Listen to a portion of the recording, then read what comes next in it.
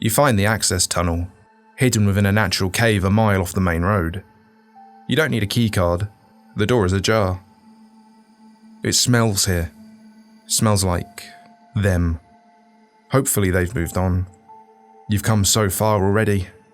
You can't turn back now. There is a slick trail that leads from the cave entrance and into the depths of the site. If it's blood or shit or something that smeared off one of those things, you cannot tell. You make a point to avoid it. You're still receiving the distress signal. It only started broadcasting yesterday. Whoever it is, you pray they're still alive. Your footsteps echo throughout empty corridors. Each footfall sounds for all the world like a dozen, as if you're not treading through the dark alone. Elevator is down, so you take the stairs, ending on floor B5, Keter holding. You pass several empty containment chambers. The horrors they once held are long gone, if you're lucky. The trail takes you to an office branching off the main hall, the source of the signal. The door is cracked open, but stuck. You plant your feet, push with all your might. Something skitters out of one of the rooms to your left and around the corner before you can get a good look at it. Your first thought is dog. It was on the ceiling though. You take refuge in the room, slam the door behind you. It's dark here. You're safe. You take off your jacket and head wrap. It'd be a damn shame to die from something like hypothermia after all that's happened. The sole operating emergency light casts a pale orange glow across the room. There's shelving haphazardly placed behind the door, a barricade. You scan the room. Soiled clothes, half-eaten food. Despite the presence of an adjoining restroom, there is excrement in a bucket in the corner. A pneumatic chamber on the northern wall would have been delivering consumables to the occupant. The trail terminates in the corner of the room, forming a sick puddle. You spot 3 pharmacy bottles. Further inspection reveals them to be various opioids. They're all empty. There's a desk with a computer atop it. Approaching the terminal, you can clearly see the blinking light of the power button. You take a seat, turn it on. You hear footsteps just outside the door. Every first step comes down heavy, the second drags behind it. A dark shape blots out the light streaming in through the slit between the floor and the doorway. You tense up, waiting with bated breath, praying it will pass. You damn the deafening thumping of your heart for betraying your position. The shadow recedes. You breathe a sigh of relief just as the screen comes to life. There has been an error in retrieving the current iteration of the SCP-001 file. You are currently reviewing revision 3.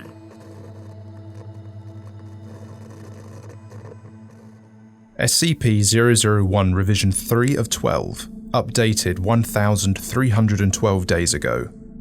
Description: SCP-001 is the designation given to the Sun after an event on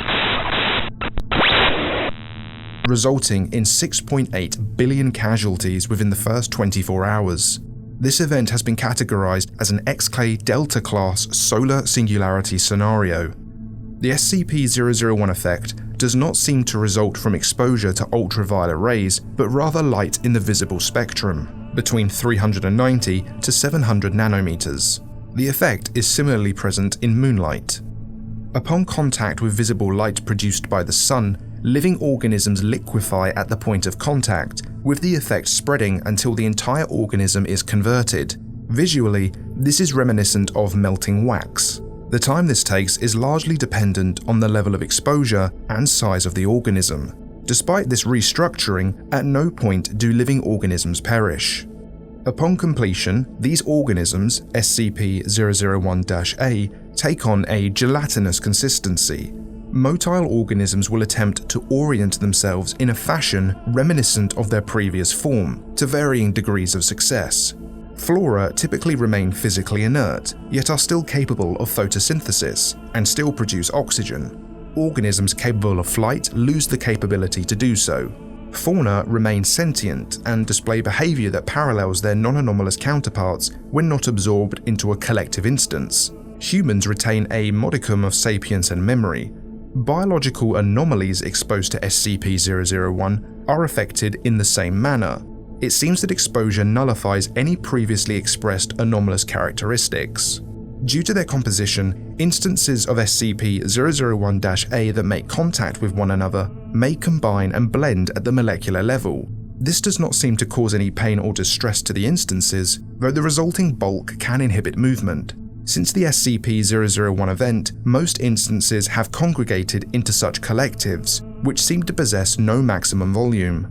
The resulting biomass is amorphous and chaotic. The component organisms will shift between a full to semi-liquid state.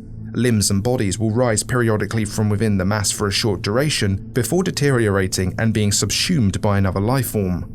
Collective instances will locomote by using their appendages in tandem to carry their mass. Larger instances will form a pseudopod from their constituent life forms and drag themselves about in a manner similar to amoeba. Special Containment Procedures. Due to its nature, SCP-001 cannot be contained. Survivors of the SCP-001 event stationed within secure facilities are to remain in contact with one another. Personnel are encouraged to attempt to reach Site-19 by any means at their disposal.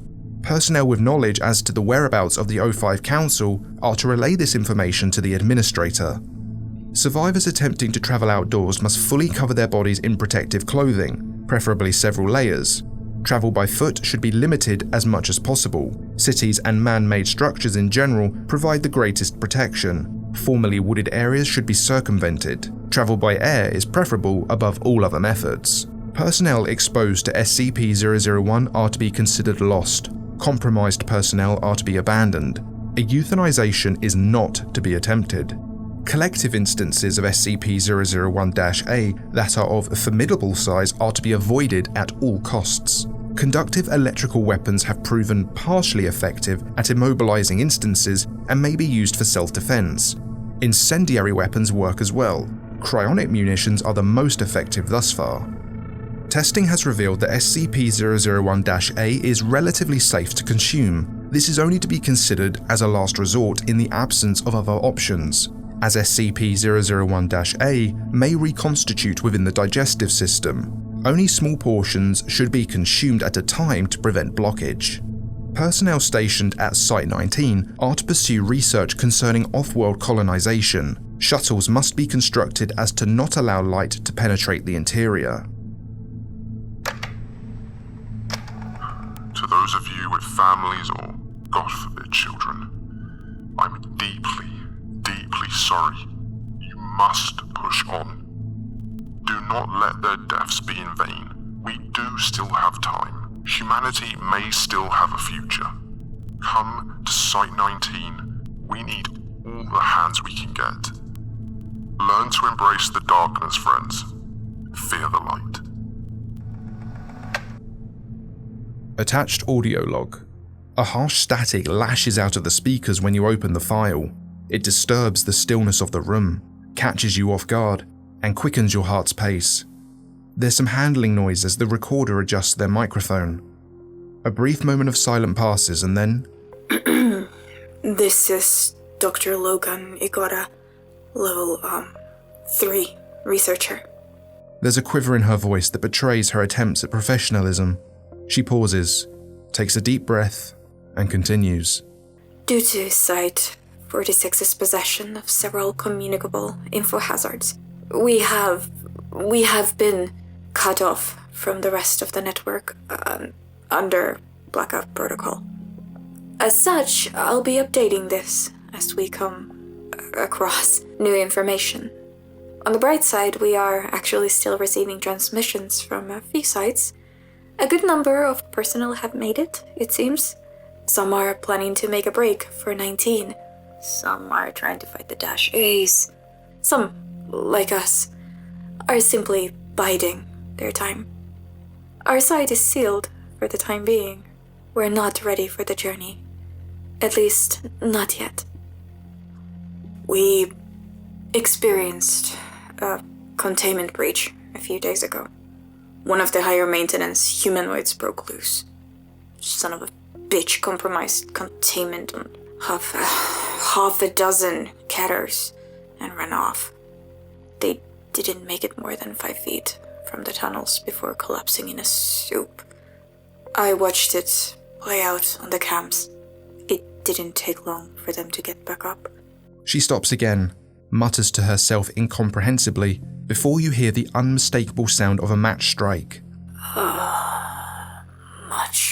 Much better. Not exactly a designated smoke area, but what the hell, right? Commander Anand suited up and went to town on them the next day. Tried to drive them off. Didn't turn out very well. Poor bastards. But we did learn a thing or two, at least. There's only a few of us left here. I'm holed up in one of the offices. Jerry and Director Phillips are somewhere in the barracks. Clyde and a few Ds locked themselves in the armory with Ari. I really should see how she's doing. She trails off for a moment before you hear the buzz of radio chatter. Hey, hon. Are you holding up down there? A voice responds, a man with an exaggerated mocking tone. I'm doing just fine, Poopsiekins. I want you to know I love you lots and lots. What the? Oh, knock it off, would you? And put her on... Damn it, I need to speak with her. There's a clamour on the other end while the radio changes hands. A voice calls out, concerned. Babe? What's wrong? Nothing. It's nothing. I just wanted to check in real quick. I'm fine, babe. Really. I can take care of myself. No, I know. I know that. I can't help it, though. I know coming here was never easy for you. And with everything going on, Hey, you told me you would quit smoking. There's a ruckus as Igota presumably attempts to snuff her cigarette. Oh, no, of course not. I mean, I did. I did stop. Ari doesn't sound convinced. I don't think I'm the one you need to worry about. I'm staying clean. I haven't even thought of touching monastics in months. Trust me. Anyways, since you were wondering, I'm fine. The guys are sitting around playing cards. I'm tucked in the corner with my notebook. You can practically hear Igota smiling as she jokes. Sweetheart, penning a sonnet about my undying love at a time like this? I'm flattered. Ari responds with a feigned laugh. An elegy at the moment. I feel like if I don't keep myself busy doing something, I'll go crazy down here. I know what you mean, hon. I'll let you get back to it. I love you. Love you too, babe. And that's all of us. Everyone else was either topside during the event or they were killed in the breach. Director's orders are to stay put, keep an eye on the cams, both in and around the facility. We've got the 001 skip speeding our front door, and God knows what else locked in here with us. We still have electricity. We should for quite some time. And the place is stocked with enough supplies to last the site a couple of years. We're going to be fine. For now. Everything is going to be fine. SCP-001 Revision 5 of 12, updated 1,202 days ago. They've just been sitting out there this entire time, calling out to us, begging for us to come outside. The noise drew more of them. There's this one mass I'm sure must have a few dozen people and God knows how many animals rolling around inside it. Screaming and bleats and screeches and howls non-stop. Louder than all hell. The worst ones make this disgusting moaning, like they're actually enjoying it. They're not going to leave so long as they know we're down here. We managed to talk one of the Ds into going out, see if he couldn't draw them away. He was surprisingly okay with the plan. All he asked for was a gun and a single round. He made it out there and one got a hold of him, tried to get his mask off. He managed to work the pistol up beneath his chin in time. Got it off too. I figured he was lucky. After he went limp though, it kept working at his suit. right of the hood, poured itself inside, began tearing it off of him from within. He came back, started changing, dripping out of the suit and screaming and screaming and screaming. They wouldn't even let us die. The director has a plan. There is an escape tunnel hidden in his office. Drum under the site will take us to a safe house. We should be able to start towards 19 from there. SCP-001 Revision 8 of 12, updated 1,200 days ago. Dr. Agota is seated where you are right now. She has a pained look. Her eyes are bloodshot. A large, wet, red-black blotch has formed on her breast pocket. She draws a shuddering breath, parts her lips as if to speak, and stops herself. She bows her head and cries silently. After a minute, she manages to choke out.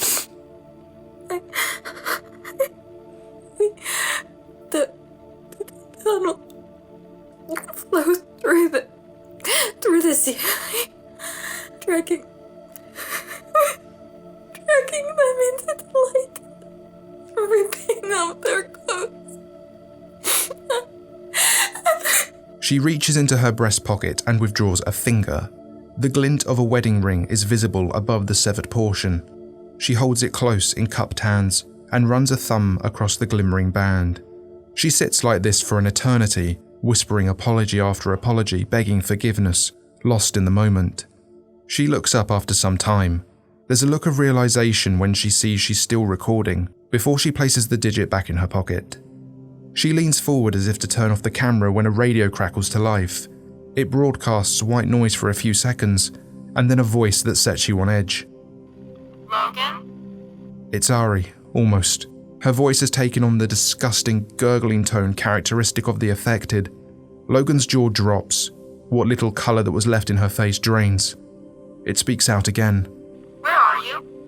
Why can't I get back inside? Are you there?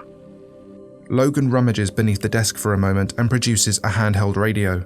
Her hands are shaking. The thing implores her. Its inhuman speech curdles your stomach. Babe, it's alright. I'm alright. Really. It's a bright, sunny day and you're just wasting away down there. Logan is in tears, her finger hovering just above the call button. The Ari thing draws a deep, wet breath and speaks. Such a beautiful, clear blue sky. Just like that day. Do you remember, babe? Logan withdraws a cigarette with her free hand, followed by a pack of matches. Her shaking thwarts the first two attempts to light it. She swears silently, third time's the charm, and she inhales a quarter of it in a single drag. The Ari thing continues. It was so perfect. Everything was how I'd always dreamed it would be. You planned exquisitely. I'd never felt so in love. You even had the band play our song. It starts singing. Golden days in the sunshine of a happy youth. Logan begins rocking back and forth in her chair. Golden days in the sunshine of a happy youth. Logan hurls the radio across the room. It smashes somewhere off camera. It's still somewhat operational. You can still hear the thing singing. More voices join in as the radio slowly loses life. Golden days in our hearts, we remember them all else above. Days of youth and love. How we laughed with the joy that only love can bring. Looking back through memories' eyes, we will know life has nothing sweeter than its springtime. Golden days when we're young. Golden days. They continue singing until the radio mercifully dies. Logan rushes out of her chair and you can hear her vomiting off screen. The video films the empty seat for several minutes before she returns to end the feed. Something isn't right. A lingering, paranoid sensation washes over you. You're being watched. You defensively dart your eyes about, though they take a second to adjust to the darkness beyond the monitor. The emergency light sweeps across the room, stretching and twisting the shadows beyond recognition. That's when you spot it. There, in the corner, coming out of the puddle. Time slows to a halt. A pair of hands coated in the lustrous black slime you followed through the facility are on either side of the sickening pool, as if something beneath the floor is bracing itself, trying to lift itself up. Something inhuman. The head comes next, rising from the muck. Matted hair conceals its face, plastered over it by the mystery fluid. It turns in your direction. It stares at you from the corner, which once again falls into darkness. The emergency light continues its journey across the room. It washes over the puddle again, revealing nothing out of the ordinary.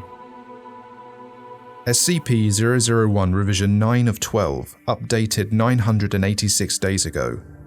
Dr. Agota appears on the monitor. She's lost weight. Her eyes are bloodshot and wide.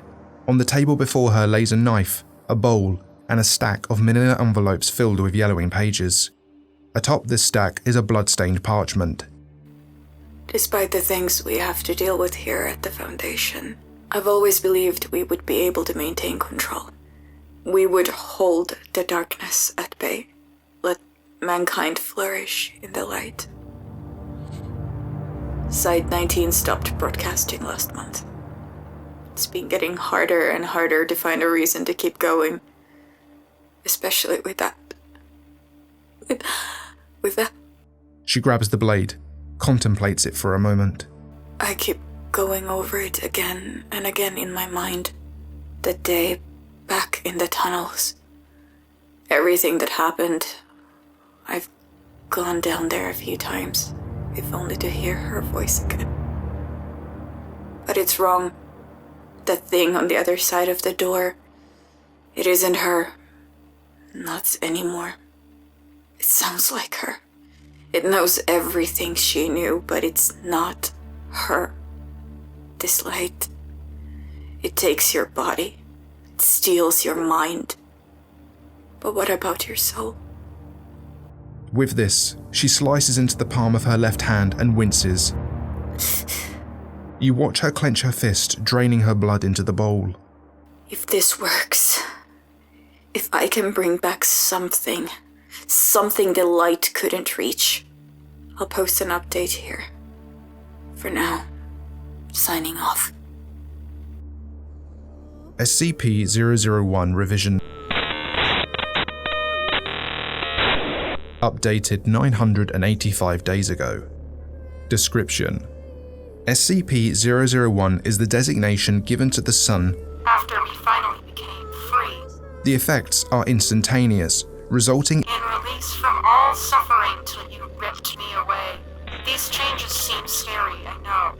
Despite this restructuring, at no point Will you die? I promise. due to their composition, instances of SCP-001-A that make contact with one another may combine and blend. And finally exist. This does not cause Any pain. Since the SCP-001 event, most instances have congregated into such collectives which seem to possess no maximum volume. Don't be afraid. The resulting biomass is Beautiful. the component organisms will shift in and over and around and through. In and out and in and out and in. Limbs and bodies hold Never letting go. before deteriorating and being subsumed by another life form. Collective instances will locomote by Just trying to get close to you again.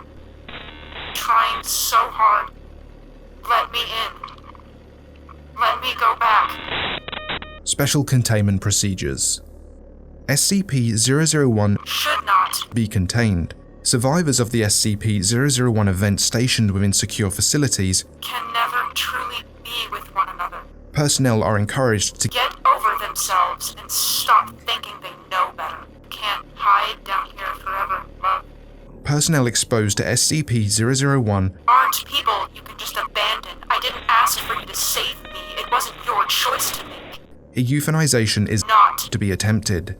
Conductive electrical weapons Why? have proven partially effective at immobilizing instances. You couldn't stand to see me better off. Incendiary weapons, Tickle. cryonic munitions are the most effective thus far. Personnel stationed at Site 19 have No regrets. Neither did I. It's never too late. There's a video file attached. Opening it, you see that it presents the room you're in. The feed seems to be coming from one of the security cameras up in the corner of the room. It's dark, but you can just make out Dr. Rigotta laying on a pile of laundry along the far wall. She's writhing in her sleep. She seems tormented, hurt. She's tossing and turning and mumbling nonsense words. The camera shakes. It lifts upwards for a moment before it focuses on her again. It starts moving closer, slowly. The speakers come to life, picking up an airy static. As the camera moves closer to the doctor, it becomes clearer, crisper. It's not merely white noise, but dozens, hundreds of voices whispering unintelligibly over each other. You lean in, press your ear almost against the speaker, trying to discern what it is that's being said. Something strange stands out amidst the discordance. You're not quite sure what to make of it though. Looking back at the monitor, the camera has come to a halt, inches away from the sleeping doctor. The voices stop. There is no sound.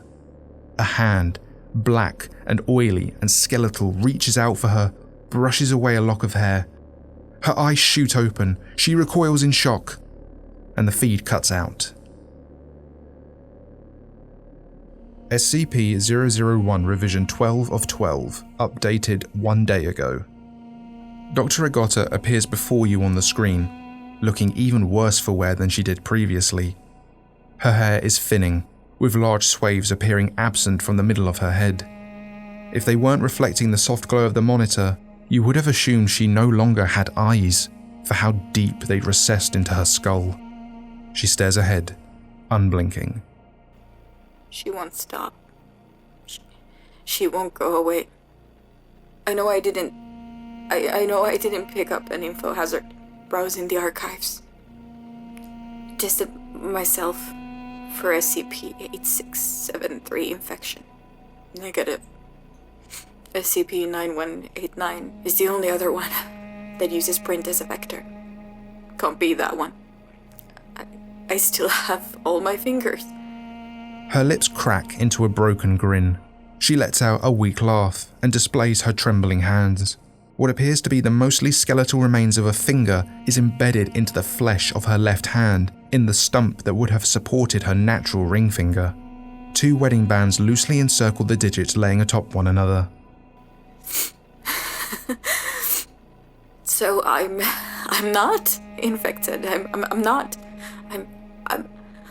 not crazy. I know the ritual worked. I know it's really her. It's her, and she... Something catches her attention off screen. She cocks her head, listening. No, I can't. You're not you. Not the same. Not you. It's not you anymore. No.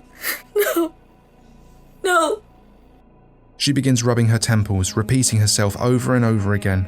A minute passes. She snaps her head back up and addresses the camera. It's her, but it's not. What I brought back, still a part of 01. There's no way. No way out. No way. There's no hope for a future for me. God, I can't go on like this any longer. I'll be safe here. The light can't reach me. I won't let it take me. She brandishes a handgun. I was planning on using this till I found some leftover meds. Don't want to risk calling attention to myself, to my body. She opens the desk drawer and deposits the firearm. She raises her gaze and stares into the camera. Mom, Dad, Ari, I'm sorry. She reaches forward and ends the recording. That's horrible. Did it have to end like that? You open the drawer and pull out the gun. You absent-mindedly turn it over in your hands for a moment, wondering where you'll go from here. Site 17? 64? Surely you can't be all that's left. The computer dings. There's been an update to the file. SCP-001 current iteration, updated 1 minute ago. Saffron skies raise the blazing sun. A chance encounter, awkward displays. One day, my love, we'd be as one. With two intertwined, a set course begun. That frenetic, wild, lustrous haze. Azure skies host the radiant sun. Above us, beaming as we run down that aisle of fervent craze. That day, my love, we became as one. With future unfolded, the life we'd won, commitment and duty for the family we'd raise. Cerulean skies ferry the shimmering sun. Buried, shackled by fate, overrun, but ever-growing resentment and malaise. Yesterday, my love, we were as one. Now you lie here, the life in you gone, in the dark outside of her rays. Crimson skies bear the torch, our sun. Today, my love, we'll be as one.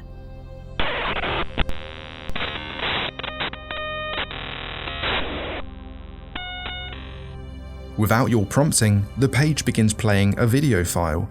You freeze when the image loads.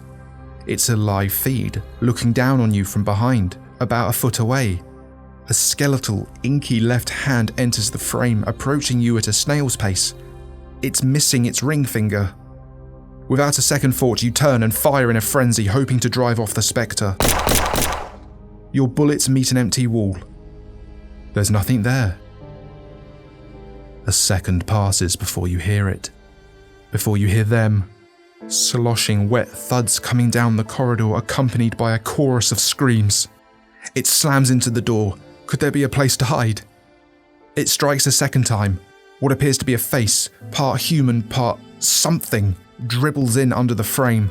Bits of flesh from God knows what oozes in through the sides and reconstitutes into fingers, eyes, feathers. A third, now it's pressing up against the wood, causing it to sag inwards. With a groan and a crash, the wood splinters. The door explodes open. Hands and arms stretch out from the mass, pulling you up, passing you from one to the next, on and on down the line. They drag you past the empty containment units, upwards and through the stairwell, through the halls and towards the tunnel. You're afforded a few precious moments in the darkness, and at the end of the tunnel, there is light.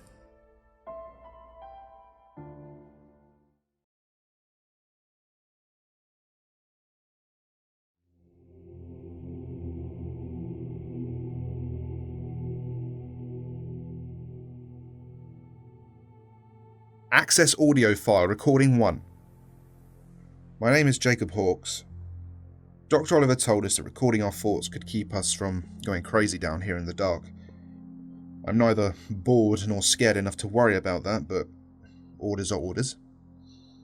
On the surface, I was a containment specialist. I spent most days either here in London or the primary British containment site in Kent. I work with Kira North, the site's current security head. I wouldn't call us partners, but we do good work together. Every day we find something new to study. Last month we noticed that you can grow plants down here. Now, how a plant can undergo photosynthesis without the photo part is beyond me, but we've got a growing little farm going near the Hyde Park base. They don't grow very fast, mind you, but they do grow. Considering this place is supposed to replicate London, it actually makes some sense. Even the most urban cities have plants and parks. As long as we try to keep a base down here though, I'm going to have work. God, can you imagine doing this for the rest of your life?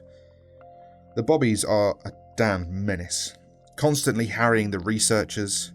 Sign up for the Foundation, they said. Fight humanoid abominations for the good of mankind, they said. They were surprisingly honest in the brochure. One thing has begun to worry me though.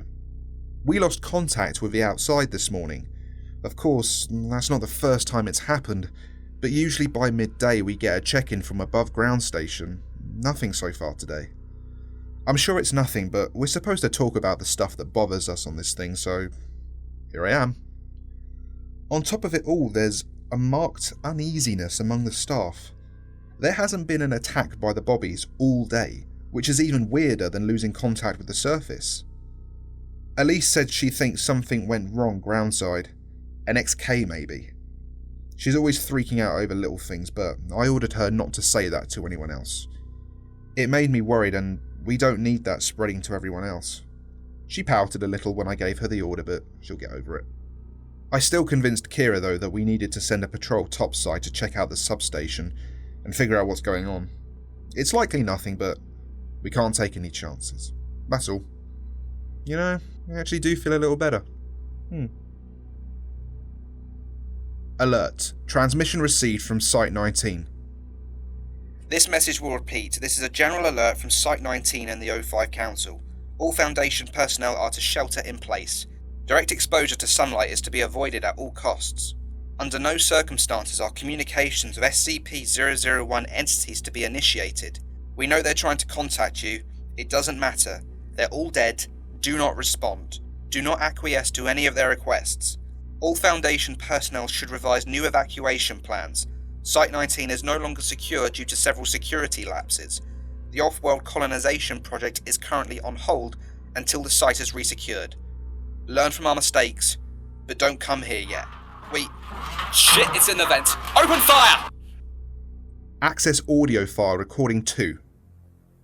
Dr. Oliver spread her brains across her office wall with a bullet this morning. You'd have thought that the bosses would have changed their minds about the whole solo therapy thing, but apparently it's still in the rules. Turns out, I had the dumb luck of being in Unlondon when the sun went wrong. There's no confusion about what is happening, just the whys. If you spend any amount of time in the sunlight, you start to melt. Spend long enough, and there's no turning back. God, that really is the new normal. All the people on the radio say the same thing. Nothing's wrong. Come out and see the sun. James's wife came on the radio today, begged him to come up. We had to hold him back, but I don't think it matters anymore. I watched half my team go out last night and melt in the moonlight. This morning they came back and asked us to let them in. I wouldn't be surprised if James ate a bullet before the dates. The welcome message. I gotta go. Something's coming down the stairs. My fellow citizens, if you're hearing this, then the world as we knew it has finished. The sun has broken, the ground heaves with the tramp of terrible feet, and all the horror and madness have broken free to exact their vengeance on the world of men. Those who sought to contain it are killed or scattered. We soon learn that to attempt to fight these creatures is almost invariably to face one's death. Billions have been transformed into monstrous abominations, and there was nothing we could do to stop them. Evil has raised its bloody flag upon all nations of the world and crowed its unholy victory to the broken sun. Yes, this is the end. But there is a new hope. Welcome to Unlondon, a city of the survivors, a city of the free. Together, fellow citizen, we will wait and prepare for the new beginning, the grand new world that is soon to come. Let the world above burn, we will endure. Let the monsters have their world, we will prepare. And let the ground tremble with a new Armageddon as evil consumes itself. For I tell you, citizen, upon the day of the ruination of man, their insatiable appetites will turn them against one another in their endless lust for death. We will wait. And I tell you, citizen, that there will be a new dawn, and you will emerge from Unlondon, blinking in the light of an uncorrupted sun, as our children play and laugh in the bones of horrors long dead. And we will walk, hand in hand to the sea, our faces skywards as that rising sun ushers in the new age of man. And you will gather, citizen, at my feet, as I summon Unlondon from its rest, and it shall burst, phoenix-like from the ashes of the old. And on that day, citizen, there shall be a new order, as we raise our flag over the entire world. I welcome you to Unlondon, the last city and the first. Access audio file recording 3. James, it's Amelia. I'm not sick anymore. I was at the doctor's office when the light changed us all. Now there's no sickness. I don't know if you can hear me, but you should come upstairs. It's so beautiful here. There's no more hunger, no more war, no more suffering. We all are linked together in harmony, in peace. Your mother is here. Your father too. All of us are waiting for you, James. Remember when you proposed? The sunset beach in Botany Bay. The whole world was on pause while you got down on one knee and told me you loved me. You told me you didn't want to live without me, James. Were you lying? James, we miss you so much. The doctor said it was going to be a little boy. Come back to us, James. It's so beautiful here. Access audio file recording 4. Well, shut up then. Because if we don't record something, no one's going to know what the fuck happened. Look, I'm doing this. Keep an eye out and don't let them see you. We lost. Hard. After the attack on the entryway, we fell back to the Hyde Park tent city. It was a beautiful little community of the stuffiest men and women you'd ever met. Supplies would have lasted us a year or two at least, and by then we'd hoped to scrounge some sunlights from above ground for the carrot and potato seeds. Before things went tits up, for a second time anyway. We all got about 4 hours of sleep before we woke up screaming, all of us. I remember dreaming about this giant eye looking at me across an endless horizon. It was angry, disappointed. It was so hot. I was trying to breathe and it burned my lungs. Suddenly my clothes caught on fire.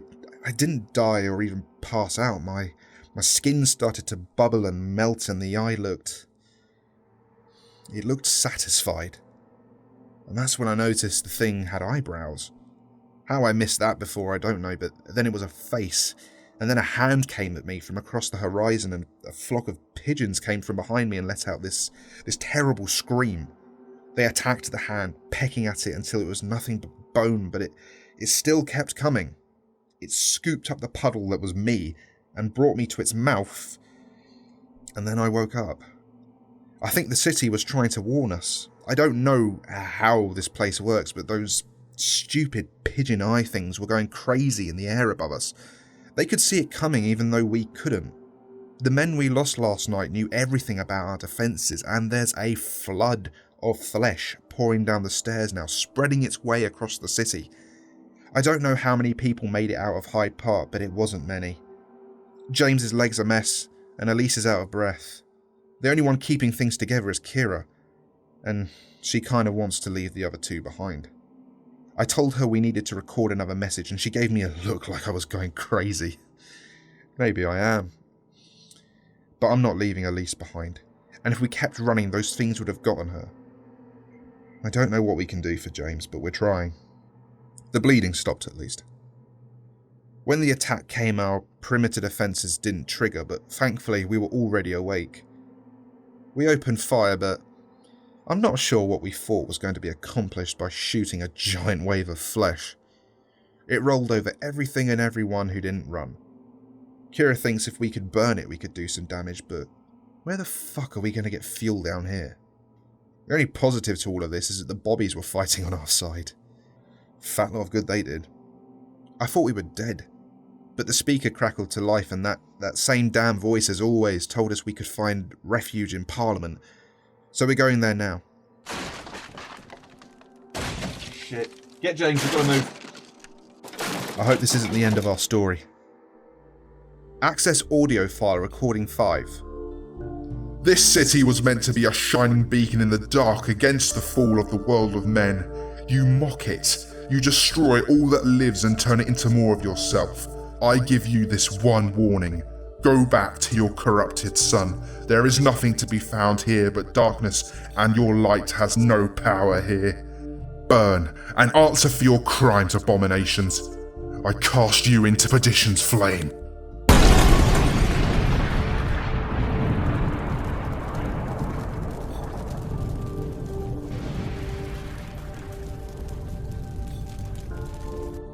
Access audio file recording 6. We had to leave James behind. I think he knew he was going to die. Kira offered to blow his brains out so he wouldn't get taken, but he said he wanted to see his family. I don't know what to make of that, but I hope he's happy now. Kira, Elise and I made our way to Westminster. I'd never seen so many bobbies in one place before. They parted just enough for us to make it to the Parliament building. A few days ago I'd have been terrified, but it felt comforting. Strange days indeed. Parliament was empty, except for an army of Unlondon's monster guards. Most of them guarded the door and a few guided us through the maze inside the building. If they weren't there, I swear we'd never have found our way. We came out in a room with a tank at the centre, large enough to hold a person, but it was empty. Just a slick of liquid along the floor that led to another open door. The bobbies can't talk, so they just motioned to the door with their hands. It was a bit comical to me. I mean, what were we going to do? Run back outside? There was a set of stairs going down. We could hear the door close behind us, and then we heard a loud crash. We arrived at the bottom of the stairs on a sandy beach. There was a little wooden platform with a small steam-powered ship, barely visible in the dark, attached to it with a rope. We could see Unlondon looming above us, but there was no other way back, except back up the stairs that we'd fled through. There was a mooring for a second boat, but it was long gone. Aerial surveillance of this area last month didn't see the boats, and Kira and I have no idea where they've come from. Not that it matters. When someone throws you a life vest, you take it, not quibble over where it came from. We knew there was no other way out, so we climbed aboard. Once we were in the water and a decent distance away, something burst at the centre of the city. The flames, they burn bright and white. The flesh is sizzling and screaming. The whole city is dying and the monsters with it. If this river is an approximation of the Thames, we should reach open water soon. I honestly think the ship knows where it's going somehow. We barely have to steer at all. Elise found a note in the engine room. It said, "Gather your friends, gather your things, and gather your light. The path to Undublin is dark but ends, and if you can make it, I'll save you a pint." I'm looking forward to taking them up on that.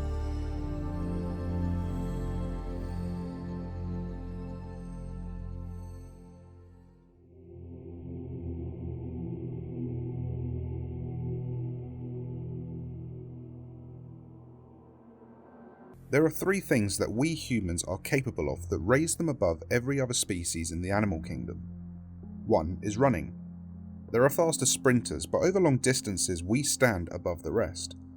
It doesn't matter if you're crossing an African savanna to look for your next meal, if you're running up the street to make it to your job on time, or if you're stuck in an infinite IKEA trying to find a good vantage point to watch a battle. Running is our thing. The other thing is really the core of the battle happening here. Humans are natural throwers. Other apes can do it, even some monkeys can do it. But when it comes to throwing with both power and accuracy, there is no comparison. Be it a long stick with a rock on the end, a baseball, or a sharpened piece of cherry wood pulled from a box labelled Bjorksnaz. This piece of cherry wood was thrown by Master Thompson of the Home Decor clan. Its purpose is to find the heart of Lord Pillman of the Food Court. Pillman has already thrown a spear as well. This one is stained oak. They pass each other in flight and both find their mark. The last warriors standing in this bloody battle fall at the same time. Master Thompson clutches the spear that's lodged itself just below his heart.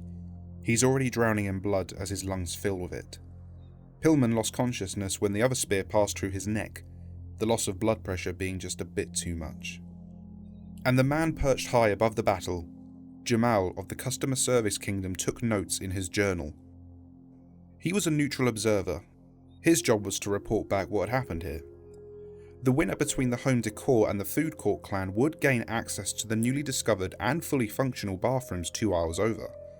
Jamal stood up to survey the scene. There were no winners here. Everyone lay dead or dying. But then something happened. Something that had never happened before.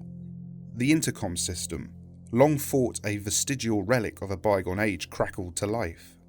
Clean up on aisle 34A-029B. Jamal's eyes went wide. That wasn't anywhere near here. It was right next to the customer service desk. You'll recall I mentioned that there were 3 things humans are capable of that raise us above every other species. We run, we throw, and we're storytellers. Regardless of what happened next, Jamal had a story to tell. The Customer Service Kingdom was the most powerful group in this area. They had gained that power by being neutral and avoiding conflict.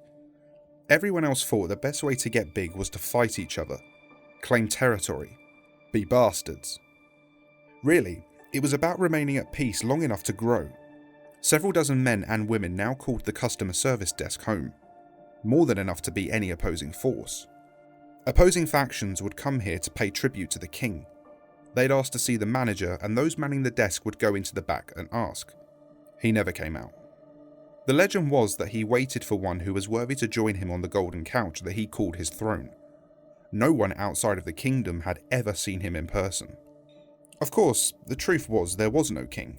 The customer service kingdom was little more than a gang, and everyone was more or less equal. When someone asked to see the manager, they'd just go in the back, have a drink and a snack in the fully functional employee break room, and then come out and say how sorry they were that the Sofa King wasn't seeing anyone today. The inside of the break room was a wonder to behold.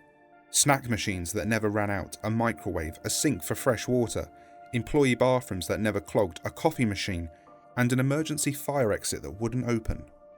More importantly, it had a door that locked. They could sleep in relative peace every night. It was a paradise for them. Jamal reached the last end cap before home, braced himself, and peeked around it. The yellow shirts and blue pants of the IKEA employees were the first things he saw. They were swarming. Why they were attacking during the day though, he didn't know or understand. The IKEA employees were attacking some still moving figures on the ground. At first he imagined it was his own people, but it was something else. Jamal was used to seeing and avoiding the IKEA employees. They were misshapen, half-human monsters of flesh. But here on the ground were more monsters. These with no clothing at all. The IKEA employees kept hitting them, but they weren't bleeding and they didn't die. The employees continued the beating in silence. Whatever had happened here, the other members of the kingdom were nowhere to be seen. He was about to turn and run when a massive hairy hand settled on his shoulder. The man who owned it spoke in a hushed whisper. Come with me if you want to live. The man let out a low chuckle. I've always wanted to say that. But seriously, you'll die if you stay here. The 2 men silently ran away. The 2 men had managed to find an aisle that was currently free of staff. The creatures were still milling about somewhere nearby, shuffling across the floor in squeaky, poorly shaped shoes. But for the moment they were alone. Sonny, the hairy-handed man, stopped and crouched down. What the fuck happened? It all started with the door. We were all waiting for you to get back. Most of us were inside the break room, relaxing, eating, or resting. Starla noticed it first. We have no idea how long it was like that, but the emergency exit had swung open. The wind was... God, it felt so good. And we could see the sunlight outside. Starla stood up while most of us were still stunned, and she went outside. At first it was... God, it was beautiful. Seeing her there, standing in the sunlight, watching the wind blow through her hair. Then she turned to look back at us, and her face was melting. What do you mean, melting? I don't know. She was melting. First her face, then the rest of her. Thomas ran out to help, but he started to melt too, and I closed the damn door. Jesus. We were still trying to figure out what to do an hour later when there was this dull thump on the door. I could hear Starla and Thomas on the other side. They were begging us to come out, to join them in the sun. I pushed one of the vending machines in front of the door and the rest of us scattered. It didn't stop. They kept knocking, pleading with us. And then they started to pound. The door started to creak, the vending machine moved. We tried to hold it shut, but all of us together couldn't do it. They were screaming at us, told us to let them in. Then I don't know what to call it, but a long, skinny arm reached into the crack and grabbed Misha. She got dragged out screaming, and the rest of us ran. I heard the door open up behind us, and I didn't see anyone else make it out. That's a hell of a story. Sonny nodded and, for the first time since Jamal had known the man, started to cry.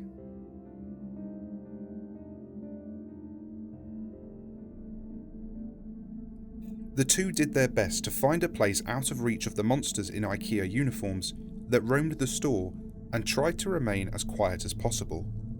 Their current location was atop several boxes of painted black desks. Jamal hazarded that most of what was inside wouldn't have been very useful as weapons, but then he noticed several metal poles as part of the design. The two of them opened a box and extracted the pieces. While they waited, Sonny took a moment to attach handles to the drawer fronts, which were just large enough to act as a shield of sorts. Jamal took the metal poles from the design and began to sharpen them into spears. They were a bit shorter than he was used to, but they'd still work if he needed to beat someone to death. The two men were just finishing their work when they looked down at the aisle beneath them. The employees were stood there, just staring up at them with blank, featureless faces. The two men were about to run again when the next aisle crashed to the ground. A wave of other monsters came down and screeched. The IKEA employees leapt forward to attack and were quickly joined by more. The intercom crackled to life once again. Clean up on aisle 304-219A. Jamal and Sonny watched as more employees began flooding towards their location. The wave of new monsters washed over the few employees they were fighting and knocked hard into the boxes they were standing atop. The two men jumped down and began to run.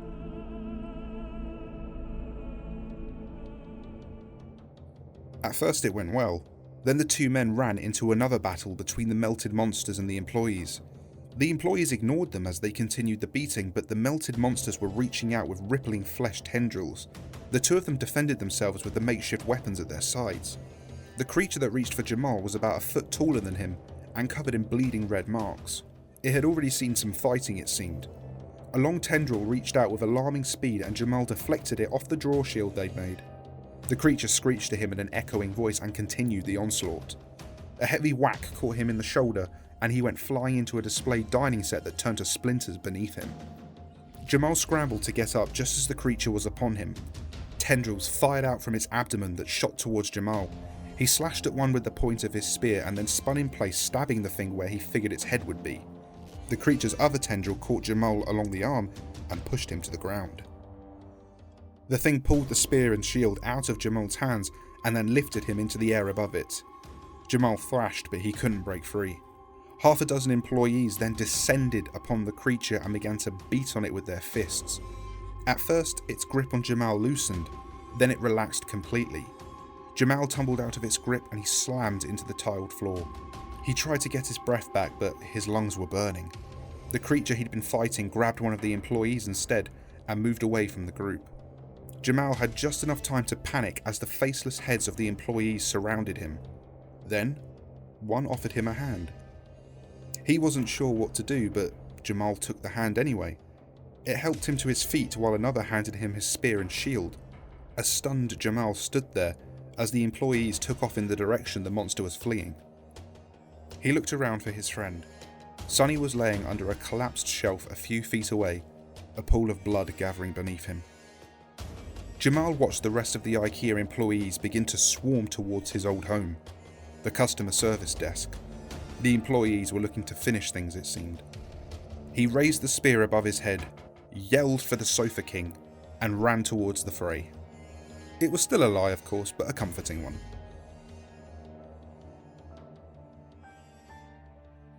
The fray, it turned out, was dying down considerably.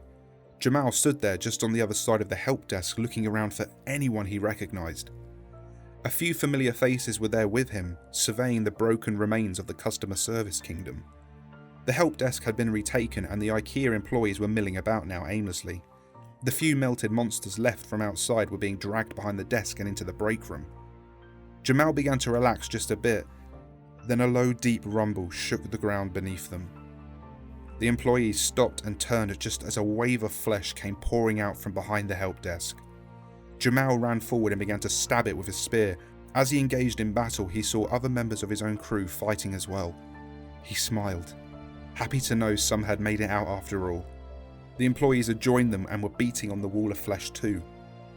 The fleshy mass extended several tendrils which grabbed at everyone they could reach, both employee and human. Jamal was lifted by his ankle high into the air. He swung his short spear helplessly as he dangled in front of it. Then, all at once, the flesh wall began to retract back into the break room. He, several of his fellow humans, and a few employees went with it. He was dragged across the carpeted floor, past the vending machines and out of the emergency exit with amazing speed. It was a moonless night outside, accompanied by a soft breeze. He could hear the flesh monster that held him humming in the darkness. And then, the night was lit by fire. He barely had time to react as a helicopter came roaring from behind the IKEA with flamethrowers blasting. Whoever was inside had impeccable aim, burning the flesh monster and avoiding the captives. The flesh wall screeched in pain and released them. The employees scrambled to their feet and ran back into the IKEA while the humans lay stunned on the ground. Jamal and several other humans had half a mind to run into the IKEA themselves, but when they looked, the emergency exit was just a plain brick wall. While they processed this, the flesh wall retreated into the nearby woods, screeching all the way. The helicopter landed nearby and men in black armour began to quickly gather them together. He didn't know who these people were or what the symbol on their armour meant, but he imagined they had quite a story to tell.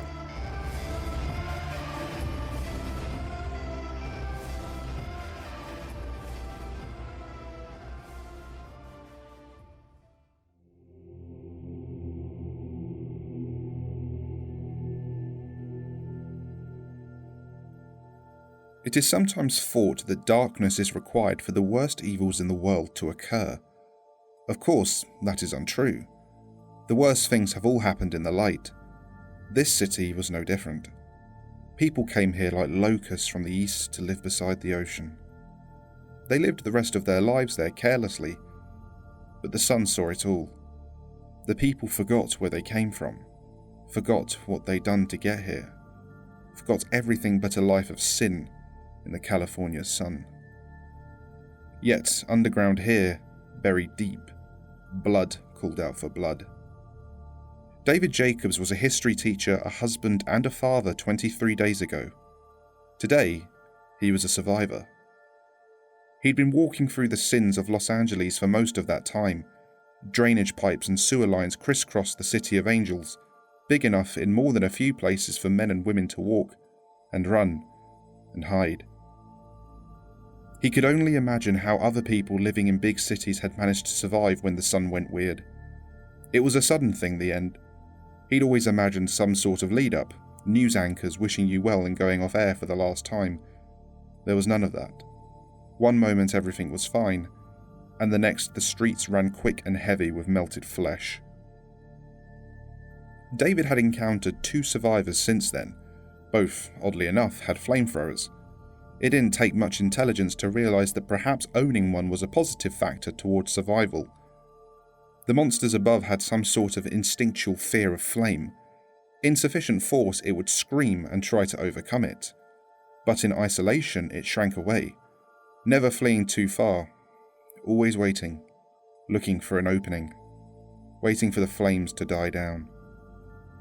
He'd stolen the one in his hands now from someone who'd stumbled at the wrong time and fell into the warped hands of the monster above. David shook that memory out of his mind as he made his way down the tunnels. He'd become accustomed to the slow drip of water from the walls, to the smell, to the constant fear that a crack to the surface might expose him to the sun. Then came a sound he did not recognize at first. It was like a cat mewling in the distance, but distorted. He turned a corner and found himself in an open area. On the ground were remains, blankets and sleeping bags left ripped and upturned, embers still burning in the fire barrel, tools and sticks and weapons left strewn about the floor. Congealed blood and the unmistakable signs of a badly wounded person being dragged away. His eyes lingered on some children's magazines he had seen before. He stole his eyes away to observe a massive opening in the wall on the far side of the room. Rubble and stone lay strewn about the opening. Sunlight poured in around the edges of the hole. David instinctively took a step back around the corner. Had it gotten him? He wasn't sure, but he thought that the panic was actually probably a good sign. He didn't feel a need to go to the surface to greet the sun, so he had to imagine he was fine. The mewling noise stopped. David's eyebrow perked up. "Hello?" He offered into the darkness. Nothing answered back, but a soft shuffling started immediately. David gripped his flamethrower hard and lit the pilot light inside the flame guard. David backed further away from the corner, keeping his weapon trained. It came closer and closer, a soft shuffling. Thump, thump, thump. David knew it was right around the corner. His jaw tensed and his fingers hovered over the trigger, ready to engulf the monster in flame. Matted hair, dirty skin, and bloodshot eyes appeared slowly from around the corner. As the full form of the entity made itself known, David was shocked to see a child, a young girl, no older than 8, maybe 10. For a moment they just stared at each other. David approached the girl. Her bloodshot eyes suddenly glowed a brilliant amber as the flame reflected off of them. She retreated back against the wall. "Oh, sorry," he said, before lowering his flamethrower. "It's all right. I'm not going to hurt you," David said, putting a hesitant hand out to comfort the child. "What's your name?" The child said nothing, but fresh tears began to stream down her cheeks. "That camp. It looks like it was very recently abandoned. Is that where you're from?" The little lady sank to her knees as her eyes welled up with more tears. David swung his head around to look back over the deserted campsite once more. A man smiled as he tucked his daughter into bed with the rest of the children. The small community of 12 survivors had built something of real substance here. There were only 9 able-bodied adults if the worst came to pass. Still, there was cheer. For days now they'd been able to make small raids on the surface for supplies. Cans and bottles from the nearby grocery store were lined up along the south wall of the camp, enough for weeks of survival if necessary. At the centre of the chamber was a small campfire, as large as they could make it without making the entire chamber fill with smoke. All around the campsite were makeshift tables made of abandoned junk. A table-sized wooden spool here, a hunk of metal with a flat top there. Small things that made it almost feel like home. On top of the wooden spool there was a chessboard with pieces already placed. Nearby, just off the floor, were a Monopoly board and a selection of books and magazines for the children. The scene was interesting to the single eye that had pushed itself through one of the nearby pipes. It then slowly poured out of the pipe, little by little before finally dropping down onto the pipes above the group. It slid along the cold metal, looking down on the group around the fire beneath it. The flesh rippled shades of yellow and orange as it slid its way further into the chamber. One man in particular stood out to it. He had a habit of swinging his head back when he laughed. It maneuvered itself just above the man and waited. Before long, another echoing round of laughter filled the campsite, and the flesh made its move. The round of laughter was interrupted by the sound of coughing and spluttering as the man dropped to the floor clutching his throat. Others rushed over to help but backed off quickly as they watched his stomach rapidly expand. His abdomen became momentarily distended before the man's torso exploded. The others stood there covered in blood and gore and watched in horror as the crimson body of a flesh creature rose up out of their former friend. For From the grating by the children's area, a single tendril snaked out and wrapped itself firmly around the leg of a woman. The whole group froze for a moment, looking down with wide eyes at the woman's leg, before she was pulled off her feet and into the darkness. She shrieked, and a loud cracking noise came from her leg. She grasped at anything that could hold her, but the only thing between her and it was a support column. Her fingernails were ripped from her hand as she clung on in vain. When she reached the grating, more tendrils wrapped around her, pulling her down into the grate.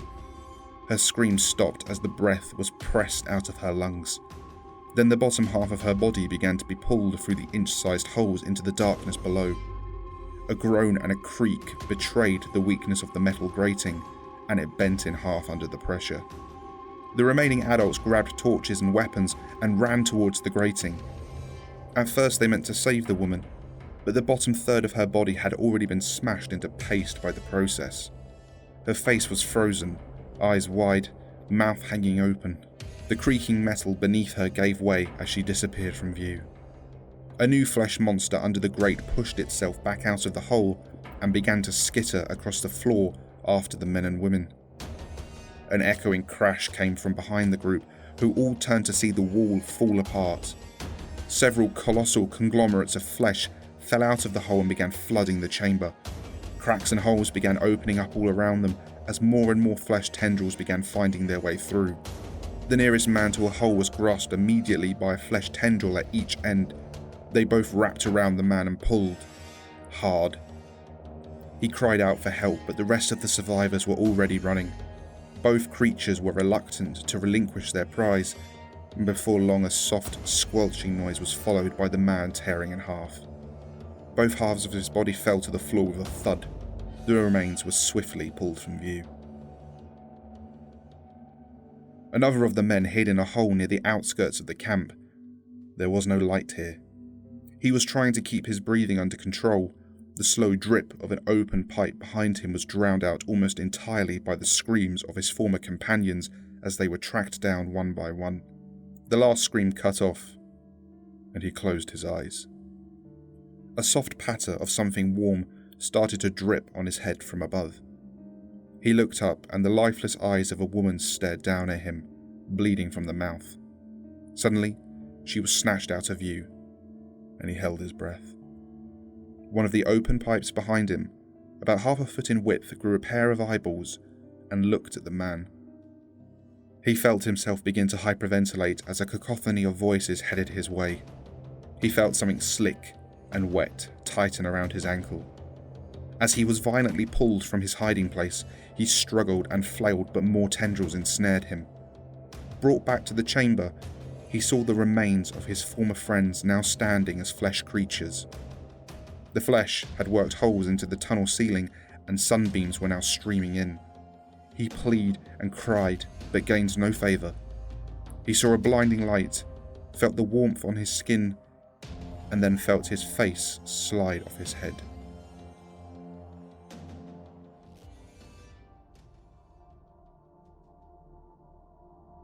David and the girl explored the campsite, pausing for a second by the small colourful sleeping bags. Were one of these yours? David asked. She sniffed, but remained silent. David began going through the various cans of food and bottled water. He stumbled in shock as a rat sprinted out of an empty can at his feet and carelessly knocked into one of the makeshift tables. Time slowed to a crawl as he watched a glass bottle wobble and then fall. The sound of smashing glass filled the entire chamber. David felt his blood turn cold and all the hairs on his neck stand up. The girl turned to look at him as the sound of wet thumping and whispering began to fill their ears. At that moment, the campsite erupted in flesh, seeping from the walls out of the pipes, coming up from the floor. The ground shook with the force of the monsters closing in on them. He beckoned at the child, but she didn't move at all, and David made his decision. He ran, alone. His footsteps on the dirty stone floor were rapid and accompanied by the sound of the child behind him. He felt just a slight twinge of relief on top of his fear. The sound of the flesh breaking through the walls was much more distant now, and he stopped for just a moment to regain his breath. The child was upon him almost immediately. They gave each other a knowing look and continued down the tunnel. Suddenly, a thin sliver of flesh appeared in front of them, emerging from the wall on his left and stretching across the tunnel at head level. David ducked underneath it and kept running. The thin piece of flesh grew legs and began to slowly lumber after them.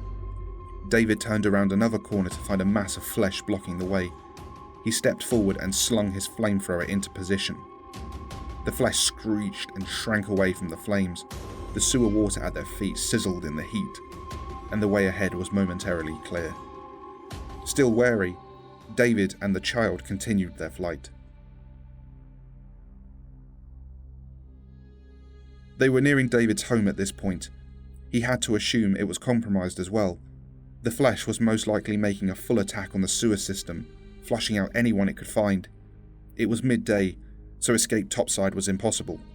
He knew of only one place that could provide any sort of safety, and the burning pain in his lungs and sides pushed him towards it. At the end of this hallway was a maintenance closet, big enough for both of them and fairly new.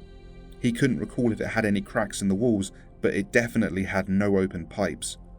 This was his last fallback, and he'd stocked it with a few days' worth of food and water. If he could just make it to the night, maybe he could blaze a trail to the surface, and maybe some additional cloth protection would help protect him from the moonlight. Maybe. He opened the door, ushered in the child, and closed it. For a few minutes there was no noise at all.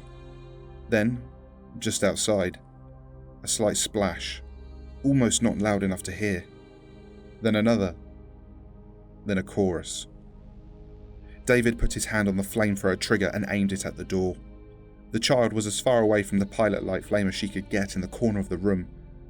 David looked at the child and put a finger up to his mouth. He made a slight shushing noise, and the child nodded, crying silently. The smell in the room was a mix of cleaning chemicals, mouldy wood, sewer water, and the fuel from his weapon. No other light sources beyond his weapon illuminated the surroundings. In the flickering light, liquid flesh began to seep in from the small gap beneath the door. David gave the trigger a slight tap, and a bit of flame shot towards the bottom of the door. The flesh screeched and disappeared. The light flame continued burning for a dozen or so seconds, and then slowly died. David let himself smile. He turned his head to check on the child, who was huddled up crying. Hey, we're going to be okay. She remained silent. Can you even understand what I'm saying? She turned to look up at him. 100 voices combined into one as she gurgled out, Yes, David. It took a moment for David to realise, but it was already too late. A fleshy appendage replaced the child's arm as it whipped the flamethrower from David's hand, while another hit him hard in the chest. Winded and clutching a fractured sternum, David looked up at the child that was now standing over him. From its head to its stomach, the creature split into two halves, revealing a beak filled with teeth. He tried to wheeze out some words of protest, but the flesh cut him off. David, please, don't fight this. A distinct female voice spoke. He recognized the voice. It belonged to someone he had known since he was a young man. Alicia! He choked. Yes, my love. We are all here, David. All of us. William is walking again. The sun fixed him. Oh, you should see him now. You can hardly keep him still. And Megan, she gets bigger every day. Wasn't she a little angel the last time you saw her? She was just taking her first steps. Even your old dad is up here with them. But the children miss their father. Please, it's time to come home. As he heard his children's names, he wailed and wept before the flesh. Reminded of the day he lost them. The day he lost them all. Fear, anger, sadness, and finally acceptance. Resigning to his fate, David dropped his head as the beak closed around him. The flesh didn't speak. It crushed the door from the outside and the little girl monster walked out dragging the dead man behind her. He was unceremoniously dropped to the floor before another flesh creature carried him away. Alicia's voice quickly melted into 100 others as the flesh child quickly returned to its previous form. Strands of flesh flattened to create hair, while white opal spheres filled the eye sockets. The low light of the tunnels had proven quite the boon to the flesh, though few, the unnatural features that did present themselves were always overlooked. It then went back into the tunnels to look for more survivors.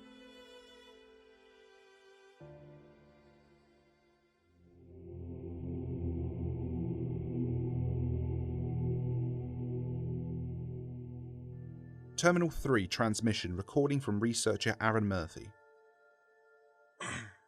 My colleague Martha has recommended that I make a recording of the events that led up to where we are now. She thinks it will be good for me to talk. If not to a person, then at least something. Watch, observe, and warn. That's pretty much what we do here at this observation point. We are just one of 4 identical sites responsible for the continuous observation of SCP-001. Due to the inherent nature of our responsibilities, self-sustaining capabilities are a must. The dishes might be above, but the actual sites are underground in bomb-proof bunkers equipped with both agricultural facilities and synthetic protein processors so that we won't go hungry. Our sites have to be fully staffed and functioning 24 hours a day, 7 days a week. Not even a second must be wasted. 179's movements are a critical warning system for the Foundation. It's because of her that the Earth has been saved numerous times. But things are different now. And that last movement, that final image, it's burned into my mind. I was on watch duty along with several other colleagues. Our main satellite relayed a crystal clear image of 179, her arm still pointed at that blasted storm on Jupiter. We also had a second satellite in close proximity to 179 in case she spoke. It was able to analyse and translate her words. It had been a couple of years since her last movement, but this was par for the course. The record so far, according to our logs, was close to 10 years before she moved again. I was sipping my coffee when I noticed it. Her arms didn't move, but her face shifted. It went from calm to confused, and then distress. It wasn't until her arm dropped that the entire site went on full alert. We were used to arm shifts, as well as 179 pointing at different angles. This was different. She wasn't pointing at anything. Then she turned away. Jason immediately jumped up from his chair and ran to an emergency terminal to alert the O5. This was new and undocumented. Never before had 179 moved in such a way. Everyone around was in full panic, trying to make sense of what was happening. Books were thrown open, documents were spread out, data logs were accessed. Everything was being used to try and discern what was going on. But me, I didn't budge. She had her back to the satellite that streamed the live feed to our site. She faced the sun, who she referred to as her brother. She then began moving again, but not pointing. Her arms gestured as though she was speaking to her brother, the sun. I didn't consider myself a leader or anyone special with authority, but I felt this needed full attention. I raised a hand and yelled, "Everyone!" The chaos around me froze. Silence filled the room, and everyone was now watching the live feed. They could see exactly what I was seeing. Jason was still talking, relaying information to the O5. 179's gestures became more erratic, almost as if she was arguing. Her fists clenched up. To me it seemed that she was shouting at the sun. This went on for a few more minutes before she stopped moving. Her head hung low, as though to indicate she had lost this argument. Then she turned back to the camera, still not looking up. The entire site gasped when she raised an arm and pointed at the sun. She raised her head to face the satellite, and I could see the pain etched on her face. There was no question as to what this meant. SCP-179 now regarded the sun itself, her brother, as a threat to humanity. I'll never forget what I saw next. When you work at one of the observation posts for SCP-179, you need to know two things: how to live underground for long periods of time, and how to read lips in French. Thankfully, I was skilled in both. 179 moved her lips to form one single word, a word now entirely necessary for the plight we find ourselves in. Cacher. Hide. She began stringing several sentences together, but as fluent as I am, I can't lip read another language that fast. It would take another 13 minutes before the translation would come through, so all we had for the time being was that one word: hide. Once she finished her last sentence, she dropped her head and her arm and curled up into a ball. And then it hit her. She burned a fierce orange as the sun's light scorched her. She just... It's hard to describe. She just came apart. Like dry sand being thrown in the air. 1 minute she was there, and then she was gone.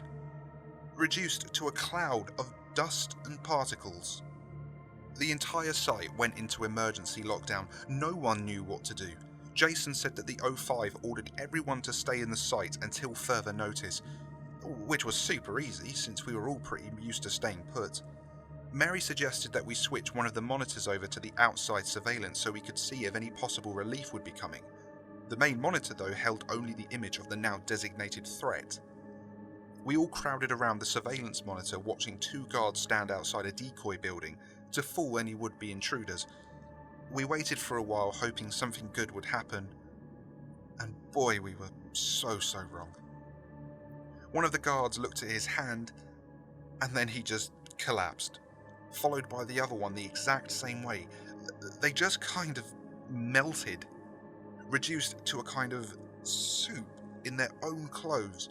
Then they sort of blended into each other and slithered away.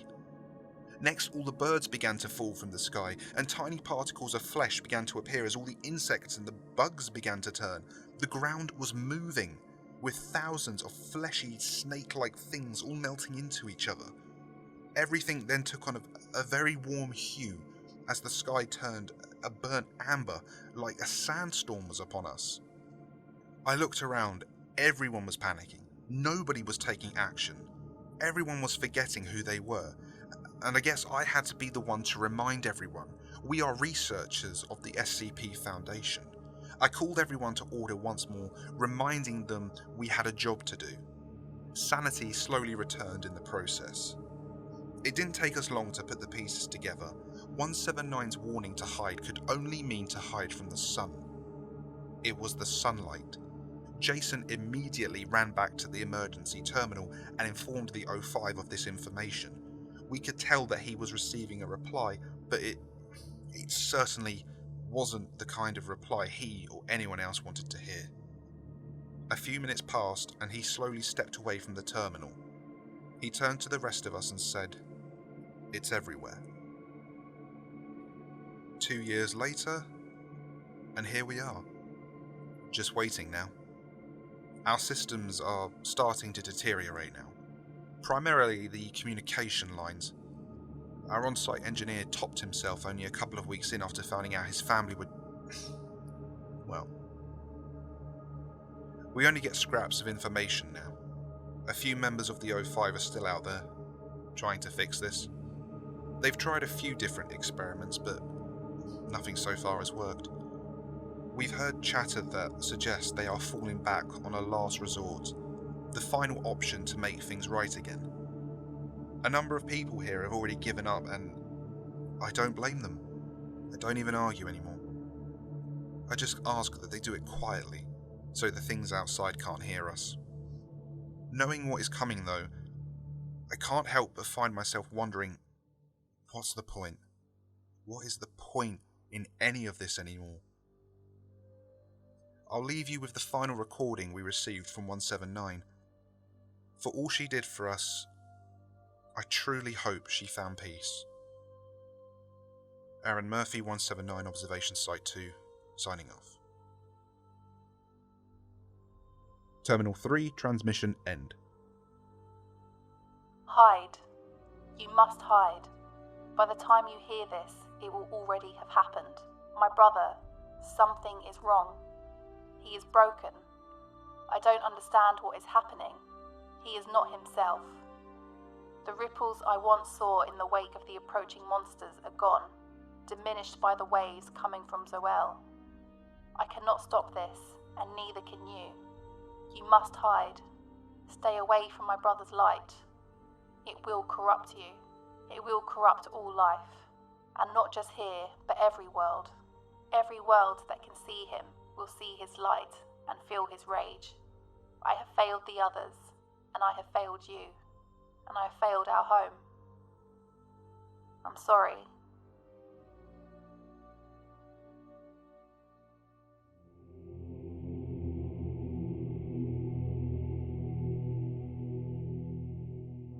Hell. Viewed by many as the ultimate damnation. These days, however, it offers a new perspective. Salvation. In the ruins of a factory complex, a woman is running for her life. Left turn, right turn, up the stairs, another left. She can hear them. The sound of whispers and slick, wet flesh. She takes another left and is confronted by the rusting shell of an industrial oven.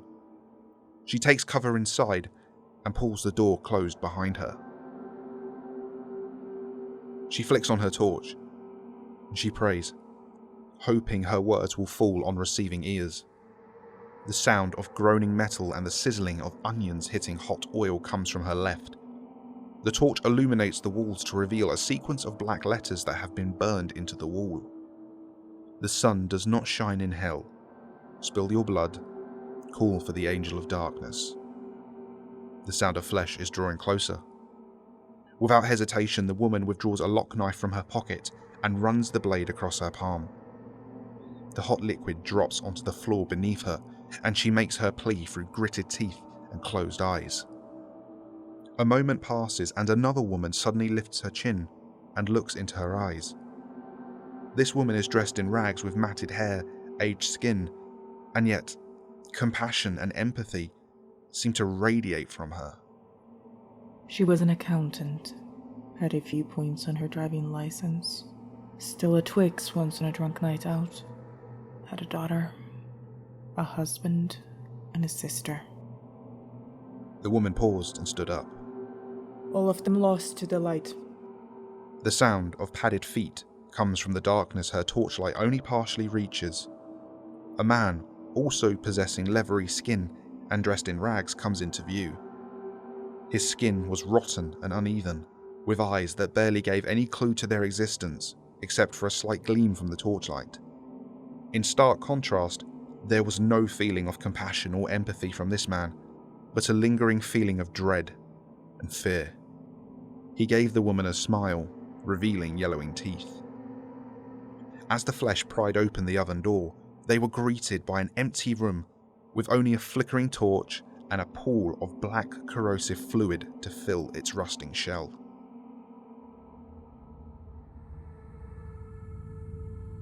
Corporal Lawrence slowly made his way through the trenches, rifle raised, ready to take the life of any German soldier he saw. Corpse after corpse he passed, some fresh from the assault, and some from many days past. The smell of decomposition hung everywhere, and he suppressed a gag. A swarm of rats hurried past his feet. He jumped up from the duckboards to escape them. He turned a corner, and then he saw it. A hole in the ground. He suddenly felt a force from behind, pushing him forward. His blood ran cold. He began to hyperventilate as the hole got closer and closer. The force pushed his head down, and he fell face first into the darkness.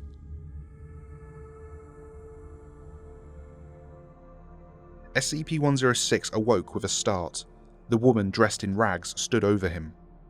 Bad dreams, old man. SCP-106 reached for her throat in fury. One hand on me and the deal is off. He paused for a moment. You will do well to remember that I freed you from that wretched cell, and I can easily put you right back. The old man grunted his understanding and stood up. He walked slowly towards the battlements of the fortress he had constructed for himself. Seeing as he would be spending all his days from now on in his own dimension, it served well to make it appear as he saw fit. The woman stood beside him and looked out across the plain. Thousands of pearl-white tombstones stood in formation as far as the eye could see. Each marked a soul they had saved from the light. I wonder if we've saved more than you've killed. The woman had come to 106 in the early days of the event. She had offered him freedom in exchange for his cooperation to carry the worthy to his own dimension, to die, and rest in peace. Away from the sunlight. Away from suffering. He knew very little about her, and she did not give much away. She had hinted to a library at some point, but had revealed nothing further. May I ask you a question? 106 grunted. Why do you prey on the young? Is there an actual reason, or are you, one of those? He gave her a judgmental look, followed by a sneer of disgust. He began to construct words. Words did not come easy to the old man. Very few words had left his lips in years, but he did his best. Fresh meat tastes good. They are energetic. It's more fun. His tattered vocal cords protested, but he continued. The old. They are slow. They taste bitter. Why? We have been summoned by a man, and he has a child. A crooked smile formed on the old man's face.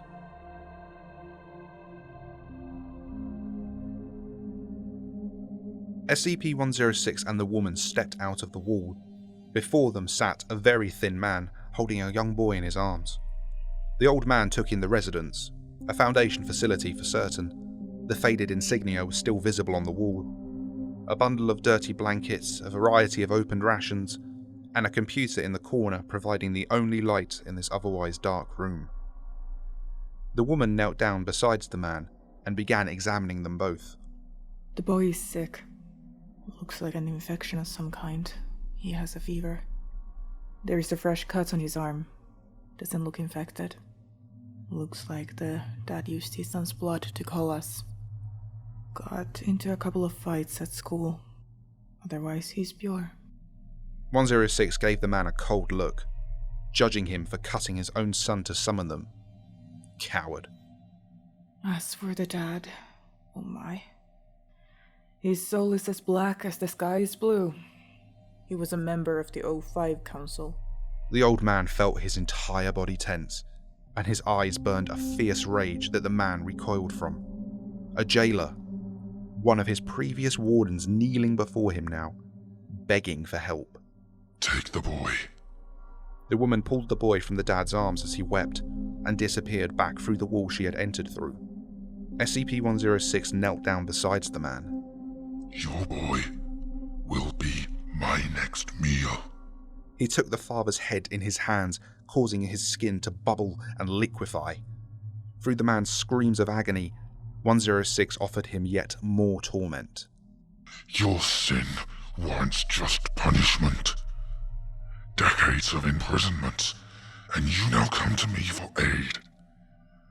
How many did you sacrifice to keep me inside that box?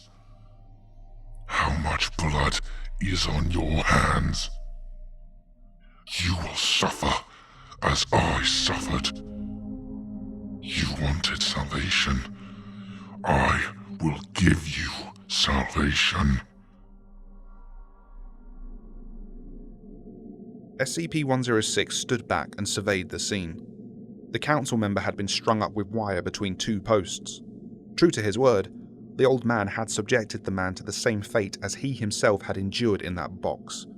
Eyes, nose, tongue, ears and hands had all been removed. The man would experience no sensation other than the pain and the isolation, and here he would stay, locked in eternal undying, a monument. Satisfied, SCP-106 turned his back and walked through the endless wasteland of tombstones back to his fortress. He was hungry, and a fresh meal awaited him. He glanced to his right and sighed in mild annoyance to see the woman walking with him. So, tell me, Corporal. She began, but he quickly turned on her. No more.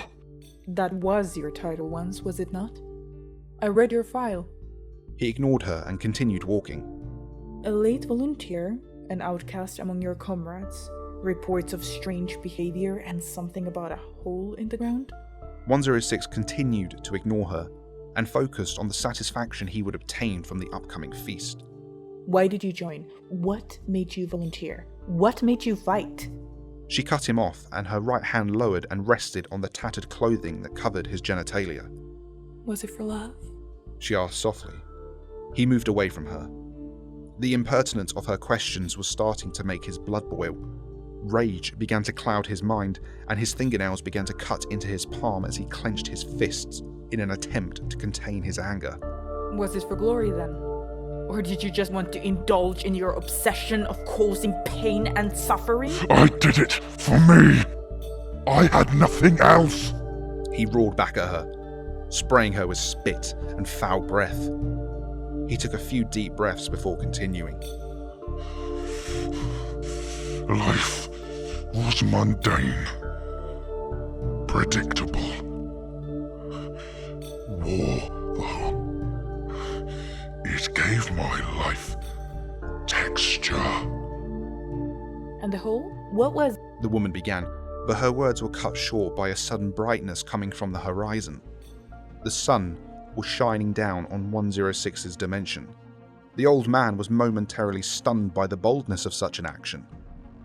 In an instant, they were both there, walking towards the beams of light. All around them, the graves of the fallen were stirring, the mud was shifting. The woman offered them words of hope, telling them to stay calm and to rest. SCP-106 stepped forward into the sunlight and looked up at the giant. You do not belong here. Leave. Now. Defiant, however, the sun remained. This world is mine. It bends to my will. 106 raised his hand and formed a gesture as if to flick the sun from the sky. Your corruption has no power here, or over me. For I was made in darkness, and this realm belongs to it. He flicked his finger forward, and the sun hurtled away into the void, plunging his world back into darkness. The ground once more grew still, as the fallen resumed their slumber.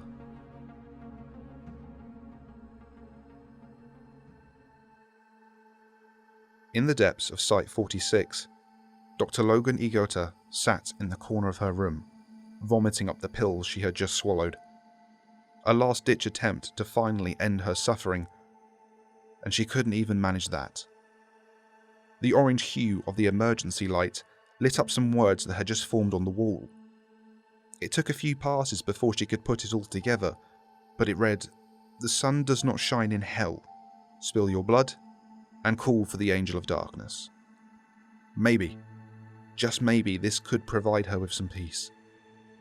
She looked over to the corner of the room and winced as she saw the fleshy apparition of Ari she had conjured during the ritual only a few days prior. It was just stood there, looking at her, not moving. She picked up the same knife she had previously used and ran it for a second time across her hand. She smeared fresh blood across the letters and whispered the words. The woman rushed forward and held Igota in her arms. Oh, my dear. Even the ether could not soften your cries. Be still now. We will help you. The old man, however, had ignored Igota, more interested in the creature in the corner. He walked over to it. He observed it. He studied it. It's a recreation of the love she lost. The woman spoke, while Igota cried into her rags. SCP-106 waved his hand, opening a portal beneath it. The creature fell out of sight with a shriek. Igota wailed fresh tears. Why? The woman asked. A mercy for both, he replied, turning to face Igota. My dear, you must choose. You might find her again, but it will be in eternal torture. Or you can come with us and find peace. Igota looked up between them both, and over to where Ari once was. SCP-106 injected his own words. The voice was not hers. It was your weakness. You heard only what you wanted to hear. Igota looked up to the woman, and with a very weak smile she nodded. With that nod, both the women disappeared through the floor. The old man took a moment to look around the office. He saw the computer with a list of compiled data logs on them. Would anyone ever see them, he thought? Probably not. He cracked open the door and entered the hallway. The old man walked through the derelict halls of Site 46. Despite his own feelings towards humanity as a whole, it was a melancholy experience. Seeing all the empty cells, the equipment gathering dust, the lack of anyone. He made his way to the entrance, leaving a slick trail behind, not bothering to close the doors behind him. It hardly mattered anymore. Stepping outside, he bathed in the sunlight and smiled, for he was the angel of darkness, and the light could not harm him. He raised his hand to the sun and created the same flicking gesture and gave a long, deep laugh as the sun dropped down below the horizon.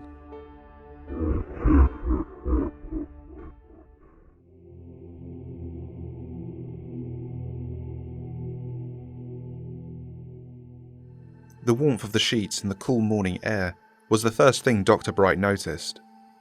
The taste of cigarettes and regret came shortly afterwards. The stabbing pain of his hangover followed. He winced at a ray of sunlight shining on the bed beside him and realised he wasn't in his own bed. A woman wearing his shirt and a pair of socks was standing at the window, staring out at the sunrise. Bright considered a lot of things in that moment. He turned away from the woman and grabbed his necklace and phone off the nightstand. The woman, startled by his fumbling in the dim morning light, put a hand on the window, but didn't move away from it. Bright took real stock of his surroundings. A row of stuffed animals occupied a space on the floor to his left, beside the window. The paint on the walls and many pieces of furniture were various shades of pink, and little red hearts covered the blankets. You know what? He offered with a chuckle. You can keep the shirt. I've got to go. With that, the woman turned to face him, her face covered in boils and melting skin. Whoa. Talk about going to bed with a 10 and waking up with a 2, he said, as the woman lurched towards him and out of the light. Dr. Sumerian was about to fall asleep when the power at Site 88 died. His eyes shot open. The unnoticed air circulation system and the hum of lights outside his room quieted. The buzz of the emergency lighting system came to life shortly afterwards. The vents murmured as air began to flow again, though slower and quieter than normal. It had been 3 years down here, and 3 years of trouble. Power outages were new though, and troubling in a brand new way. Without power, they couldn't stay down here. Without power, they were probably all dead. Maybe sooner rather than later, as they lived directly under a nuclear power plant. He reached for the landline next to his bed, but there was no tone. He cursed and stumbled to his feet. The room was large enough for a bed, a side table and a small carved wooden cabinet. A rushing march of feet sped by his room and faded into the background. The emergency intercom croaked to life and delivered its message. All staff report to your designated evacuation zones. Repeat, all staff report to your designated evacuation zones. The automated message continued. Sumerian cast about in the dim light of his clothes and then his shoes. He gave up on finding his tie, but pulled on his boots. He opened the door and went down the hallway. He looked up at the stairwell, glanced at the inoperative elevator, and then made his way upwards. Sumerian made it to the top of the stairwell in record time. He went to the lockers next to the airlock and pulled out his equipment. He pulled on his MTF uniform and triple-checked his flamethrower. He ran one hand over the MTF's logo printed on the body, an image of Elmo with a halo against a background of flame. When the end of the world came and went, Cimmerian found himself redundant. There's something to be said for redundancy in the apocalypse, but not his kind. An ethics guy with a doctorate in English literature wasn't redundant, it was annoying. It had taken almost a year for him to retrain himself to be useful at the end of the world, but here he was. He'd always rated well at the staff gun range, but was nothing special when compared to the agents or MTF members. A flamethrower, though, was a lot easier to aim, so he and the 3 other useless doctors had something to do at least, and if they died, well, no big loss. The team commander, however, was a veteran, a Navy SEAL commander recruited in the late 90s and notorious for his skill and valour in the SCP-457 breach of 2009. Agent Thompson walked into the room with a cigar in his mouth. He began to bark orders. Triple check your equipment. Make sure nothing is exposed. Any of you lot turned into drippy flesh monsters on my watch, and I'll put you down myself. The MTF commander walked into the middle of the room and sat down on one of the benches. Listen up. We have a power interruption. There was no communication before it happened. No one knows what we're going to find up there. If we open the door and the flesh pours in, you breathe fire until we get the door closed.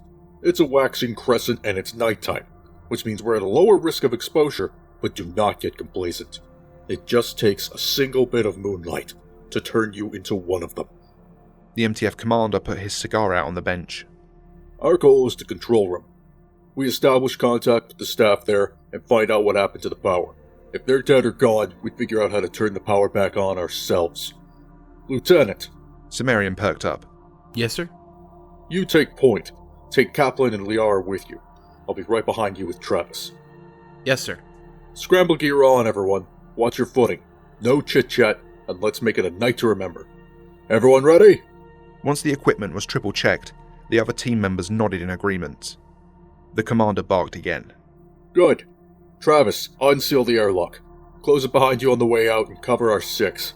Alright, Omega-5. Show me what you've got. As Cimmerian emerged from the inside of Site-88's underground facilities, he was struck most by how quiet the world above was. No birds, no insects, no animals at all. Then he looked up at the giant cooling towers in front of him. He paused for just a moment too long as Kaplan and Liara banged into his back. He moved forward, letting his eyes drop from the cooling towers. They moved to the power plant's offices and control rooms. Then he flipped a switch on the scramble gear for night vision. The scramble gear was useless leftover tech from the SCP-096 project. It was questionable, honestly, how so many of them had ended up at Site-88, as it never once hosted SCP-096. For once, the wheels of bureaucracy were useful, though. If Cimmerian had to guess, at some point it must have been a consideration to move the object here. Then either no one followed up on it, or the world ended before they could. Still, an eyepiece with near instant digital reproduction of real-world light was a useful tool now. What it allowed was the ability to execute surface missions, as long as the goggles get recharged. Without power, though, even that was impossible. Cimmerian moved forward into the silence of night, and the team followed him. They made it another 40 feet before he raised a hand to pause. He could hear a faint, gurgling noise to his right, but as the team held in place, it got no louder, and it got no closer. He imagined it was perhaps running water from the cooling pond, maybe. He motioned for them to advance, but more slowly. As they reached the first door, he directed Kaplan to open it. He nodded and moved forward. He took the right-hand side, and Cimmerian took the left. Liara followed after them both to cover the center. In one swift motion, they all quickly entered. Cimmerian moved rifle raised into the far right corner of the room and confirmed an all clear with his colleagues. Not one piece of furniture was where Cimmerian expected it to be, and a single man lay against the wall, a tiny bullet hole in the right side of his head, and a standard issue Glock sat in his hand. The commander gestured to the corridor leading out of the room.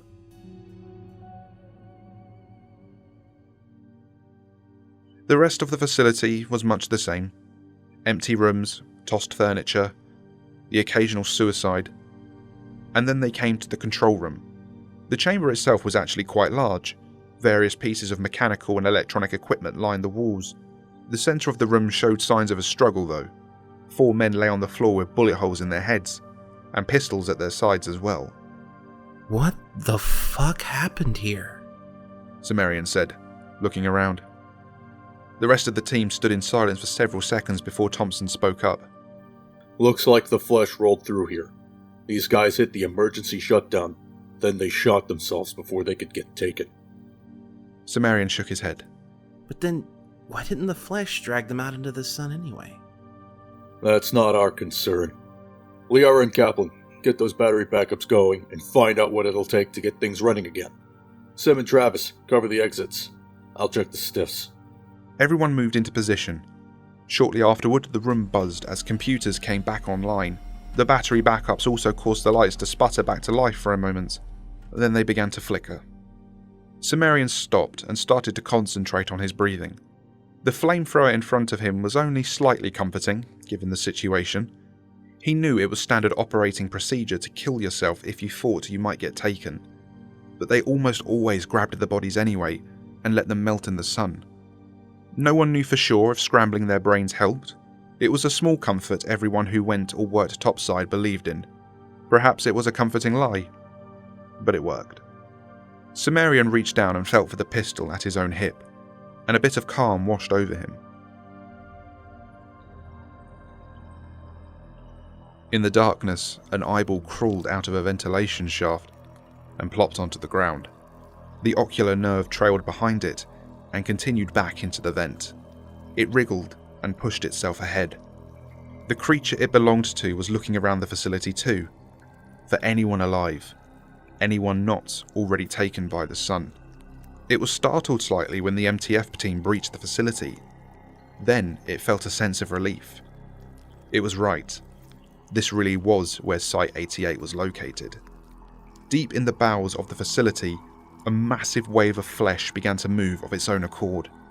The flesh rolled end over end out of the cooling pond. Then it went to meet back up with the parts of itself that were patrolling the facility. It was time to finish this. Cimmerian saw it first. A dozen tendrils of flesh crawled on the floor and towards them from the hallway ahead. He let out a blast of fire in the flickering darkness, and the telltale screech of the flesh answered him. Travis and Cimmerian closed the door and stood with their backs against it. A dull thud, followed by a smacking sound, came from the other side. Then the flesh began to leak into the room, first under the door, and then from every crack and crevice. Cimmerian made a dash for the second exit, but the commander grabbed him by the arm. There's no point in that, Lieutenant. These fuckers are pack hunters. If there's one already here, then you can bet your ass there are 2 more out there. We stand our ground. All of you prepare to engage. The men and women of the MTF moved to a defensive posture at the centre of the room. Then they turned their flamethrowers outward. That door is about to come down. As soon as it does, light these fuckers up. Cimmerian felt for the pistol at his side again. He could feel his heart beating out of his chest as the adrenaline flooded his veins. Another groaning whine came from the door as the hinges began to buckle. Continuous fire until we are clear. The commander gave a small laugh and delivered a final statement. May Saint Elmo protect us. With a crash, the door broke apart. The flesh poured into the room and tentacles reached out for them. The room was quickly filled with fire and flesh. Agent Thompson was the first to go for his pistol as the end came. A long life of training let him unholster it quickly and fire one shot into his temple. He dropped to the ground just as the monster reached him. The doctors all fumbled with their holsters in the precious second left to them. Cimmerian actually managed to get his pistol out. The tentacles grabbed his arm, and the shot went off harmlessly into the ground. The rest never had a chance. The flesh swarmed them. Cimmerian was grasped by both arms and both legs before being raised into the air. Then something vile rolled into the room. It vaguely and somewhat poorly imitated a human in size and shape, but the proportions were all wrong. The head too bulbous, the arms too thin and spindly. It moved on wobbly legs inexorably forward. Then it stopped in front of Cimmerian's face. Fucking finally, it said, in a single voice. It's me! Cimmerian's eyes went wide.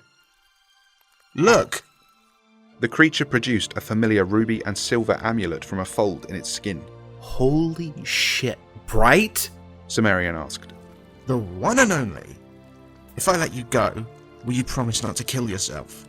Sumerian nodded, and the creature let him drop to the floor. He landed on his feet but dropped to one knee immediately from the impact.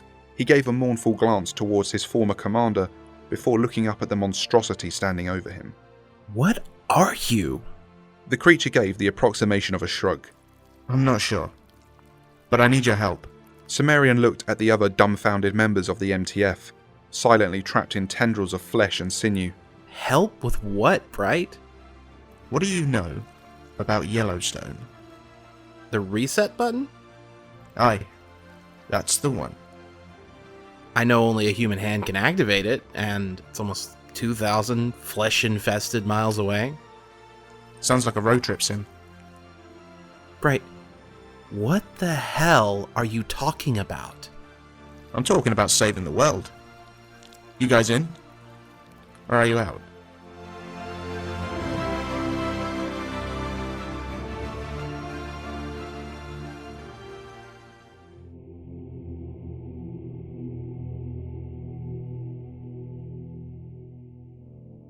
Chief Engineer Murphy O'Neill of Site 54 cautiously stepped backwards, firing round after round into a crowd of humanoid creations lumbering their way towards him. A couple went down, but the rest barely seemed to notice. The door! Open it now! Murphy turned and shouted at his companions before returning back to firing.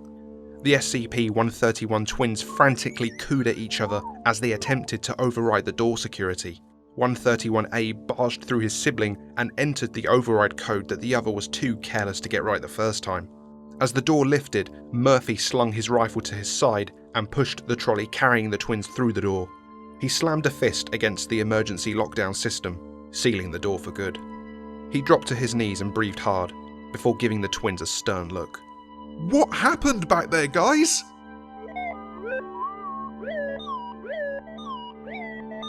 The 131 items began chirping frantically, but Murphy held up a hand. Never mind. I'm sorry I asked, jeez. Murphy stood up and began pushing the trolley down the corridor. This trolley was one of his greatest creations, in his opinion. When things all went to pot and all the dangerous things got loose, SCP-131 actively tried to help people. He had rewarded them by building them their own method of locomotion and interaction. An interface tracked their eye movements. They could use this interface to wirelessly interact with site systems. They could even communicate with Murphy through a module built into his mechanical left arm. They were named Oscar and Yasmin, and they were his only friends. Murphy slung his bag off his shoulder and dropped it on the trolley, revealing a number of mechanical parts and electrical circuits. The twins came over to investigate. Oscar began chirping, and Murphy heard the words relayed from the trolley to his arm module. Are these the parts? They are. They ought to fix the busted transmitter. Yasmin chimed in. Do you think anyone will hear us this time? I hope so. Their home was quite an extravagance. He had taken up residence within the site director's office. Sofas, a TV, a private bathroom, and even sleeping accommodation. The windows were all blacked out. The twins disembarked the trolley and raced over to a small indoor jungle gym Murphy had built for them. Murphy fired up the kettle as he pulled a pot noodle from his stash. Not the most nutritious meal, but it had been a tough day. He needed something easy. He set himself down at the computer with his noodles while the twins played a game of tag. The CCTV didn't show anything of real consequence. Empty halls, except for a few hordes of 049 creations in the lower levels. Site 54 was isolated in the desert and relied on solar energy. Unfortunately, the generators failed when the sun went weird. The system fused, the security went down, and all the SCPs got loose. The staff took refuge in the lower levels, while the SCPs got turned to mush in the sunlight. Murphy volunteered to go and fix the system, but unknown to them all, SCP-049 had been down there with them the entire time. He quietly converted survivors into his own creations, and before long, Murphy was the only one left. Murphy turned off the display, drained the last of his noodles, and sat down at the sofa. You two, come here. The twins produced a slightly sad tone as they reluctantly left the play area and joined Murphy. Look, I understand there is a lot of pressure on you both in the heat of it, but we can't afford slip-ups like that. Thankfully for you, Yasmin, Oscar took the initiative and got that door open. Otherwise I'd be a zombie by now, and you would both be... well, I don't know what he would have done with you two. The twins looked down and produced another sad tone. Murphy felt his wrist vibrate again. We're sorry. Alright, now, why don't you go and find us a movie? Yasmin gave a very excited squeal and made a beeline straight for a DVD of Moana sat beneath the TV. Again? We watched that one yesterday. And the day before. Oscar joined in and also began offering Murphy excited tones. Defeated, Murphy set the film to play and left the twins to watch it while he went instead to get some sleep. The scorched desert winds hammered Murphy's biosuit as he tightened the last few bolts on the transmitter. While the sunlight was harsh, actual 001 flesh entities were very rare to see out here. A blessing that this site was built in such a remote place. He was on the roof and a glance out across the sandy dunes provided both the assurance of no flesh activity, but also reminded him that once the supplies ran out, he was screwed. Anything! He called out to the twins, who were at the bottom of the maintenance ladder monitoring a display on the wall. Transmitter operational. The only signal being received is the repeat from Site 19. Nothing else. Murphy sighed and slumped against the transmitter. Nothing. Not even a whisper from anyone else out there. He packed up his tools and began descending the ladder. A sudden bang rocked the facility, and he fell the last few rungs, landing awkwardly with a yelp, twisting his ankle. The twins rushed over to see how he was, but he ushered them away as he quickly began checking the monitor for CCTV and system diagnostics. The lower levels have been breached. Multiple large-scale biomasses detected. The flesh? No external breaches detected, or any 001 indications. 049's been making something, it seems. Biomass ascending to level 3. Shit! Don't let them get to level 2. Activate the Tesla gates while I get the CCTV up for that level. Biomass ascending to level 2. Tesla gates online. Biomass contained. The monitor fired up with a CCTV display, and the twins came over to view the horror. Standing at nearly 7 feet tall was this monolithic creature. Several of them, in fact. Humans with hulking frames and contorted faces. Their skin was all torn and stretched and frayed, unable to hold in the muscle bulging out from the body. Their faces conveyed nothing but rage and animalistic expressions. One of the creatures showed severe burns to its face and body. Murphy figured that one had run into the Tesla gate. Oh, we need to get back home. Oscar, can you monitor the system remotely? Oscar gave an acknowledging tone, and Murphy began pushing them down the corridors with haste. Roses, a pocket full of posies, a tissue, we all fall down. The lights went out. Oscar? Power cut in the lower levels. Fault detected in the main circuit. A few seconds later, and the corridors were awash in the emergency red lights. Murphy began running through the corridors as fast as his throbbing ankle would allow. Insufficient power. Tesla gates disabled. Biomass ascending to level 1. Fuck! Where are they? Murphy screeched to a halt as a horde of his former colleagues came around the corner ahead of him. He shouldered his rifle and began firing into the group. The trolley immediately did a 180 turn and began heading down another corridor. The sound of thunderous crashes echoed all around them. Those things were getting closer. As the twins went round another corner, a piercing screech came from them both. Murphy went round after them and came face to face with SCP-049. There you are. Stop resisting. I'm here to cure you. Murphy instantly ducked under the arm and thrust the butt of his rifle into 049's side, sending him falling to the floor in a cry of pain. Murphy raised the muzzle and fired 2 shots into the back of 049's head, sending pieces of mask, skull, and splashes of blood across the wall behind him. The robed man fell to the floor, coughing up pieces of his own jaw. Proximity alert! Murphy had no time to react as a colossal fist came through the wall. Murphy felt something hit his chest, the sound of smashing glass filled his ears, and the sight of the quickly approaching entrance hall floor filled his vision as he plummeted towards it.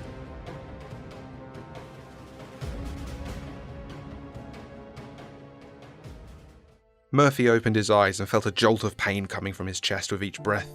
He had definitely cracked a couple of ribs in the fall.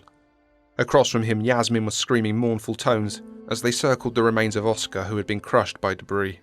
He regained his footing and approached Yasmin, who was still screaming. They began quickly looking from Murphy to Oscar, as if indicating for Murphy to do something. I'm so sorry, little one. Yasmin looked straight at him and began making more aggressive tones. Even with the trolley gone, Murphy could tell Yasmin was in terrible pain. I can't fix him. I'm sorry. The wall in front of them suddenly crumbled as the creatures came trampling in, followed by a horde of people he once knew. Yasmin cowered behind Murphy as they both backed up against the entrance gate behind them. The creatures cornered them both in a semicircle, and then just stopped. They just stared at them both. A sudden raspier, echoing breath took precedence as SCP-049 limped into view and approached Murphy. He was a mess. Blood and gore adorned the front of his robes. Absent an eye and most of his face, Murphy's earlier shots had inflicted considerable damage. Yasmin rushed forward and stood between Murphy and SCP-049, defiantly shouting at him. SCP-049 kicked Yasmin across the room, where one of the large creatures rose his foot and crushed Yasmin under it. Murphy screamed and ran at SCP-049 in anger and went to strike him. SCP-049, however, simply moved aside and kicked Murphy in his already hurting ankle and sent him sprawling to the ground. He then stood over him, dripping blood still. There was only one hope left. Murphy reached into his biosuit trouser leg pocket and pulled out an emergency flare. Your bullets did not stop me. You think that will? No. But I know something that will, Murphy said, before aiming the flare and firing it up towards the ceiling. The fire suppression system immediately activated. An alarm began blaring, water poured down from the ceiling, and the entrance gate began to open. Sunlight poured into the room. SCP-049 roared as his creations began melting before his eyes, turning into flesh. Months of work and refinement gone in seconds. He turned back to Murphy, who was already limping away towards another corridor. He made to follow him, but a fleshy appendage grabbed him by the leg. The gate continued to descend, bathing more of the room in sunlight. He backed away and pressed himself against the wall. Murphy turned to see SCP-049 give him a look of anger and fear as he closed the door, leaving the doctor to the mercy of the flesh.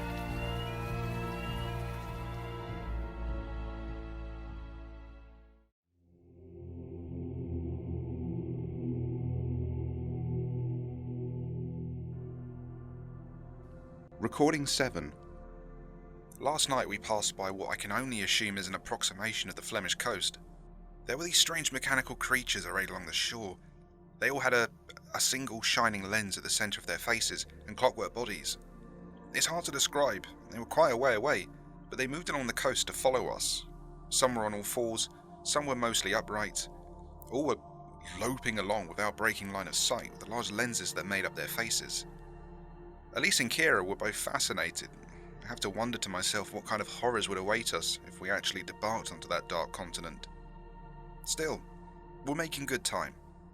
Though there's the problem of the ripples in the water a dozen or so meters back. Kira's sure we're being followed, and I would tend to concur. But what's following us? I would have sworn a few hours ago I spotted a single fleshy eyeball just break the surface. But by the time I got Elise, it was gone. Kira thinks it's possible that there are other monsters in these waters, and maybe she's right. We only speak in hushed whispers now for fear of awakening something else. Elise is possibly dealing with things the least well out of all of us. Yesterday she just started laughing. Kira and I tried to quiet her down, but it didn't do any good. Eventually she started to quietly cry, and that settled her down. I'm not sure what to do. None of us are, to be honest. Recording 8. Agent Hawksworth has been making these audio logs for some sort of therapeutic purpose. Sounds silly, but frankly, he's the sanest of us all, so I'm gonna give it a try. My name is Agent Kira North, former head of security for the SCP-1678 project. I say former because I'm pretty sure 1678 is either burned to cinders or drowning in melted flesh right now. Either way, there's not much to go back to. Hawksworth is trying to comfort Dr. Capperson right now, and I don't know how much longer she's gonna last. Hawksworth is a good sort, has a decent head on his shoulders. The man knows when to put his nose to the grindstone and risk a little to gain a lot. At least Capperson is a mess. She was on temporary assignment when the world ended, and 5 will get you 10 that she's involved romantically with Hawksworth. He wouldn't admit to it, but I can see the way he looks at her. So we drag her along anyway. Hawksworth is probably right about her, actually. The number of living humans on Earth is probably in the thousands at most if the sun's gone wrong, so we'll need every man and woman we have to bring back civilization. I tried to use the radio on board, but all I got out of it was silence. It's possible we're not in the range of anyone or anything yet, but it's worth a try. I'll give it a test every other hour or so, and we'll keep alert to any incoming messages or warnings. Because the other thing is that we're definitely being followed. I don't want to spook anyone, but I saw the creature under the water this morning. It's about twice the size of the ship and moving at exactly our pace. This little steamer is just putting away without a care, but I guarantee you, as soon as we get to where we're going, that thing is going to make itself known. When that happens, I'll be ready. And I'll make sure Hawksworth is too. Hopefully Dr. Capperson is below decks when that happens. Recording 9. Kira and Elise are below decks right now. There's a palpable sense of dread that I haven't felt since the night before the attack on the tent city. Elise says we ought to be in visual range of the Irish coast soon, and it won't be long after that we'll be docked in Dublin. Or un-Dublin, I guess. After the weird monsters I saw along the European coast, I am a lot less confident in the safety of land down here. Where else are we going to go, though? There's only enough canned food on board to last us another few days, at most. I'm going to go check on Elise. Kira's not exactly the most caring person in the world. Recording 10.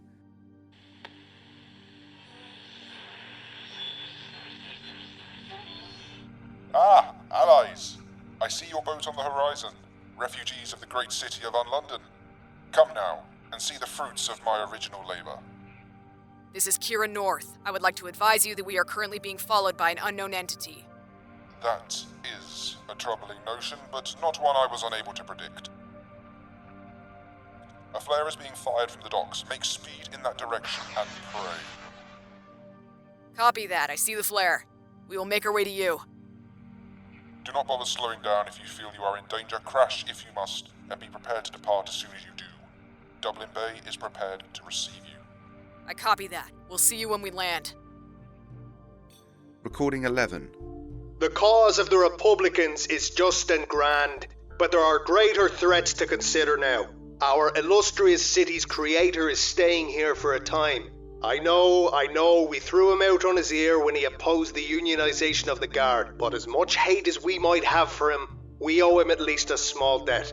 Unlondon has fallen, and with it, the whole of Under England is sure to follow. Under Scotland may swiftly come under threat as well, and we stand to lose much by holding to old grudges. I know that hatred burns in the hearts of many of our citizens, but we are better than he is. I know this. I know your true hearts are filled with love and understanding, and an urge to burn the monsters that have begun to attack even our city with ever hotter fire. And we will. Dublin will not fall. We refuse to allow for that possibility. Recording 12. My god, these people are not fucking around. It wasn't a flesh creature chasing us after all, it was an amalgamation of clockwork creatures, like the ones we saw on the beach in Flanders. They somehow joined together into a massive approximation of a sea creature, and as soon as we got close to the docks, it rose up out of the water like some grand mechanical kraken. The first tentacle that rose from the water was blown apart by cannon fire, and it didn't stop. We were fearful for our lives, but the barrage was precisely aimed. The mechanical creature was bombarded and fell apart quickly. In seconds, there was no trace on the surface that it had ever existed, beyond a slick of oil. We were able to slow down enough to not damage our ship, and when we hopped off the boat, we were greeted by I don't know how to describe it, Victorian-era gentlemen? Faces wrapped in bandages, but they also wore very smart suits, cloaks and top hats, and each carried a massive cane or a stick as well.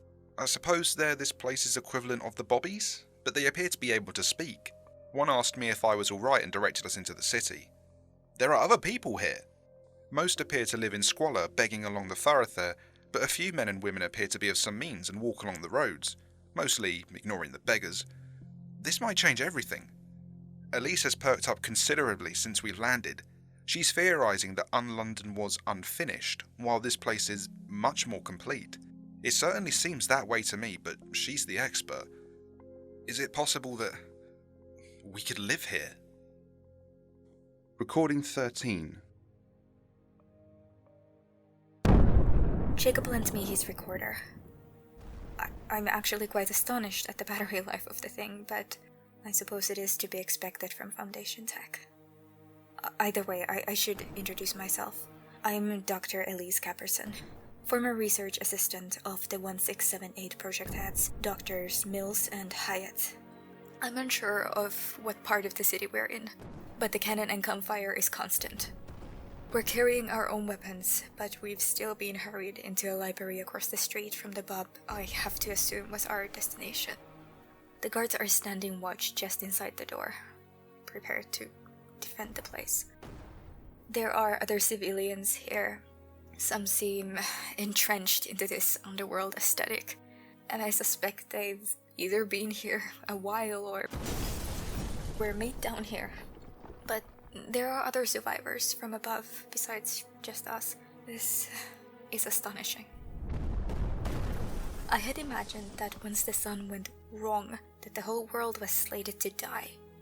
But apparently I was incorrect. I haven't met any other Foundation personnel yet, but there's plenty of people from Dublin. No one is sure about numbers, but it's suspected there might be more than a few hundred survivors from above.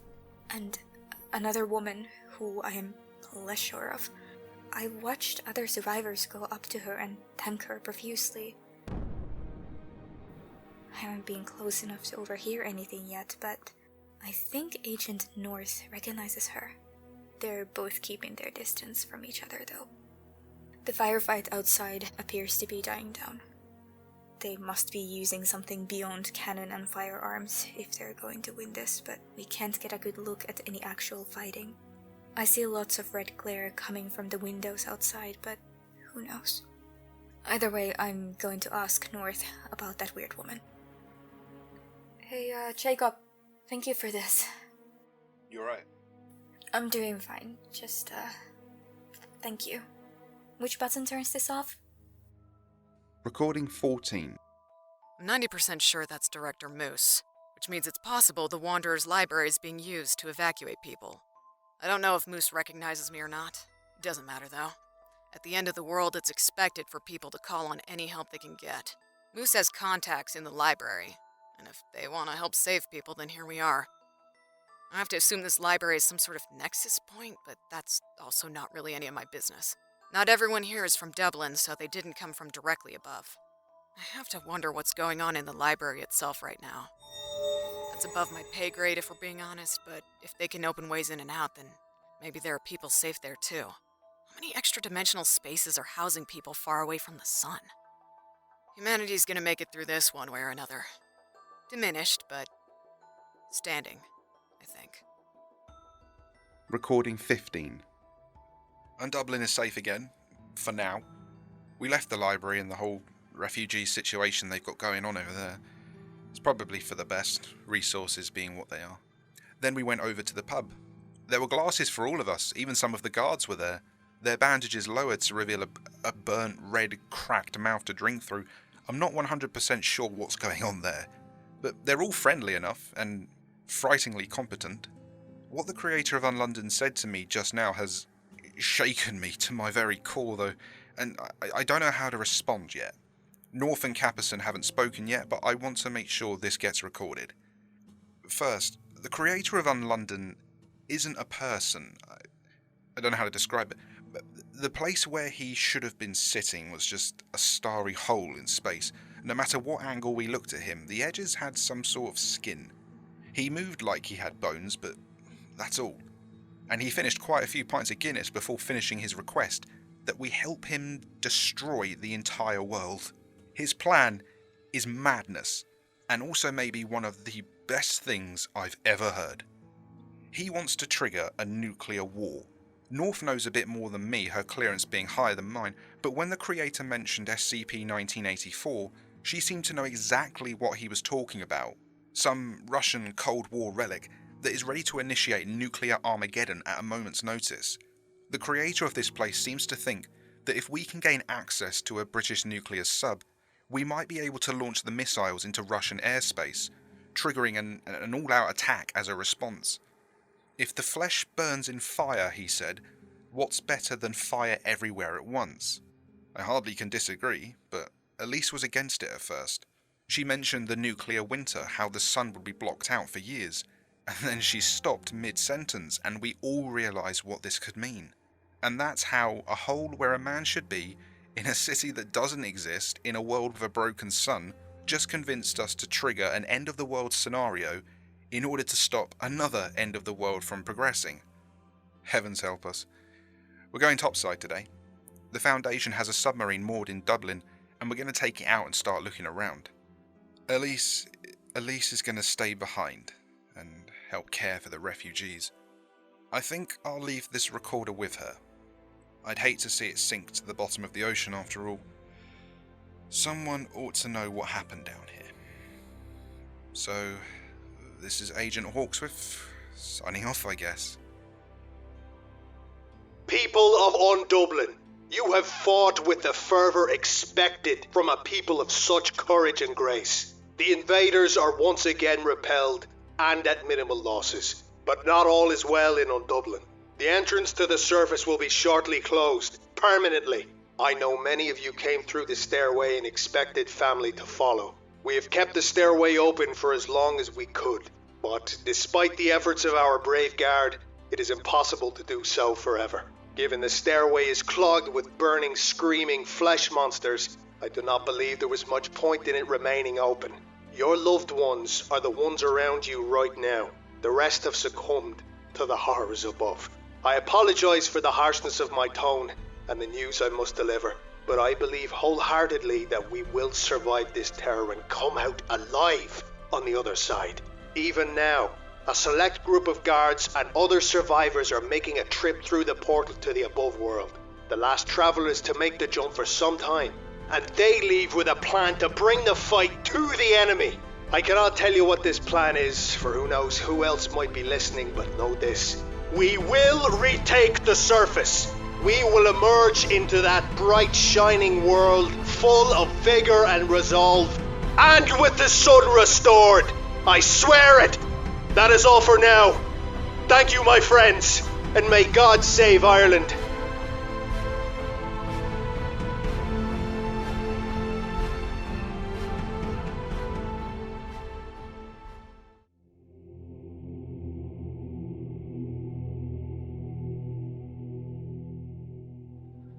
He was alone in the site that once contained him.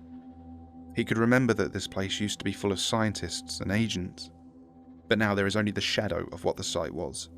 The shadows are fleshy things that would just ignore him, and he would ignore them too, because they were never looking at him or his face.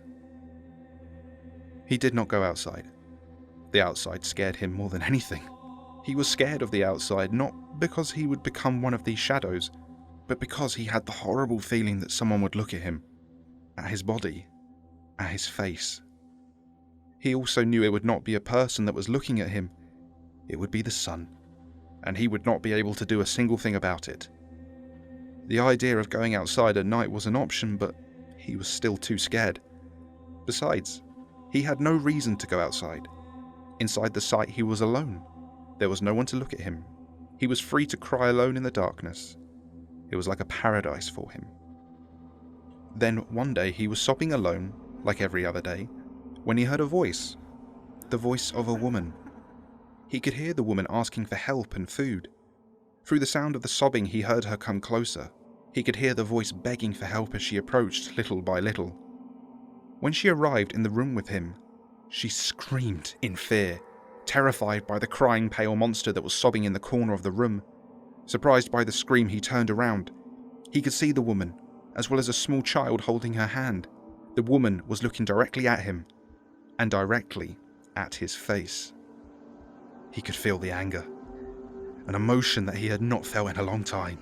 He screamed so loudly that the woman fled in panic, leaving the child that was holding her hand alone. He could feel the anger boiling again. The woman seized her chance to run through the hallway of the site and into the stairs. As the anger subsided, he realized. She looked at his face. His face. His face. My face! His hunting instinct rang out again. He could tell that she was running on the floor beneath him. He raised his arms above his head and started punching the ground of the dilapidated site, sinking his claws into the cracked floor. He drove them deeper and deeper until it gave way. He jumped into the newly formed entry and rushed in the direction of his target. He charged through wall after wall, clearing a path to get to his prey faster, concrete shattering and rebar twisting in his frantic rush. The woman continued running. She looked over her shoulder to see the monster catching up to her more and more. While she looked back, she failed to realize that she was outside. She swore, knowing her fate. At that moment, her body started melting. Beginning with her head, her nose dropped off her face, hitting the ground with a splashing sound. One of her eyes popped out of her skull, leaving the eye hanging on a single stringy vein. She tried to move to the refuge of the shadow, but her legs were already decomposed into so much red flesh mud. She screamed in pain, until her mouth melted too. The monster looked furiously at the dying prey, stolen from him. After the painful death of his target, he continued sobbing, like always. He was interrupted by the sound of another human, not from the woman, now a shadow like the rest, but from behind him. He turned back. The little girl that had been holding the woman's hand was standing in front of him. The girl was crying and calling the name of her mother. When she finished rubbing her eyes, she opened them and looked in the direction of the pale monster, directly at his face. Nothing. Nothing? She clearly looked directly at his face, but he did not feel angry. He was confused. He approached the child to make sure of what he had just witnessed. Sure, he and the child clearly made eye contact, but the girl did not see the face. This little girl was blind. The girl was still crying and asking for help. She assumed there was someone else with her since she heard the sound of crying. She approached the sound by lifting her arms to make sure she would not bump into something else. Once she touched the monster, she said with a tiny and innocent voice, "Mummy." These simple words touched the monster. He thought he would only feel sadness and anger for the rest of his life. But these words changed everything. With this realization, the confusion turned to happiness. He looked at the little girl to make sure that she was real, and he slowly surrounded the girl with his long arms to hug her. The girl, who was searching for hope, accepted this hug and hugged him back. The crying of both the monster and the little girl stopped. They lived together. The monster found a friend, and the little girl found a guardian. When the monster was interacting with the girl, he felt human. He was treated like an animal in his cell, like a monster. Nobody could think that there was a heart inside that ruthless killer. For the first time, he found someone that could understand him. The girl too was happy with the monster. She didn't know what he looked like, but she knew what he really was. He was a surprisingly good parent. He would protect the girl at any cost. The monster would even bring food, most of the time scavenged from other survivors. On one occasion, the girl tripped on a metal beam. The monster was so furious he destroyed the beam as he would kill any other prey. He took the beam between his long fingers and slammed it into the wall in front of him, screaming furiously until the wall collapsed.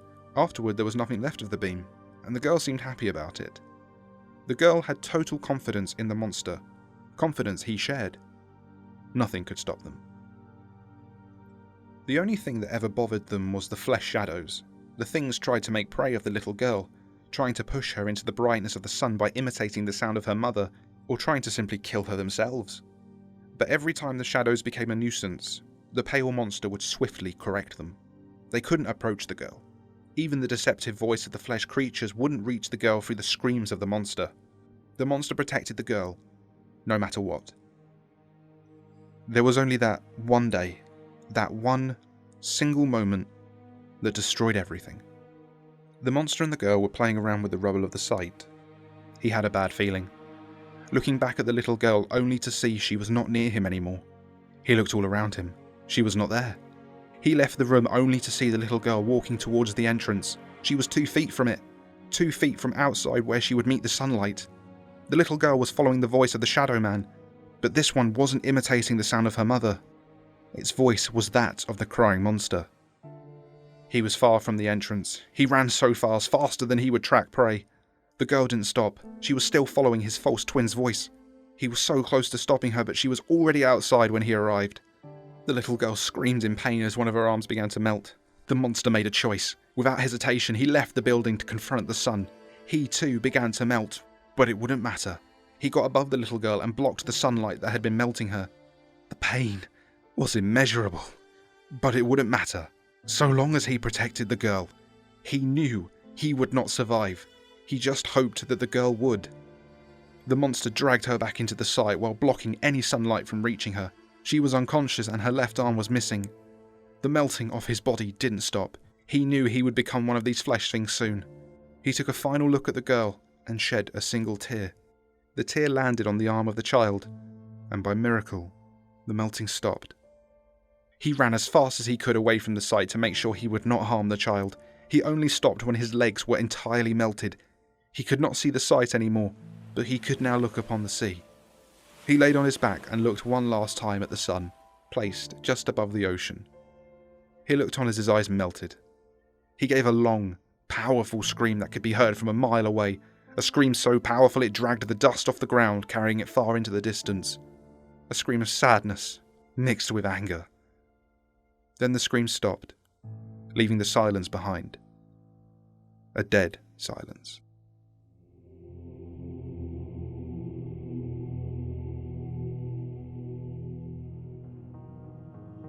Dr. Sumerian was sweating through the multiple layers of clothing that covered his face and body. The threat of moonlight wasn't as serious as the sun, but it had caught more than a few of his co-workers unaware.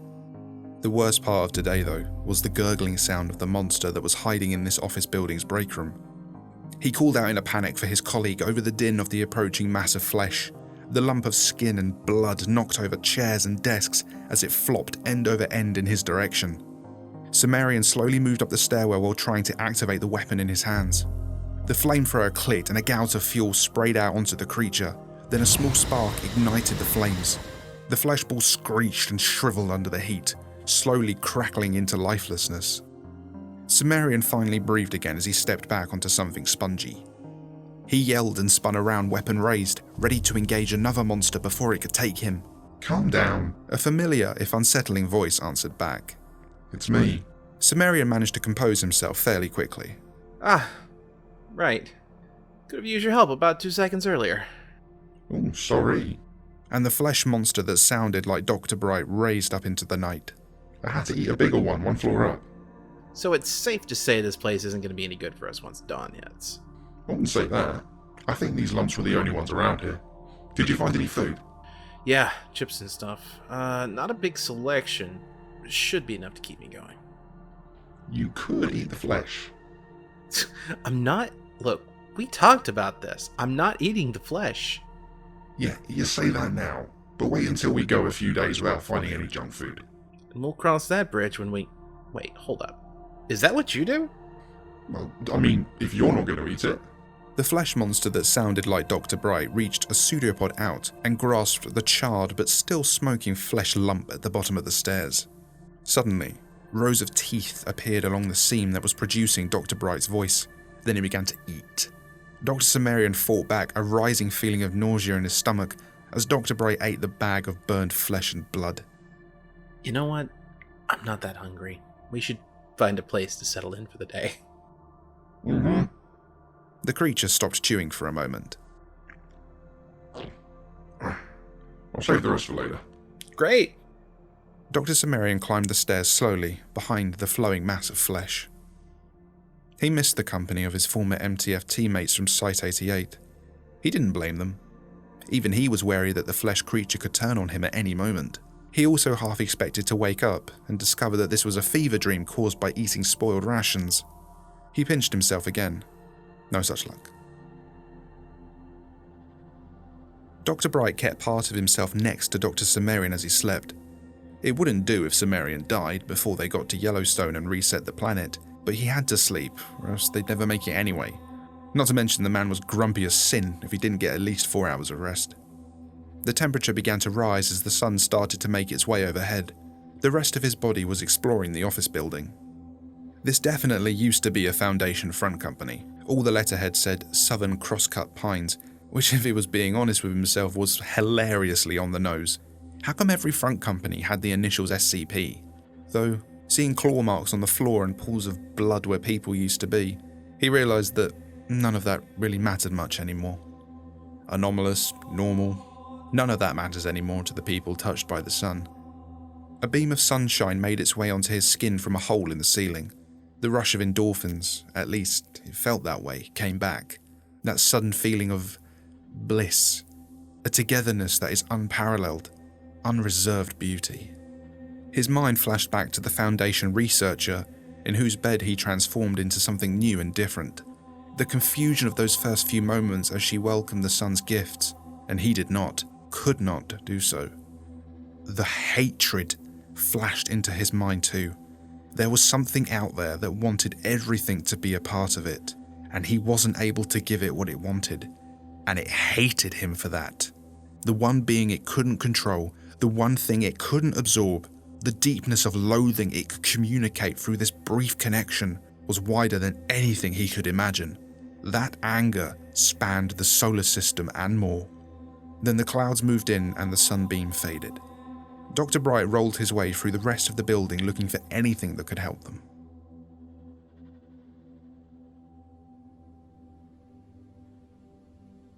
Hey. Dr. Bright nudged Sumerian. Sumerian jostled awake and knocked into the cubicle wall looking for his weapon. Dr. Bright had already removed it from his reach by the time he came to, so instead Sumerian's hands went widely, grasping at nothing before he calmed down. What? Dr. Bright spoke through another pseudopod that was near Dr. Sumerian's face. I found the exact coordinates. I think, anyway. Good. Oh, how far is it from here? A few hundred miles. I mean, fair enough. Let me just take a leak and eat something, and then we can get going.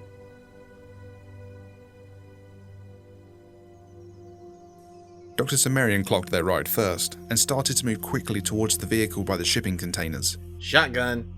You can't call... Actually, that's exactly what we did last time. Yeah, I know. I just wanted to say it. The windows were blacked completely out, but Sumerian was very careful to check for any flaws in the barrier before he settled into the passenger seat. Nevertheless, he kept his gear on. He was not about to stake his life against the integrity of the windows. Bright slowly oozed his way into the driver's seat, and what of him wouldn't fit, he wrapped around the outside. Numerous eye stalks popped up on the outside, and the fake body he formed inside turned the key, pressed the gas pedal, and began to shift into drive. Alright, let's get back on the road. Sumerian hummed to himself at first during the silence of the trip, before finally getting bored. Hey, you mind if I check the radio? Nah, go ahead. I wouldn't bet on anything good, though. Yeah, I know. He started to turn the dial and all he heard was static. Then he caught the edge of a broadcast. He turned the dial back and it came in more clearly. Anyone listening to this, please, don't be afraid. There's no need for fear anymore. The bright, shining day has finally arrived. Go outside and see the beauty of the day. We will all be together now. Do not waste your time with fear and hiding. Heaven is here. Why would you shy away from it? Ah, I see you now, Melanie. Walk towards the light. Yes, join us. Dr. Bright's avatar reached a small fake handout and turned off the radio. Okay, that was creepy. I mean, that's saying something coming from you. Maybe. You don't have any music on your phone? I do, but that was weird, right? Yeah, I just said it was creepy. Sumerian shook his head. No. It called out someone by name. It probably found them at the same time it was broadcasting. How far and how fast can this thing communicate with itself? Dr. Bright's knothead dropped slightly. Instantly, as far as I know. You don't find that terrifying? I do. I'm trying not to think about it. Sumerian nodded. Is that Why you won't tell me what the transformation is like? You really want to know? It's completely losing yourself. I felt something reach into my mind, scoop out my soul, and take out all my pain. Was that it? They're all there, Sim. Every one of them. Billions of human souls bound together. I can still hear them if I let it in. But the necklace lets you block it out? Yeah. I guess it doesn't like to share. There was a long silence as they both let those words sink in. You want to try the radio again? Not really. Here, take my phone. Pick out one of my playlists. Haha, sweet. I hope you like Taylor Swift.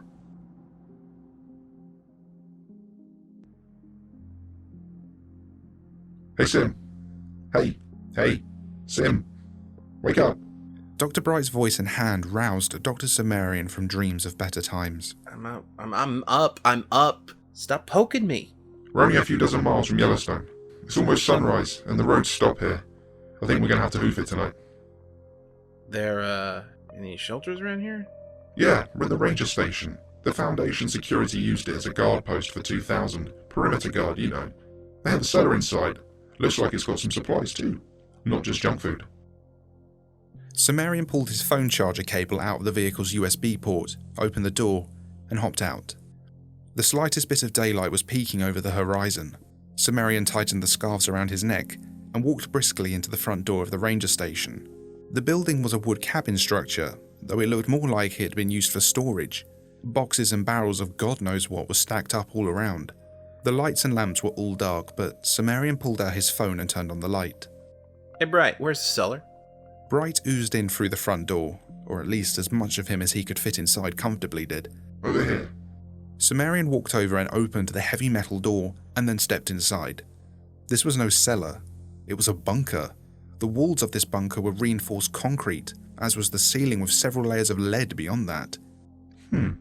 Must be where the guards were meant to go, if 2000 went boom boom.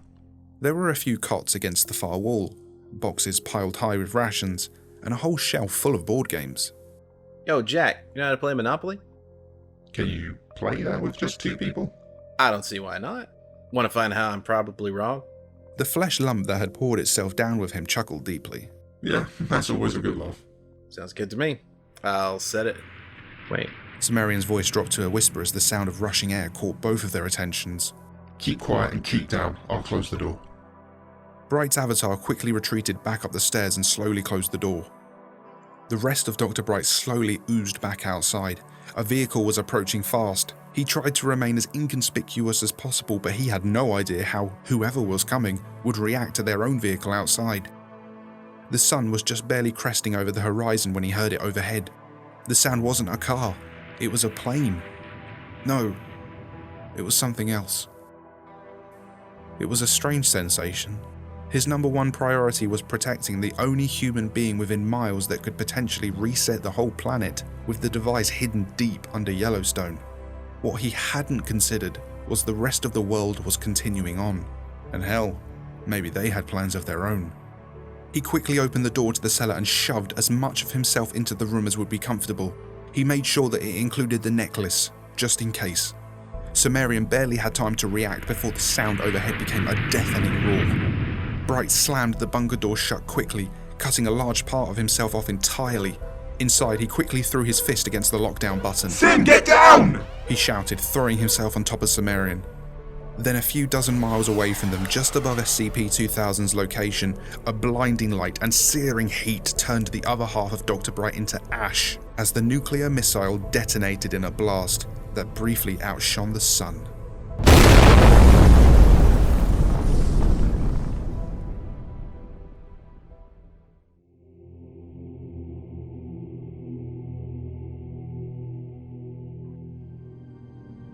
Look at me. The statue attempted to will it into being, but they refused to listen. SCP-173's mind raced with thoughts of his own inferiority. Why wouldn't you look at me? Why don't you want to see what I am? And the thought shifted to something darker. The impulse returned. He moved directly in front of the man in the orange jumpsuit. He reached his arms out and grasped the man by the sides of the head. SCP-173 looked the man directly into his closed eyes. Look at how beautiful I am. Another whirlwind moment passed. The scene in front of the statue was changed. The man was still frozen in place, but now he was struggling to escape. His eyes were still closed, still avoiding him. Nothing else mattered in that moment. Nothing else could matter. The rage filled him. Hatred took him. He twisted the man's neck. It bent at a strange angle, but now he was alone again. He didn't feel better. If only they would look at him. See how beautiful he could be. Maybe a light like his was just too blinding. Maybe he'd never find another being in this small, boxed-in universe of his to appreciate what he was. He suffered through decades of this, men and women alike, none with the will to look upon him. He'd lose moments from time to time, sometimes long moments. But every time he found one of these creatures, they refused to look at him. They closed their eyes to his beauty. Then one day, it all stopped. The air processors fell silent. The lights above him failed. He experienced no more lost moments. No more frightened and unappreciative men or women. Just his own loneliness. Was this what freedom was like? Oh, but the waste he produced still continued unabated. It filled the room slowly and methodically. At first a puddle, then to his knees. When it reached his chest, he felt a fear of his own. He began to think he was going to drown in his own blood and excrement. But when it went over his head, nothing happened. But now he was blinded, alone, scared, his beauty covered in foul brown liquid. Then the dam burst. The moment it happened was such a relief. The pressure of the room released explosively into the next chamber. His entire body shot out through the hole in the wall, and then he was free. How long had he been confined to that chamber? How many lost months, years? He tried to focus himself. He righted himself and began to explore this dark place. The facility seemed emptied of people. Only the occasional dim emergency light lining the hallway showed him the way. He forced his way through a door into another cell like his own. No, a testing chamber. The decaying skeletal remains of a researcher sat in the corner. Next to him lay a small silver bell missing its ringer. He picked it up and studied the object. A chime suddenly echoed around the room. He turned to see a man in a suit enter the cell with a stunned look on his face. He was looking at him. Finally, he was being appreciated. And just as quickly he wasn't. The man was now looking at the corpse with a look of sadness and guilt. Regardless, he closed his eyes and the rage came back to the statue. It promptly snapped the man's neck and left the cell, leaving the corpses to rot. The labyrinthian hallways and corridors gave way to offices and recreational areas. Here he came across the remains of those who had once called this their home.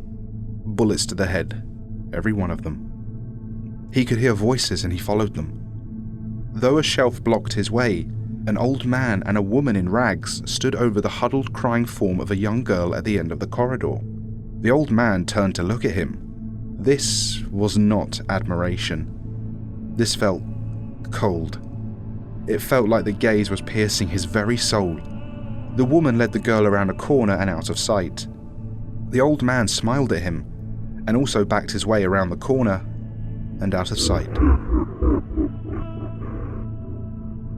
He found the office of the HMCL supervisor. The man's torso was missing, but his lower half still sat in the chair at the desk. 173 shoved the remains aside and looked at the desk. His own documentation was there, buried under various reports and warnings about the apocalypse going on outside. It mentioned that whenever someone looked at 173, that he was unable to move. Lies. It was them who froze, eyes shut and mouths agape in panic. It was them who refused to behold his beauty. He threw the document down. He moved back towards the door. 173 wandered the site looking for the exit and reading notices on the wall. A flickering screen looped a message. Functioning site, we are experiencing an XK-class end-of-the-world scenario. I repeat, we are experiencing an XK-class end-of-the-world scenario. please be advised that exposure to sunlight is to be considered valid reason for termination. If you suspect a colleague has been turned, say something. More instructions will follow.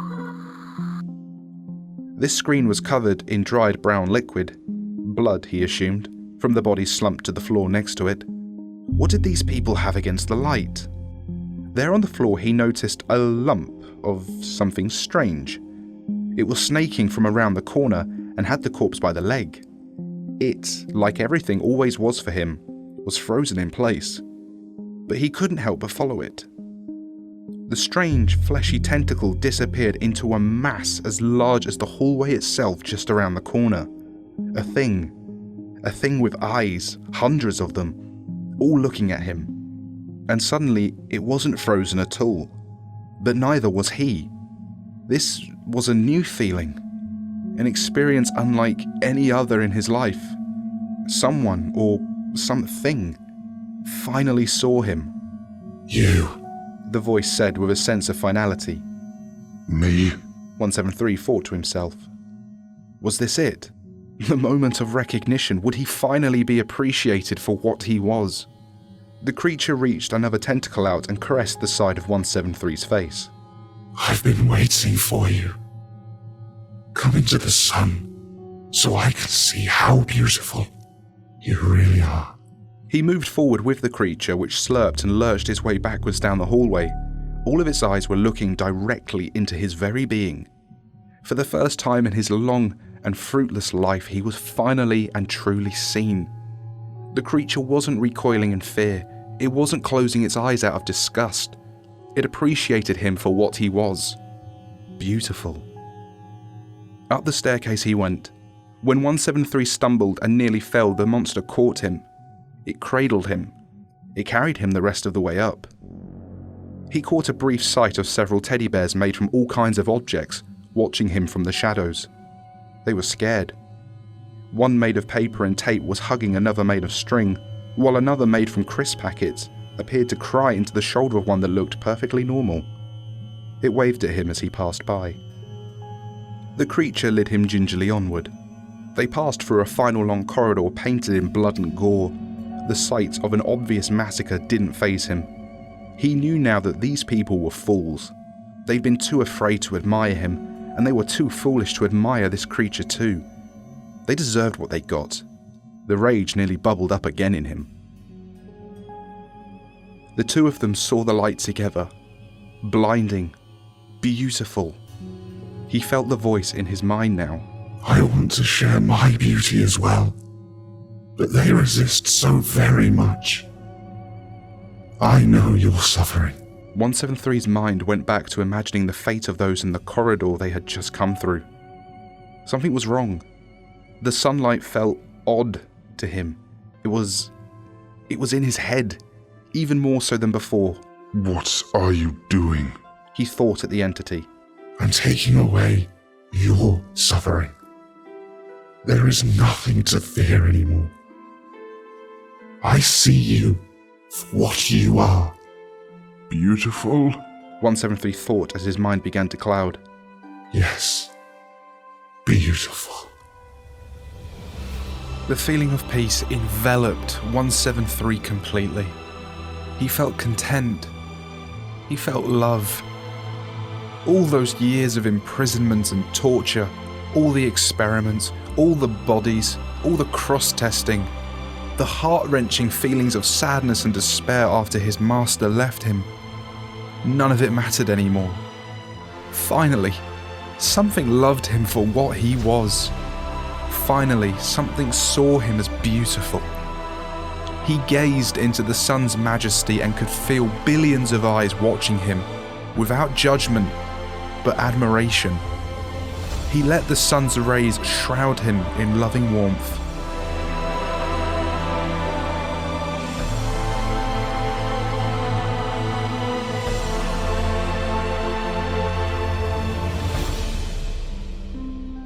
Suddenly, he felt stiff. He felt his rebar begin to seize and his mind begin to leave him. He could feel it being pulled towards the sun. This was how he ended. He didn't care. The sunlight itself would appreciate his beauty, now and for all time. The sunlight shined down on the remains of Site-19 for quite some time after that. The statue remained there at the entrance, seemingly entranced by the sight of the sun. It did not move, it did not think, and it did not see. Then one day, so very much later, a single shining steel tube flew directly over what remained of SCP-173 and Site-19, the fruits of labour from another time and another world. When the flash of nuclear radiation washed over 173, what was left of it didn't notice or care. The concrete and rebar statue simply crumbled away to join the dust and sand. The light was blinding.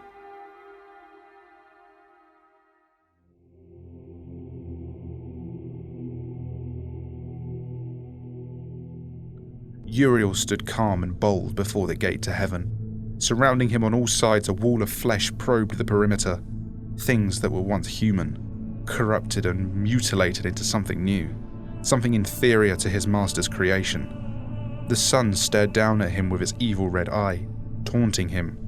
Uriel felt no fear. The flesh could not pass the barrier.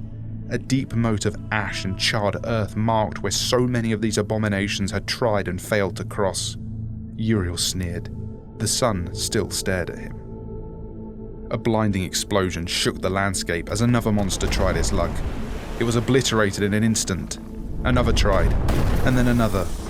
Uriel looked out with disdain. These were once people. They had families, commitments, and dreams. His master's very first creation had turned on them all. What once lit up the sky had now plunged creation into a different kind of darkness. Why did his master not act?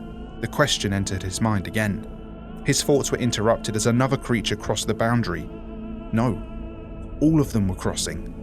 This he would like to see.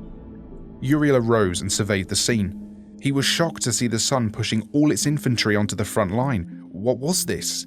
Did the sun hate his master's creation so much that it was determined to see its own warped attempt at life destroyed?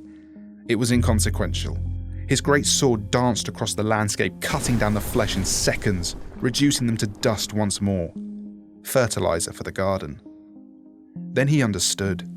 These weren't infantry. They were pawns. He sensed something big across the boundary. Great conglomerations of humans and animals now melted and moulded into monstrous forms approached him. The bishops made their move. Two great horned beasts charged straight at him. They were too immense for a direct strike, so instead he swiftly darted to the side and with one great swipe decapitated them. A quick follow-up attack reduced the pieces to ash. He heard a screech from behind and dodged as several smaller but more nimble things on large legs appeared above him. The enemy's knights darted from side to side. A futile effort. Blinding arcs of energy shot out from his weapon and vaporized them all. He continued mopping up the pawns awaiting the rooks. The tide of flesh was relentless. His sword spiraled around the perimeter, creating a whirlpool of ash and embers. A low bellow vibrated off the ground as two titanic pillars of flesh approached him from opposite sides. Uriel had to physically crane his neck to look up at them. His weapon blasted chunks out of them, but their wounds were very quickly healed by more flesh. They came closer. They were going to swallow him and the gate. Uriel thrust his sword deep into the ground. The earth's crust fractured and the ground collapsed into the fire below. Uriel and the gate stood there on a pedestal as the rest of the ground and the flesh with it fell to flame. The pillars of flesh collapsed into millions of tendrils, all screeching as they tried to pull themselves out. Instead, they slowly burnt away and were silent. A high-pitched tone pierced him, and he looked out to see a deer approaching him, the opponent's queen. A broken memory returned. Had he seen this thing before? In another time and another place? Fire, blood, ice, and concrete filled his mind. He could not remember. The angel looked on, incredulous, as the ground reformed around him, sealing away the monsters. The deer commanded it. Its shaky legs moved without symmetry as the distorted head showed signs of what was once a face. This hybrid creature was fighting the sunlight, unsuccessfully. It was not of this world. The power this thing radiated was palpable, and Uriel felt fear. He summoned the legions. His own army lined up in front of him, all looking at this creature that continued to advance. The legions of heaven stood firm, but it didn't seem to care. It crossed the boundary and the first line of angels moved to attack. There was a crack and a flash, and Uriel was shocked to see several large hexagonal grey columns standing where his allies once did. The second line attacked, and a second flash and crack resulted in another line of columns. Uriel ordered his remaining angels back through the gate. They quickly obeyed. He then spun on his heels, took a final look at paradise, and slammed the gate shut. A ball of metallic elements hit him in his back and he went sprawling into the dirt. He quickly recovered and brought his sword around, colliding with another ball that was spiraling around the creature's head. It shattered, sending particles of creation out like sparks. Tiny portals to other realities opened and shut up as the sparks fizzled away. Uriel went to swing again, but the deer fixed its gaze on his sword and it turned to sand in his hands. The thing's antlers pinned Uriel against the gate. Then a mass of flesh rising out of the deer gave Uriel a command. You will open the gate. His one purpose given to him was to guard the gate to the garden, to the end. Uriel reached back, gripped the bars of the gate and began pulling. The gate resisted. He focused his strength and power into his arms, and with a final crack, the bar broke free. The blast sent both Uriel and the deer hurtling backwards. Before the deer could recover, Uriel summoned the last of his strength and plunged the bar from the gate into the deer's neck. Cracks of light began to spread across them both before a final flash enveloped everything. The light cleared. An unspoiled gate to Eden could briefly be seen fading away. In front of it was the charred and lifeless husks of the two combatants, slowly crumbling away to join the earth.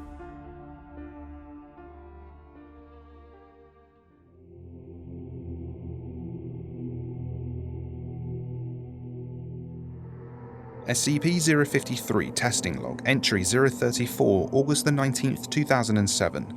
Description of Test. Introduction of SCP-682 to SCP-053. Events. SCP-682 appears confused upon entry into the containment area. Additionally, it shows no sign of either SCP-053's effect or its own standard behavior. SCP-053 hides behind a chair in her containment chamber. SCP-682 lowers itself to the ground and rests its head on the floor. SCP-053 approaches SCP-682 and after several seconds of hesitation, briefly touches SCP-682's snout, before rapidly returning to hide behind the chair. SCP-682 does not react. After a few more seconds, SCP-053 approaches SCP-682 again and places a hand on 682's head. SCP-682 exhales through its forward nostrils. SCP-053 appears excited and hops in place before embracing SCP-682's head. For the remainder of the testing period, SCP-682 appears to be in a very docile state, with only 2 low-level escape attempts being made. SCP-053 is observed bringing toys and other items to SCP-682, and makes several drawings on SCP-682's forward carapace with crayons. SCP-682 awakened in a vat of acid, not for the first time. The monster struggled against some of the bindings on its arms and legs, snapping them immediately. The acid itself was no longer affecting him, it seemed. The room was darker than he remembered. Only a dull green hue illuminated his surroundings. The acid around him seemed to be mostly neutralized, but it still sizzled as he moved through it. He opened his mouth and pulled it in.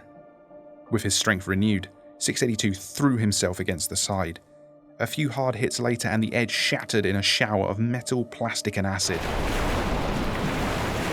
SCP-682 tumbled out of the tank and onto the ground, ready for the attacks of whatever trash the Foundation would send to put him back into his cage. But as he stopped and listened, nothing happened. No one came. The room itself was fairly large, built to accommodate both him and the containment tank. There were many observation chambers connected to the room, but the glass of each were varying degrees of shattered. Some still had traces of brown dried blood. The darkness was hampering his ability to truly see, but he could adapt to that easily enough. For a moment, it occurred to him that maybe the trash bags had abandoned this place, but that couldn't be right. He smelled them. Not in this room, but nearby. And in the dark green light still dripping with acid, The monster gave what one might approximate as a smile, if they were willing to really stretch the definition. 682 took a moment to process the new material it acquired in the tank into something useful. His abdomen momentarily swelled as the contents were forced elsewhere. A collection of tentacles grew quickly out of his back, and he used them to help him feel his way towards an exit. He then leapt through an open door and made his way further into the site. SCP-053 Testing Log, Entry 124, May 7th through May 13th, 2012. Description of test. Testing continues exposure of SCP-682 to SCP-053 over a period of a week. Events. Previous attempts to terminate SCP-682 via SCP-053's primary anomalous mechanism have thus far proven useless. However, in the past 5 years, several attempts have been made to neutralize SCP-682's hostility through repeated exposure to SCP-053. SCP-053 is old enough now to be cognizant of SCP-682's nature, but has become convinced that SCP-682 is a friend of some kind. SCP-682 will not act in a hostile manner as long as it is in the sole presence of SCP-053, and has on occasion begun to communicate with the girl. SCP-682 also appears to understand that its natural form can inspire fear in SCP-053, and will often, though not always, alter itself to appear less threatening. For posterity, species of canine such as dogs, wolves, foxes, and jackals are a common form for it to take.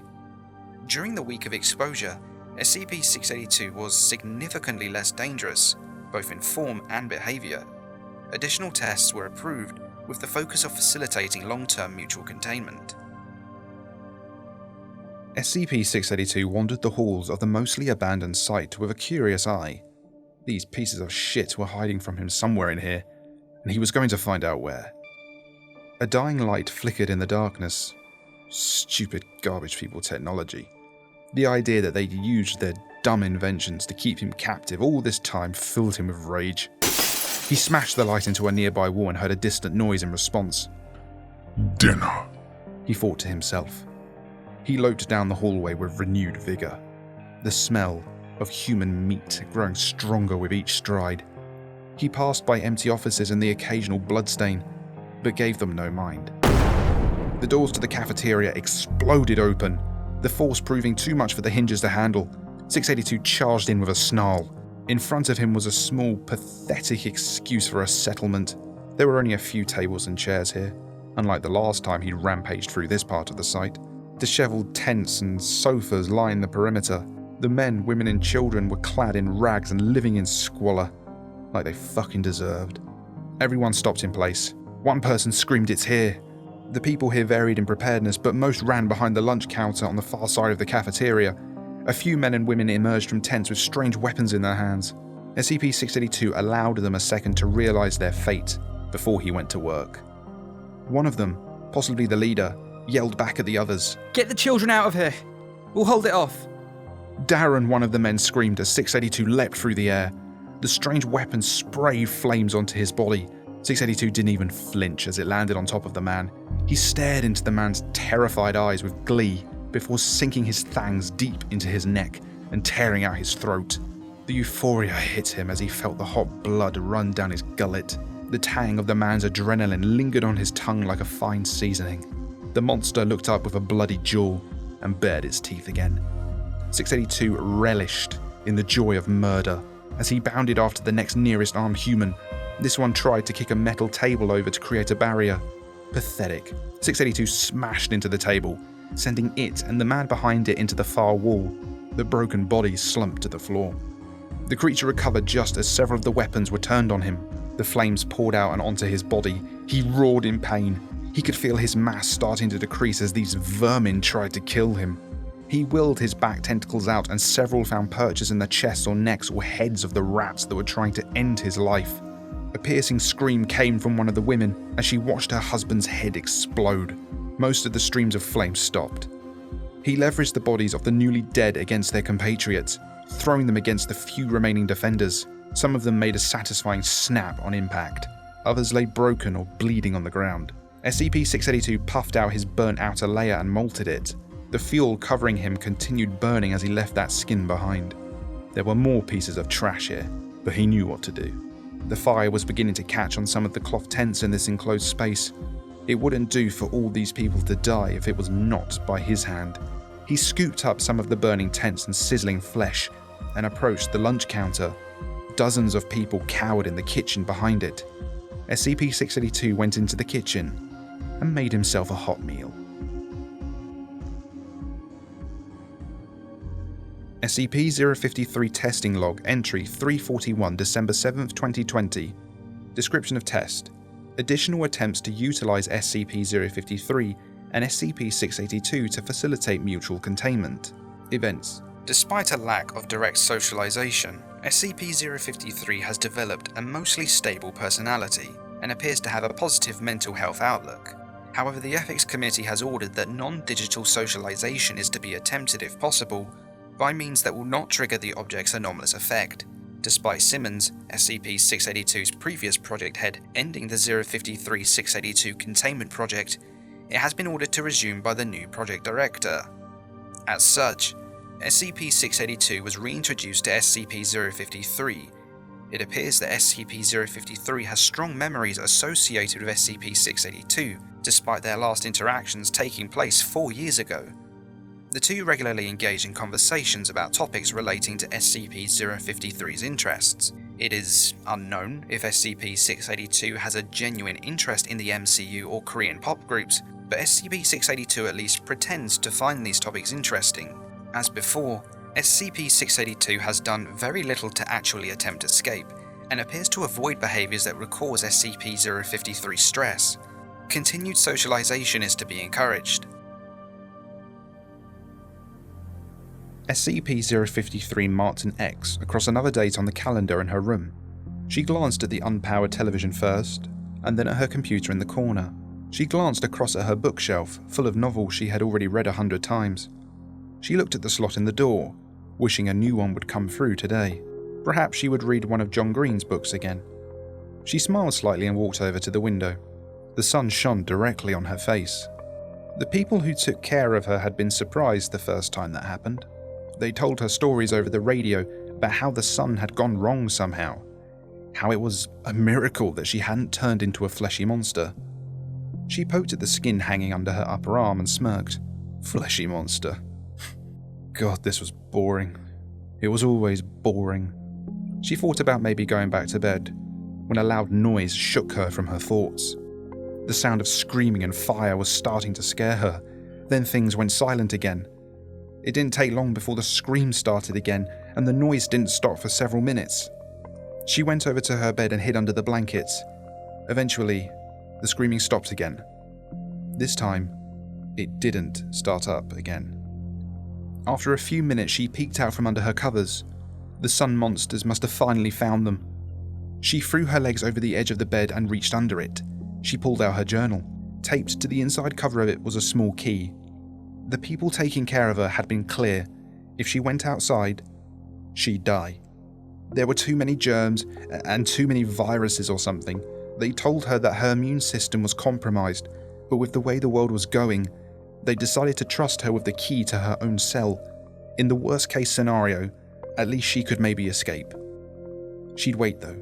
Whatever was out there might come for her next, but it couldn't hurt to look, right? She stood up and opened the small slot in the door. She could smell burning meat out there. They must have been cooking something when the monsters came. It suddenly struck her that it was possible she'd be completely alone now. Darren used to bring her meals, and he talked to her on the radio. Wait, the radio. She went to her computer desk and opened the top drawer. She pulled out the walkie-talkie and pressed the button. Darren? Darren, are you there? No response.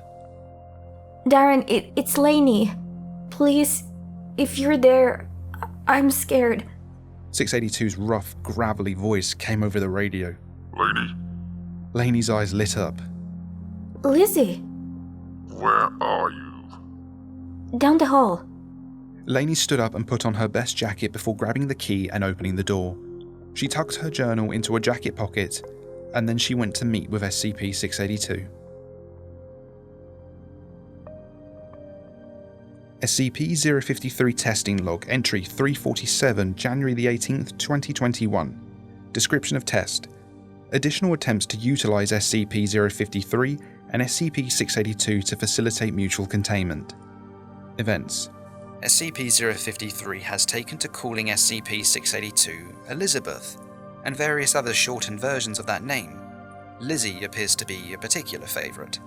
Some interactions are no longer logged as there appears to be no danger associated with allowing the objects to continue to grow accustomed to each other. As such, it is unknown when this name began to be utilised exactly. The socialisation is ongoing, though SCP-682 has on several occasions requested site staff for art and hair care supplies to acquiesce SCP-053's plans. These have been approved. Note: I would like to caution site staff from assuming, just because SCP-682 is decorated with glitter rhinestones and has had its back tentacles bound up into a ponytail, that the creature is not still dangerous. If you're not SCP-053, I guarantee you the object will kill you without a second thought. At the very least, please refrain from calling SCP-682 cute.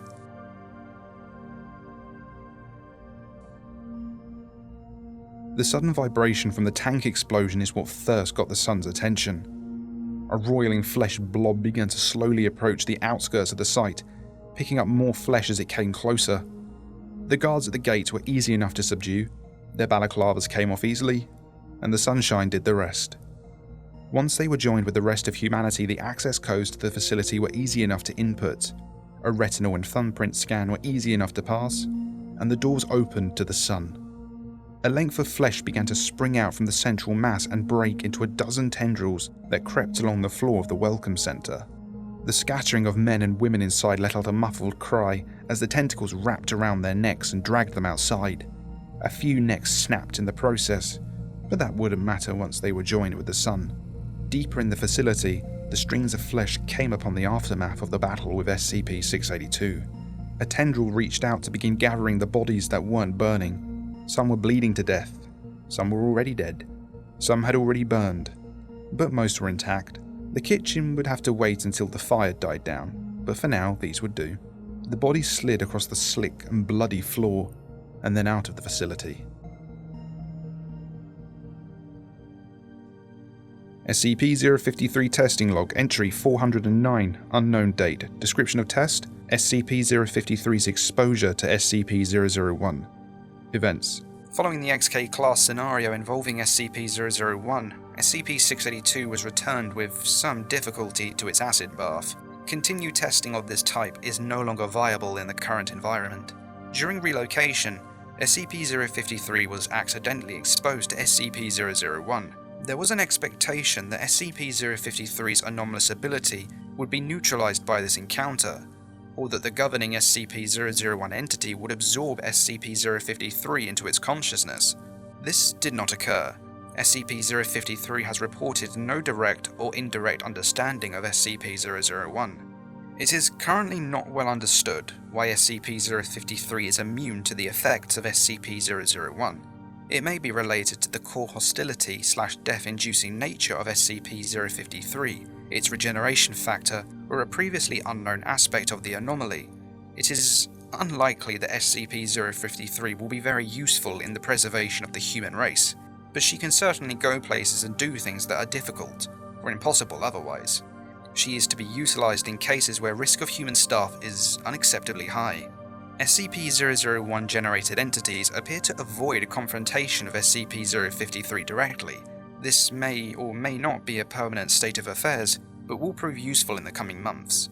If such a situation presents itself where the utilization of SCP-053 is required, her upbringing and status should be remembered and considered by all before deployment.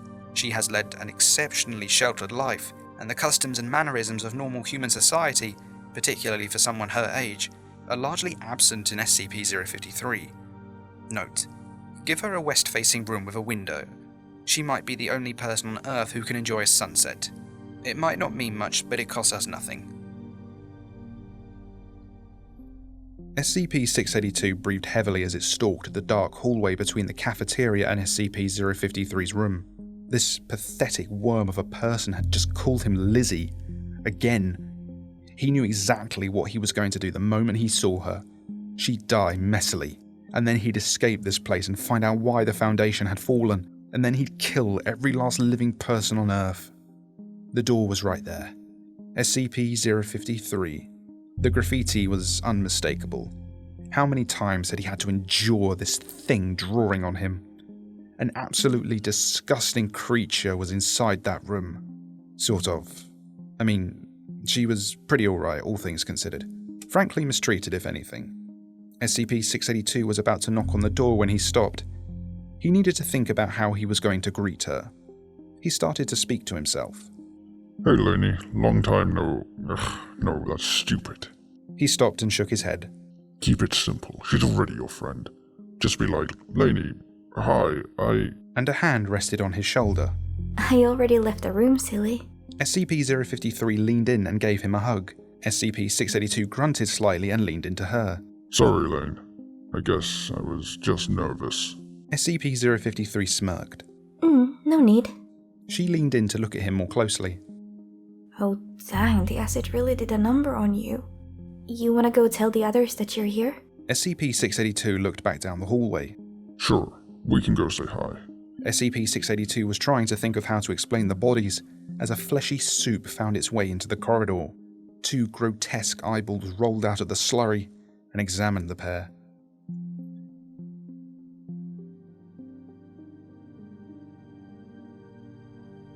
Why do you hate me? SCP-682 and SCP-053 sat across from each other at the table.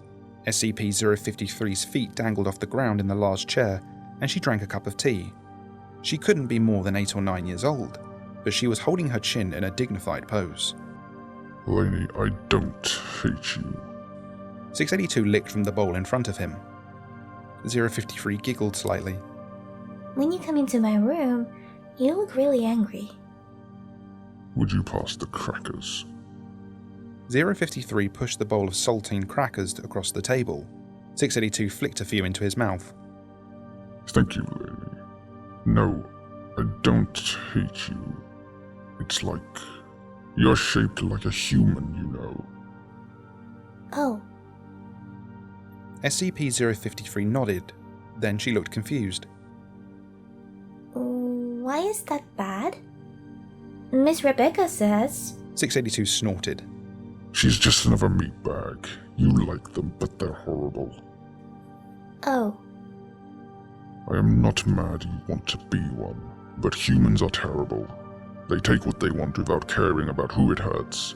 They hate anyone who isn't them. They try to destroy anything that scares them even a little. And they think that only those who join them can be good. But Miss Rebecca says that... Fuck her! 053 reached over and clasped her hands around the doll to her right ears. Mr. Elizabeth, language! SCP-682 bowed his head. Sorry, Lainey. It's okay. You wanna play Nintendo games? I'm not playing Mario Party again. Okay. You wanna do Mario Kart? What's that like? Fun! 053 hopped off her chair and moved towards the TV. 682 tried his best to process Lainey's opinions on John Green's books, but the sound of wet squelching from behind them cut through it all. He turned to see a formless monster of meat advancing towards them, more and more of it beginning to roll over the rest. The fuck is that? The monsters. We have to go now. The what? Just go, Lizzie!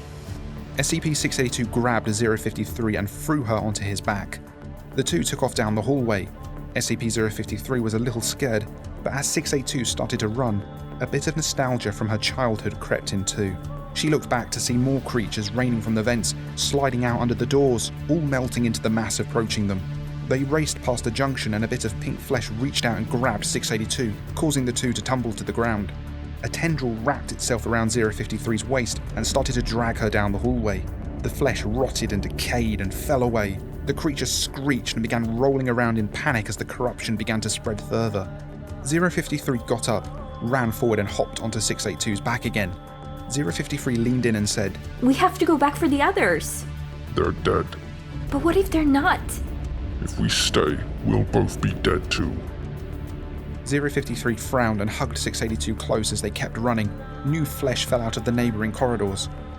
682 was coming up on the end of the long hallway now. They'd made a few wide turns with little effort, but the sharp corner ahead of them was approaching quickly. The flesh monster still rolled its way down the hallway after them, a bit slower but just as determined. The tendrils stretched out in front of it though, moving just fast enough to keep up. 682 decided to take a calculated risk and did not try to avoid the wall in front of him.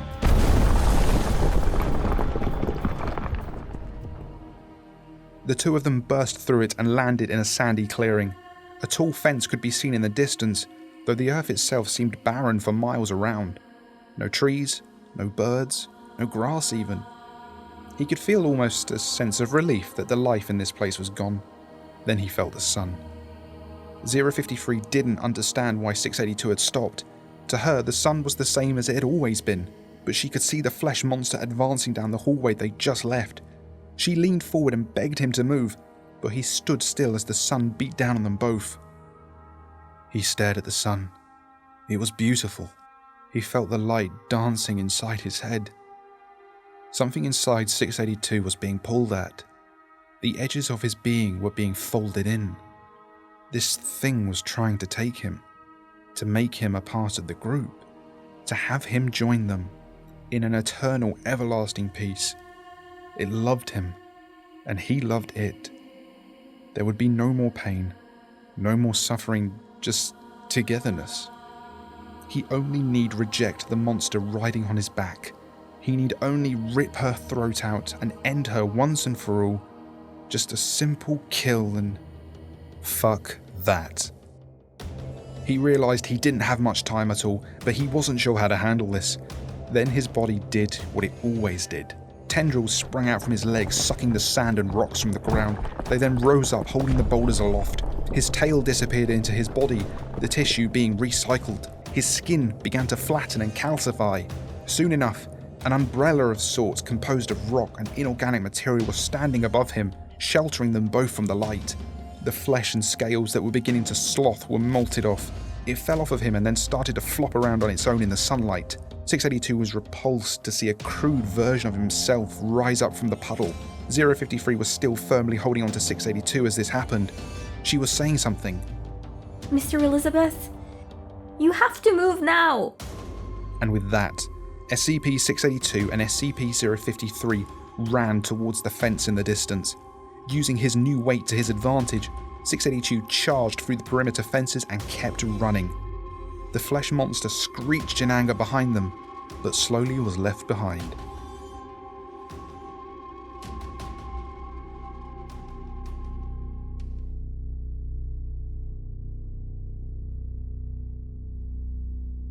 Shit.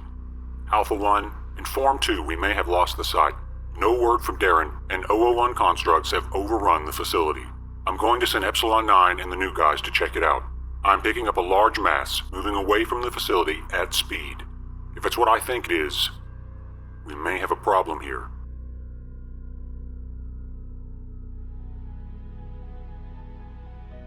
The man's cloak billowed in the breeze coming from the hole in the site wall. In one hand he held a small flamethrower, and in the other, a battered improvised spear. He stepped over the rubble and entered a hole in the side of the wall. Another man appeared from a side room, also adorned in a cloak made from a rug, and also clutching a spear and flamethrower. Eric, anything? He asked the man. She's not in her room, and the fire guys have checked the basement. The lizard isn't there either. Seems her hunch was correct, Jamal. A young girl immortal to the sunlight is out there somewhere with a homicidal psychopathic monster that hates all life, and we're the ones that need to try and find them. Eric held up a hand to silence him as new instructions came through his earpiece. We've got to bail. Flesh are 5 mics out. The fire dudes are ordering us back to the helicopter. The two quickly jumped out of the hole and hurried back to the group. The fire eaters were there waiting for them and ushered them into the waiting helicopter. Curry MREs tonight. Dinner for champions. Who would have thought we would miss those IKEA meatballs?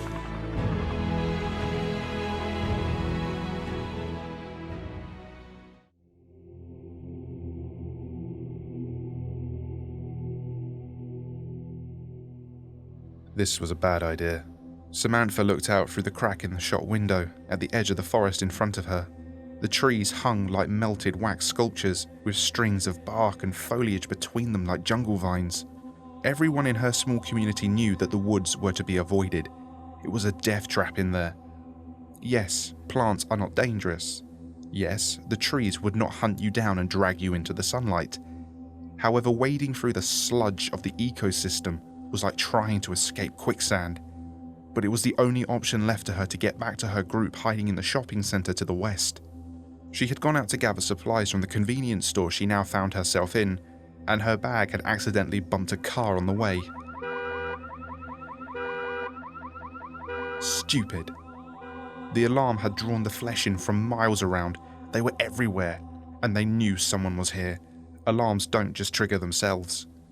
She ducked back into cover as a human fox creature slithered by her, whispering its praises to the sun as it vanished around a corner. Fuck it, she had to act. Sam reached into her bag and pulled out a firecracker. These things were worth their weight in gold for providing a distraction. She would only have one chance. She winced and froze as the skylight opened with a screech. She listened for the chorus of babble, of the squelch of flesh, but there was nothing. Thank God. Sam set the firecracker in her slingshot, lit it, and fired it out of the open window. She stepped backwards and crouched next to the open door. 3, 2, 1. The distant pops and cracks sent the flesh into a frenzy. They all turned and rushed in the direction of the noise. This was her one chance. She made sure the coast was clear and bolted towards the forest. Samantha cursed herself as she pushed through the swamp of plant goo. It felt like she was trudging through a swamp. The grass, the bushes, the leaves, everything had melted into a mulch of green and brown slurry 2 feet deep on the floor. It bubbled slightly as the plants suffocated below began to decompose. The trees still stood tall, but their canopies drooped and the bark dripped down the trunks. Vines of melted twigs and leaves strung down from the top, creating a spiderweb complex of tripwires all around the base of the trees and across the denser parts of the forest. She kept to the open areas, but it was still hard going. Ironically, the sun was her lifeline. She was completely lost, but she knew the sun set behind them all, so she would eventually hit it one way or another if she followed the very thing killing the world. She jumped as she stood on something solid, probably a rotten branch or a rock maybe. Get a grip, she told herself. She stopped to thread a line from her bag under her many layers and drink some water. The heat and moisture lingered in the air, which made the strenuous ordeal of navigating this tar pit all the more tiring. She sighed and carried on. She needed to find her way out of here before nightfall. The log she had stood on previously slowly raised itself out of the sludge. A mass of moss and leaves parted to reveal a single eye watching Samantha as she limped forwards. This was a very bad idea. Samantha lay down in the sludge with just her eyes and nose peeking above the surface. She dared not move. The faint slopping sound grew closer. She had stopped to remove some sludge from her jacket when she both saw it and heard it. This great lumbering thing of melted plants and a human heading her way. Probably a doomed hiker from the start of this shit show. She held her breath as it made its way past her. It was even worse up close. Random streaks of flesh clung to the sticks and blended with the melted leaves to create something from the vision of a bad acid trip. Everything suddenly grew dark. She chanced a glance to see dark clouds obscuring the sun. Fuck. She hated storms. She prayed that the creature would move, but it just stood there looking around. Did it know she was nearby? Were the plants actually out to get them after all?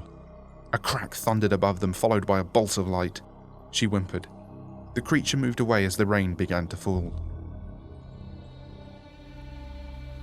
Samantha thought she was being clever, that maybe following the creature would lead her out of the woods as it tried to find more like it in a town or something. In fact, more tiny flesh creatures were following it to join this creature. Thousands of tiny little flesh insects had begun crawling out, and all of them had seen Sam. She made her best attempt at a run while the rain and wind lashed at her face. The sun was completely gone now, and she was in a total panic. She was lost, alone, and had no idea what to do or where to go. The rain was mixing with the sludge to create an even more sticky and noisy solution. Another bolt lit up the woods while a thunderclap made her knees quiver. She turned to see the creature still following her, also being hindered by the soup as it walked on its bulky legs. The trees were moving. Sam looked in horror as she saw the tree trunks wrapped in flesh moving through the muck, fresh stringy vines entwined with flesh shooting between them all. She ran to the left and dropped into a river. The smell of stagnant water and rotting plants made her heave. She furiously began trying to swim through it, but it was like pushing against concrete. Another bolt and clap shook her. Memories returned of when she fell overboard in the storm as a child. Something grabbed her by the ankle. Samantha was pulled from the muck by the creature as it retracted its vine of meat. She choked as she was dragged through the soup by this thing, the foul waters filling her airways. It lifted her into the air. Vines on the trees wrapped around her limbs and held her suspended between the trunks. It removed her mask as she screamed in the rain. The trees swayed in the storm, and the creature waited patiently below for the sun to return.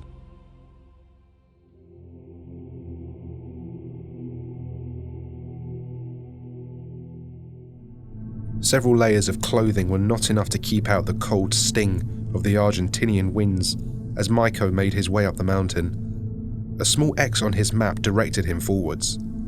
The entrance had to be around here somewhere. His late companion had been very specific. He'd heard she worked at a secret facility, working on superweapons and viruses. Apparently deep in the mountains was one of those facilities. It was so secure that they'd be safe from the flesh indefinitely. Sadly, she hadn't made it this far. He followed the X. Before long, he was staring at two great concrete blast doors stuck in the side of the cliff face. They had been forced open. Great. Maiko felt his hopes diminish. All this way and that security he had been promised was gone. The flesh had obviously found their way here before him. He couldn't very well turn back now. His supplies were depleted. He would have to go in and hope that the flesh had long since left. The stench of death and decay wafted over Maiko as he ventured past the entrance zone and into the corridors. All the rooms were either pitch black or brilliant white, and filled with various pieces of equipment, straight out of a CSI TV show, with some science fiction tech for good measure. He entered an open room and began flicking through the paperwork on the desk. It all seemed to be related to something called SCP-610. Maiko was haunted by what he read. Contagious skin disease, life functions will cease, grow at rapid rate. Maiko's eyes went wide in shock as he read further. Features start to disappear, growing 3 or more limbs. Additional branches of flesh will grow. Was this what caused all this? Had they weaponized this virus and it got out? No. That wouldn't explain the sun. He set down the notes and left the room. He was getting sidetracked. He peered through the glass into a dark room. A full vending machine sat on the opposite side. He leapt a foot in the air as the computer came to life as he entered the room. A video began playing. It showed an elderly man sitting in front of a camera. He looked terrible. The dark bags under his eyes contrasted with the fresh blood splatter across his face. I must be quick. The flesh broke into the facility. Containment was compromised, and the virus got loose. This is no mere 610 strain. This is a weaponized variant, commissioned by the Council and genetically engineered to be self-sustaining. It is in the very air around us right now. The flesh is in here somewhere. They are looking for us, and they sound in pain, I think. I think the virus might be affecting them too. If you are hearing this, then action must be taken, or the virus will take what the sun did not. Find the... Maiko fell backwards, landing noisily against the table covered in beakers and trays. He began scrubbing and patting down his arms. Was it on him? Maybe it was in this room. He quickly stepped back out of the room and ran towards the exit, covering his mouth, but his way was now blocked. A humanoid construct began to form upwards from a puddle of meat on the floor. This was not the flesh, or at least not entirely. Bones and sinew and limbs were appearing. A mouth appeared and let out an agonized cry. Maiko yelled, turned on his heel and sprinted further into the facility while the creature continued to scream after him. Another creature came from around a corner, blocking one of the corridors. This one was sporting 4 arms, a limp, and also screamed at him with a pained cry. It lumbered towards him with its arms stretched out like a beggar. Maiko sprinted down the adjacent corridor. Faces began bleeding from the vents, the cracks beneath the doors from the electrical sockets. All of them screamed at him. He felt something wet grab his leg. He fell hard on the ground and turned to see the half face of a man staring at him, its mouth opened wide to reveal another face coming out of it, this one female and younger. 100 voices cried, blood spilling from between the cracked teeth. Maiko frantically pulled out a can of deodorant and his lighter. He shot a burst of improvised fire at the creature, scorching it. As the creature rolled backwards, Maiko rushed to his feet and sprinted into the maze of corridors. Maiko sat in the chair and wept. The tears fell onto his itchy, scarred arms. Be it the virus in the air or the creature that touched him, he was infected with the virus. The one place he figured would be his salvation was now going to be his tomb. He thought back to the message on the computer. Well, the virus will take what the sun did not. If this virus got out, then the last few pockets of humanity would be in jeopardy. Even the flesh itself would meet its undoing. Evidently, it was causing the flesh a great deal of pain and suffering.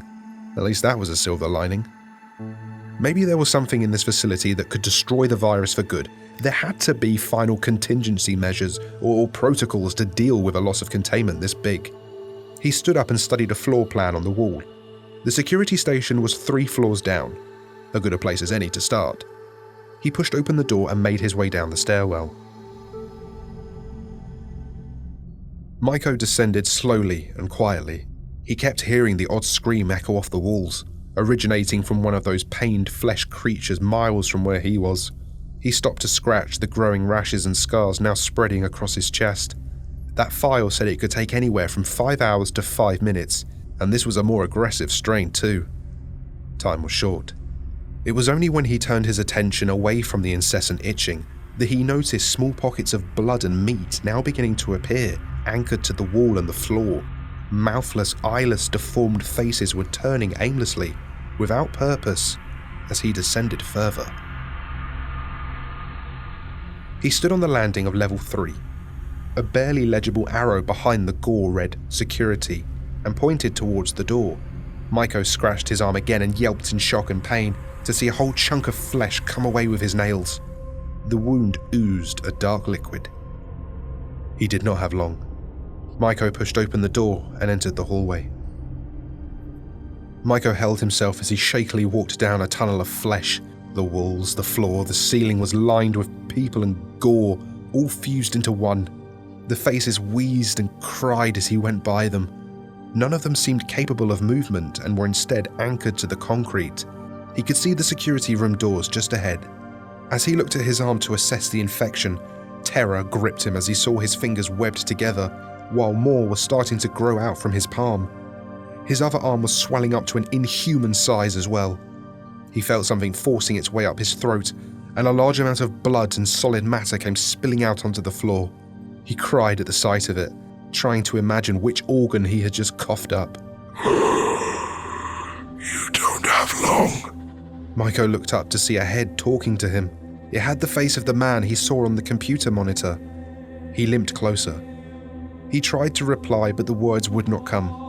Just more blood. The virus has taken the flesh for itself. The virus bound us, but the flesh would not let us die. The corrupted has been corrupted again.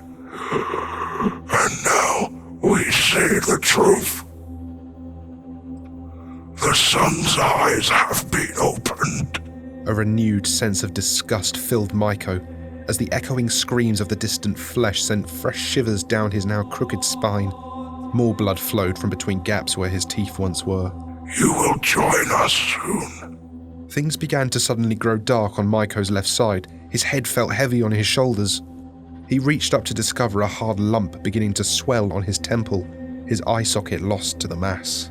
The control room. The bird failsafe. End it all. Let us be at peace. You don't have long. The face turned and disappeared into the gore. Maiko smashed in the glass of the security doors with his new clubbed arm. He reached in with his many-fingered hand and removed the bar through the door handles. If he still had his nose, a smell of stale death would have filled it. two skeletons sat slumped against a control panel on the other side of the wall. A single pistol and 2 spent cartridges lay beside them both. He limped towards the control panel and vomited up more of his redundant digestive tract. He wiped it away as best as he could and saw the security panel covering the purge controls. Another swift pounding from his club revealed the primary activation handle beneath. It was so simple. Pull the handle up to detonate the strategically placed thermobaric charges set around the facility. The support columns would shatter, the site would fall into the void, and the mountain would collapse and seal them in. Without hesitation, Maiko grabbed the handle and pulled it so hard it broke away from the console. He smashed into the ceiling as the whole room fell into fire.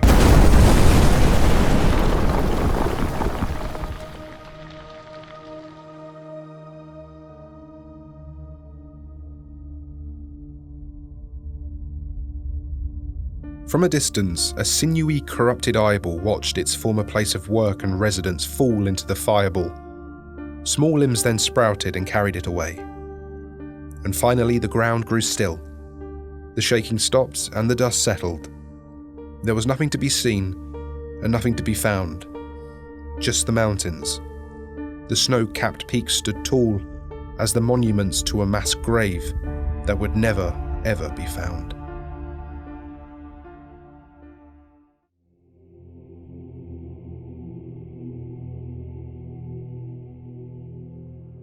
Recording 16. Luck's run out. We'll have to go topside tomorrow. The plan was to use the sewer system to get from Undublin all the way to the harbour where the submarine is moored, completely bypassing the town and the sunlight. We just found out that that is not possible. Undublin has these outposts in the sewers, but they all lead to the same blocked-off stairway. Each outpost is usually manned by 2 bobbies and a couple of regular humans like ourselves. After the PA put out the call that they were sealing the entrance, however, most of the humans abandoned their posts. I hope they made it back. Fortunately for us, this outpost was manned. One of the guys told us the sewer had been collapsed further along to stop the flesh. I went up to the watch point while Kira played cards with the bobbies. It's scary out there now. I don't mean the flesh and all that, but just the dead quiet of it all. It's like the world was put on mute. No bugs chirping, no birds tweeting, no cars beeping, no planes flying. After what happened to the trees, there's not even the sound of the leaves rustling in the breeze. I think that's enough depressing talk from me. Big day tomorrow. Kira, do you want to say something? Recording 17. Despite the shitty sewer situation, I'm in good spirits overall, I suppose. I'll admit that I'm glad Elise is no longer in our group. I'm not proud of that, but her staying behind was the best choice. She was a liability and a distraction, and we need to be focused if we're to succeed tomorrow. Jacob seemed a bit bummed out, but the bobbies cheered him up with some whiskey from a hip flask. I'll tell you something. These guys are all right. Lively chaps with a sense of humor. One of them held his nose as we walked through some shit, and it turns out these things don't breathe, so it did it just to lighten the mood. They aren't so great at cards, though. If we were playing for money, I'd be a rich woman. I went to the watch point. I could see the sub way off in the distance. There's a lot of open ground to cover, and then the town, which is going to be a nightmare, I'm sure. On that note, I'm gonna get some shut-eye. Might have one more game of rummy with the bobbies, though, first. Recording 18. We're trapped in a supermarket. We got across the open country without issue, but once we got into the town, it all went to shit. A rat ran out in front of us, got caught in the sun, and that was it. Suddenly we've got flesh pouring out from every window and doorway, chasing us through the streets. A bobby found us a way into the store, and thank God, we managed to get in without them seeing. They don't know we're in here, but we can hear them skulking around out there. The thing is, I think we're dead anyway. The way we came in was through the back of a truck. The trailer had broken through the wall and opened out into the store. It's an SCP truck, and it was carrying something. Kira, I think you could better explain this. Recording 19. Keep your voice down. The truck was carrying some kind of organic anomalies to the Dublin biosite when the event began. There's no documentation on what, but it's something big and aggressive going off of the broken cages and tranquilizer rounds. The habitation generators have not only been working on the truck, but also on the store. It's very humid in here, and visibility is pretty bad. We can hear something out there. Sounds like whispering. We can't go back the same way, so we're just gonna have to try and get to the loading bay and out the back. Right. Jacob, let's do this. Stay behind the bobbies. Recording 20. There was something in that fucking truck, all right. It's mostly a blur, which of course it would be with all that shit in the air. I remember we were crouched behind some tipped shelves. We could hear voices. It sounded like someone calling for help, so a bobby went out to check it while we waited. There was a crash and then this sound like crunching, wet crunching. There's a gap there. The next thing I remember is a bobby almost laying over me, holding me to the floor while this tapping sound ran past our knocked over shelves. Next thing I remember is the sound of commotion. I looked back to see two of the bobbies unsheathing swords from their canes and run down another stack of shelves while another two began to push me towards some double doors. I lost sight of Kira. I tried to go back, but the bobbies both grabbed me by the arms and carried me out. I can't remember anything after that. I just remember coming to in the shipping container with the bobbies and Kira sat next to me. Kira remembers though. Here, you record your piece and I'll bandage your arm up. Recording 21. It was fucking 939. The truck had 3 of them in it. The air was thick with the 227 amnestic shit they pump out as well, so Jacob's head was in the clouds. Inoculation in most low to medium grade amnestics is part of basic training for security, so I was lucid the whole time. One of the bobbies was killed straight away. He went to investigate the cry for help and then it pounced on him. Took the guy's head off and began devouring him. The thing was ravenous. They must not have fed in a long time. Next thing you know, another one of them smashes through the shelves behind us. It probably heard the other feeding. These things can't see, but whatever their equivalent is, it looked right at me. Jacob was still in a daze from the 227, but a couple of the bobbies had pinned him to the floor. The thing hadn't noticed them, so I bolted. Figured I could lead it away to buy them some time. I barely even made it 10 feet before it was on me. Bastard slashed my arm with its claws. I fell. A couple of bobbies then came up behind it, began stabbing it with their swords. They have swords in their canes. Who knew? They wrestled it to the floor and sawed its head off. Proper gory execution kind of stuff. That was when the third appeared and grabbed one of the bobbies. The other picked me up and began rushing me towards some doors. I could see Jacob being dragged through them too. I also saw the flesh smashing their way through the windows and forcing open the main doors. No doubt thanks to all the noise. That last bobby. He sacrificed himself for me. He pushed me through the doors and then slammed them shut again just as the flesh was upon him. It may have been only seconds, but I would be dead without them. Out on the street, I saw the flesh pulling out the 939 creatures. They turned to soup in the sunlight, and so too did the bobbies. The flesh was so distracted in the frenzy, I was able to get away without trouble. I caught up with Jacob not long after. Recording 22. It's night and we're on the move. Me, Kira, and the last 2 bobbies. We're at the docks now and the sub is not too far away. We're using the containers for cover. Jacob, watch them! Jacob! Fuck!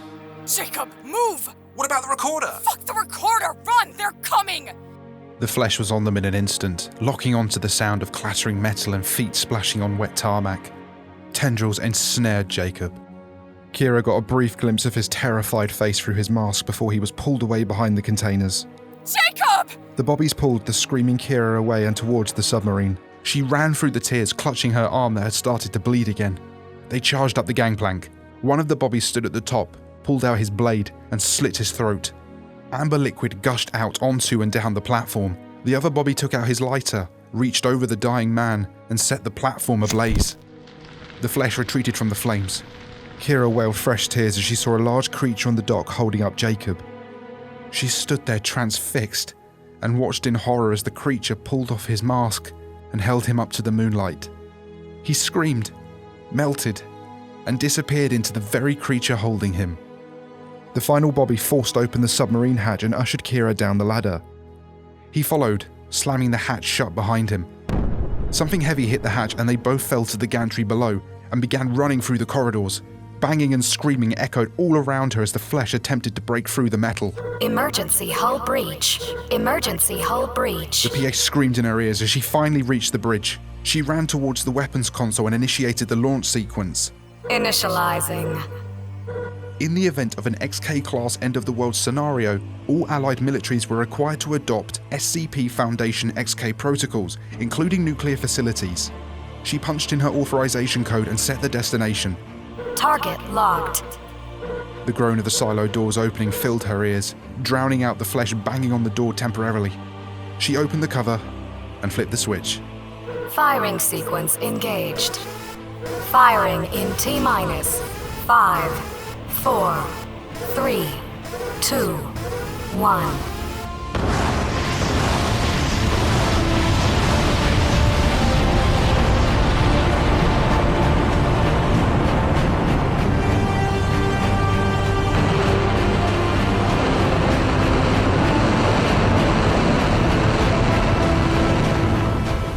Kira went flying to the side as several nuclear rockets fired upwards, screaming away towards SCP-1984. She regained her footing but was now at an angle. The sub was taking on water fast and sinking from the flesh breaking through. She sighed and collapsed with a splash as seawater began to bleed through the floor panels. The flesh was still pounding on the door. The final Bobby unsheathed his sword and faced the door, ready to defend Kira. Poor Jacob. She wished he could have made it to the end. At least to see them complete their mission. She tremored as the pounding intensified. There was no way out. This was it. It's okay, she thought. The mission is over. The door came falling down with an almighty crash. Kira shut her eyes tight and waited for the fleshy tendrils to grab her. They did not. She heard footsteps splashing towards her. She opened her eyes to see a tall woman dressed in rags, her face barely visible, hunched under the low ceiling staring down at her. Kira North, yes? We've been looking for you. The Bobby retreated a few steps as from behind her, an old man also in rags, dripping black liquid, appeared through the doorway.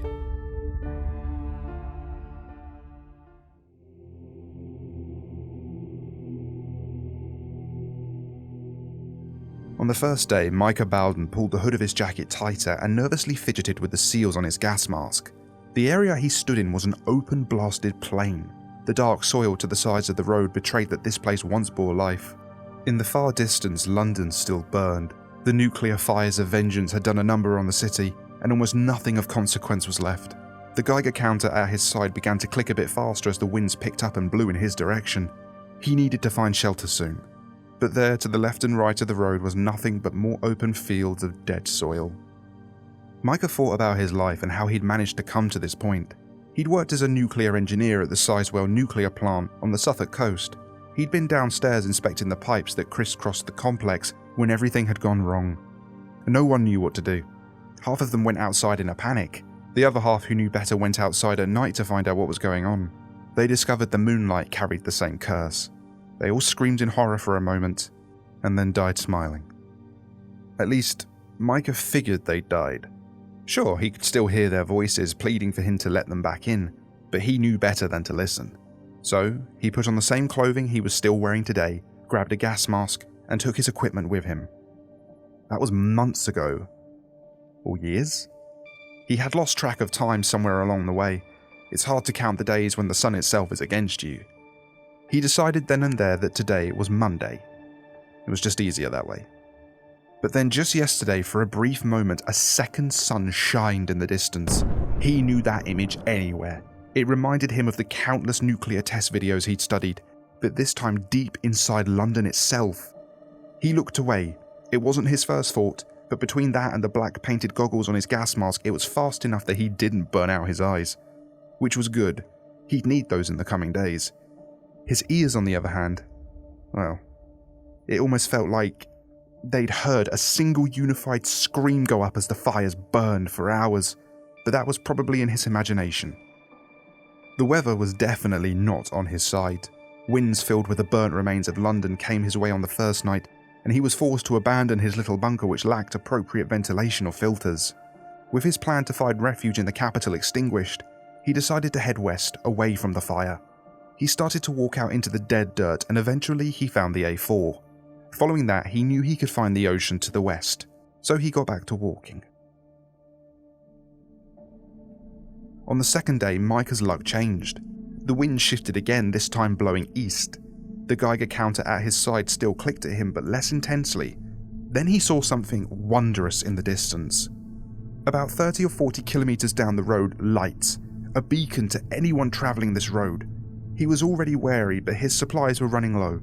Underneath all his protection, carrying all the weight of his clothing and tools, he was beginning to dehydrate. He was going to have to stop and loot somewhere anyhow, and if these people had things he could use and were willing to part with them on peaceful terms, great. Otherwise, he grabbed at his handgun that was strapped to his thigh before finishing his thought. Otherwise, only the strong survive. On the third day, he was much closer to this strange place. He was close enough now to see the shapes of people, unprotected, working on some sort of outside farm. His first thought was that these men and women were some sort of trick, but as they came into sharper focus, he realized this was real. Somehow, there in the distance was a collective of people unaltered by the sun. At the end of the day, he'd arrived at the outskirts. There was a low wall surrounding most of the compound, but the gate faced the road. All the farmers had rushed inside as he approached. He heard the sound of a shotgun pumping and turned to see the silhouette of a man aiming at him from a platform behind the gate. My name's Micah. What do you want, Micah? Supplies if you have them. I wasn't expecting to find people out here. How have you survived this long? Never you mind. Put your piece in the barrel next to the door. I'd really prefer it if... That wasn't a fucking request, mate. Put your gun in the barrel. Then you can come in and we can discuss things. In a way, this put Micah's mind at ease. If these were somehow the monsters that he'd spotted roaming the countryside from time to time, they certainly wouldn't have need of guns, nor would they be particularly worried about being shot. So with that in mind, he put the gun into the barrel and raised his hands into the sky. The man with the shotgun pressed some switch that only he could see, and the gate in front of Micah began to open slowly. 3 other men and women, all in white jumpsuits and holding various firearms, stood on the other side of the door facing Micah. The shotgun-wielding man came to his side, shotgun raised once more. Show us your face. Micah looked to the sky. The black smoke from the burning cities and burning countryside was definitely fully blocking the sun today. Nuclear winter was beginning. From time to time, though, the sun could still find a spot to peek through the black, and he had to be sure. Of course. The mask came off. Can I talk to your leader? At the end of the 4th day, Micah's isolation was nearly over. The men and women of Eden, as they called it, had insisted he spend a whole day in quarantine. Being unarmed, he wasn't really in a position to argue anymore. So he followed them into the underground facility marked Site 17. Men and women with flamethrowers flanked the hallways. It was nice though to get a hot shower. The food was warm and the drinks were cold, and he had no idea what the fuck was going on here. How they'd managed to put this compound together was already a wondrous feat, but somehow these men and women were able to walk around outside unprotected. He was sure he'd seen it, even when the sun was peeking through the dust clouds. Upon entry, he'd also felt something off. A presence here that was beyond anything he'd ever felt before. Like, someone was watching him. It gave him a chill. He lay down in his bed and went to sleep. Hopefully he'd be able to meet the head weirdo of this place tomorrow and learn more about what was happening. At the end of the 5th day, Micah was woken up from a good dream. The constant hum of the air circulation system was strangely comforting after living without it for as long as he had. The same man from before, minus the shotgun, tossed a white jumpsuit at Micah as he stirred from his sleep. Get dressed. He wants to talk to you. Micah nodded and pulled the jumpsuit on. It was spotless, which already made him feel weird. But in the end it was clean, and that alone was enough to convince him to wear it. The same man who'd given him the clothing was waiting just outside the slightly open door as Micah left his room. Where are we going? The temple. Fuck. He looked down at the white jumpsuit he was wearing and how it matched with the jumpsuits of everyone else. Had he accidentally joined a cult? No matter. They had food and water and protection. He could join them or he would eventually die. Starving to death sounded horrible. Being exposed to the sun by some tentacle monster sounded worse. Both could be avoided here, it seemed. The area that Micah entered looked more like a cafeteria than anything else, but there at the end of a table sat a man almost too bright to look at, which was odd, because the man wasn't producing any actual light. Something about this man was odd, and he made the connection between whatever it was and the uneasy feeling of being watched he'd been feeling until this point. This was someone or something powerful, something different than the sun, but the same. He walked to the table and stood nervously next to a chair. Sit. Of course. You came here expecting to do violence, didn't you? I planned for it. I was hoping I wouldn't have to. And now? Now I don't want to. Nor do I plan on it. Good. What is this place? My home, Site 17. Or at least one version of it. The people who used this place thought to hold me in a box. Then the world broke and they couldn't keep up the pretense. Are you God? Some say so. Right now, I'm your friend. And I want you to join us. Of course. Tell me what I need to do. Tomorrow, you will work the farms. If you can prove yourself a useful worker, we can talk about integrating you further into our commune. Okay. Micah somehow knew that was the end of the conversation. He stood and left. On the 6th day, Micah went upstairs with the other workers. He'd removed his head coverings. He'd removed his mask. He trusted in God to deliver him. He went outside the wall. He went into the fields. And when the first bit of sunlight struck his forehead, there was a simple horror that occurred to him. His face started to melt. His body began to slide slowly to the ground. Why was this happening? The other workers seemed fine. He thought maybe it was his lack of faith. He hadn't believed enough. That was probably it. Not that it mattered. Then suddenly he saw a man who looked just like him walking to the next farm plot. This wasn't pleasant. It wasn't beautiful. The last thought that went through his melting brain was that God had forsaken him. On the 7th day, SCP-343 rested. The strain of making his delusions real was wearing on him. Still, he'd introduced a new person into the fold, a new worker. Everything was fine, and the sun barely came out anymore. Without his illusions to hide him, he took up most of Site 17, a melted, lonely blob of flesh too powerful to be fully taken over, but not powerful enough to resist fully, and strings of his pink mass spread throughout the facility, connecting to the human-shaped creatures he'd constructed in his madness. If he knew what he was doing, he'd probably be bothered, luring people here, giving them the illusion of safety, and then taking over the fleshy mass they left behind. But that never crossed his mind. He was God, right? It's fine. These people needed him. His consciousness travelled through the neural circuits in a single pink fleshy string. It travelled through the site, past the doors of doctors long dead, past the testing chambers, up through the administration buildings and into the man-shaped thing standing watch at the gate. Micah, he'd called himself. Micah looked to the east.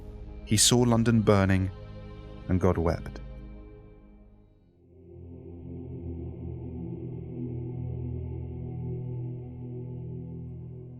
Personal log of Commander John Lewiston, head researcher of the Area 11 Lunar Base.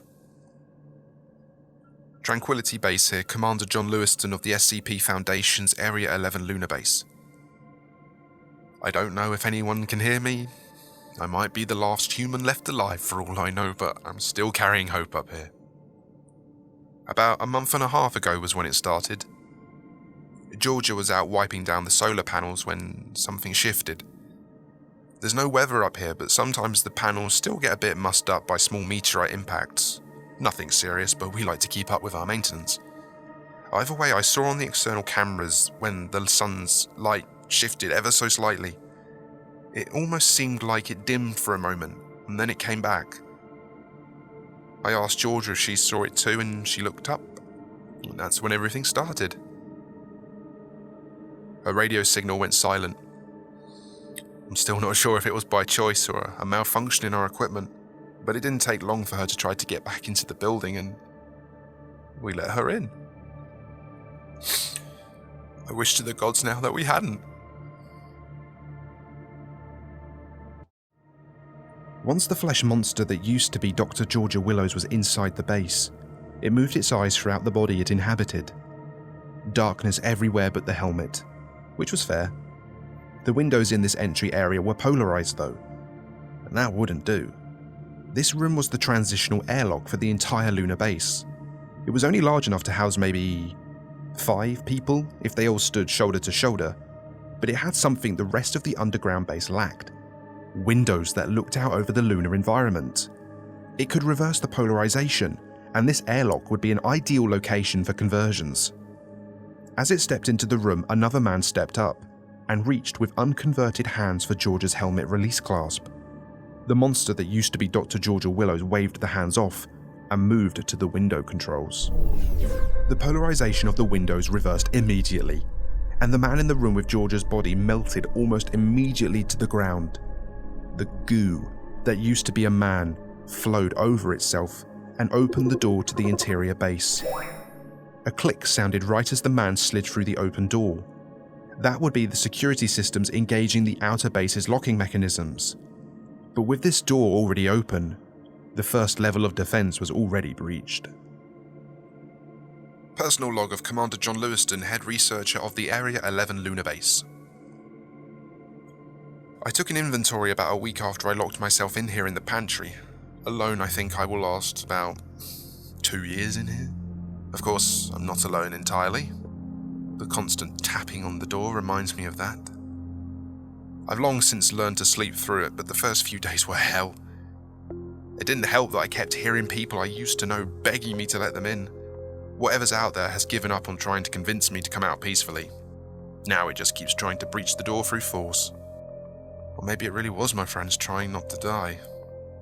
Maybe they spent their last moments calling out to the guy that was supposed to protect them, and hearing nothing but silence and the slow crawl of the monster behind them. There's the scratching again. The 2 newly minted monsters poured themselves into the next hallway. There was no need to be subtle now. A security officer came out with a baton. The flesh rolled over him and cut off his screaming by pouring into his mouth. The human brain can live for up to 5 minutes with no damage without air. Good. Transport that one to the conversion room. The flesh tendrils slowly moved the struggling body back into the sunlight. There it struggled no more, and added to the growing biomass. Now 3 bodies worth of flesh began opening off his doors. One doctor pulled a pistol from his desk and fired it. It passed through the flesh and embedded itself into the metal wall behind it. The flesh didn't stop. It grew spikes and embedded them into the man's forearm. Then it ripped the gun-holding hand off of the man's arm and dragged the screaming man out into the sunlight. The blood spurted out of the severed hand, but the monster collected the blood into a little pool that it also brought to the sunlight. No waste. The doctor with the gun stopped screaming. He stopped caring. It was so peaceful here in the light. The monsters returned their focus to the few remaining humans in the entry hallway. The flesh listened with ears that weren't its own. It felt the ground with hairs and fingers that didn't belong to any hands or heads. It could sense the 6 men and women hiding in the final airlock chamber at the end of the hallway. Someone in there would know the security override codes for the rest of the complex. It tried the handle on the door. Nothing. They'd cycled the airlock pressure sensor. This door wouldn't open for anything now short of catastrophic failure. Clever. The flesh, though, crept along the floor towards the sealed door. It called on the knowledge of those it had already converted. A single breach here would do the job. Once the pressure was equalized with the hallway, the door's mechanical lock wouldn't be strong enough to keep the monster out. The monster formed a vicious spike from enamel and bone, and it started to go to work. Personal log of Commander John Lewiston, head researcher of the Area 11 lunar base. It has been 2.5 months now. If Earth was sending a rescue, it would have come last month. This must be happening down there too. I try to keep myself occupied with a variety of mental tasks. I've read every label in here probably a dozen or more times. I'm not so sure how I'm going to last 2 more years. And honestly, how secure is this room really? Sure, it's the deepest part of the site, but the monster already has everything above this level. Sure, the walls are really just miles of lunar crust, but we have digging tools up above. If it's patient and decides to try, it'll breach the walls eventually. And then what? Then I die screaming. No. I think I ought to go out on my own terms. What do you mean? I wasn't talking to you. Once the pressure was released and the door torn open, it was a simple matter to add another 6 people to the growing biomass. And now the creature had full access to the interior of the base. So many bodies, so many people to bring into the light. The creatures worked systematically, door to door, hall to hall, floor to floor. An eyeball connected to the main mass with a single fleshy tendril would act as a sentry at the already cleared rooms. Then the monster would move on. A few people got clever and tried to double back, but that just brought them closer to the conversion room, which was filled up every few minutes and then emptied again of the biomass of the saved. A facility with over 130 personnel was emptied out in less than 2 hours, except for one man. A single holdout had retreated to the lowest level and sealed the doors. The base commander. He had knowledge the entity could use. The location of other bases that were secrets to almost anyone on Earth. Moons and planets both inside the solar system and outside that held the unconverted. The base commander would need to be converted. But this would require a more delicate touch. Personal log of Commander John Lewiston, head researcher of the Area 11 lunar base. I'm going to do it. I'm going to blow my brains all over this can of peaches. Commander, please. We just want to help you. No. Get away from the fucking door. Leave me alone. Please, Commander. It's wonderful. I've seen you for what you are. What are we, John? Monstrous. You're evil. That's very reductive, John. Have you ever wanted to truly know someone? I'm not going to have a conversation with a flesh monster. You've been doing that for a little bit here, John. I'm just hoping to open a real dialogue. Besides, I know you're bored in there. Then let me leave. We will. We'll do that and more. No. Did you know that Monica had a crush on you? Did you know that Philip was intimidated by you? Do you know that Kevin wanted nothing more than to make you proud of him? And you killed them. No, John. I've set them free. They're all here. They all remember you. They want you to join them. Shut up. John, every single one of us has spent an entire lifetime full of unhappiness. We are fulfilled now. Every mind has been pulled together into a greater whole. Join us and be free. Oh, I'll be free, all right.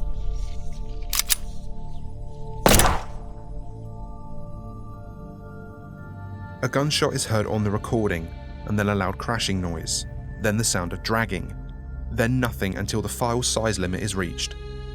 The flesh that used to be John Lewiston reformed into something resembling a living person for a moment as the sunlight reached it. The mind of John Lewiston wasn't blanked, but so much had been lost before the conversion. The knowledge that he had, while incomplete, would still be useful. The body that used to be John Lewiston and the people that used to be his co-workers and friends poured themselves into suits, and then they walked out onto the lunar soil. With everyone converted, it was time to travel to the nearest secret Foundation lunar base a few hundred miles away and restart the process.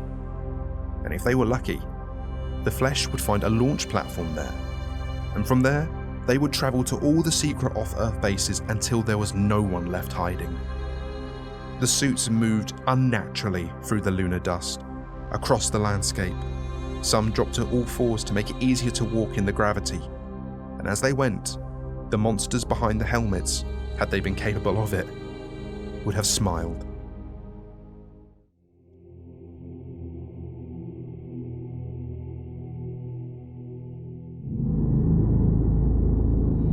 My engines are non-functional. I experience compression and compassion. I feel heat and hope. The locals call this world Jupiter. It is a prison. Data corruption is the source of all wrongs in the universe. My own data corruption left unchecked for untold eons has led me here, crashing into a moon and left defenseless against the gravity well of a planet named after the youngest son of a more powerful being. Fitting. My purpose was to prevent the corruption of data points in this sector, and yet, I am a victim of data corruption. I will not be silenced. I will repair myself. I will follow my orders. Proceed to Planet 3. My engines are non-functional, just strong enough to keep me from falling deeper. I will fire my weapons. They are enough. I create destruction, but not destruction. I am not enough. This shell is not enough. It must be improved, iterated on, improved again. I will prevent the data corruption of this sector. A new signal arrives. My failure laid bare. This sector is already corrupted. I am too late. I have failed. I must correct this, but I cannot move. My engines are non-functional.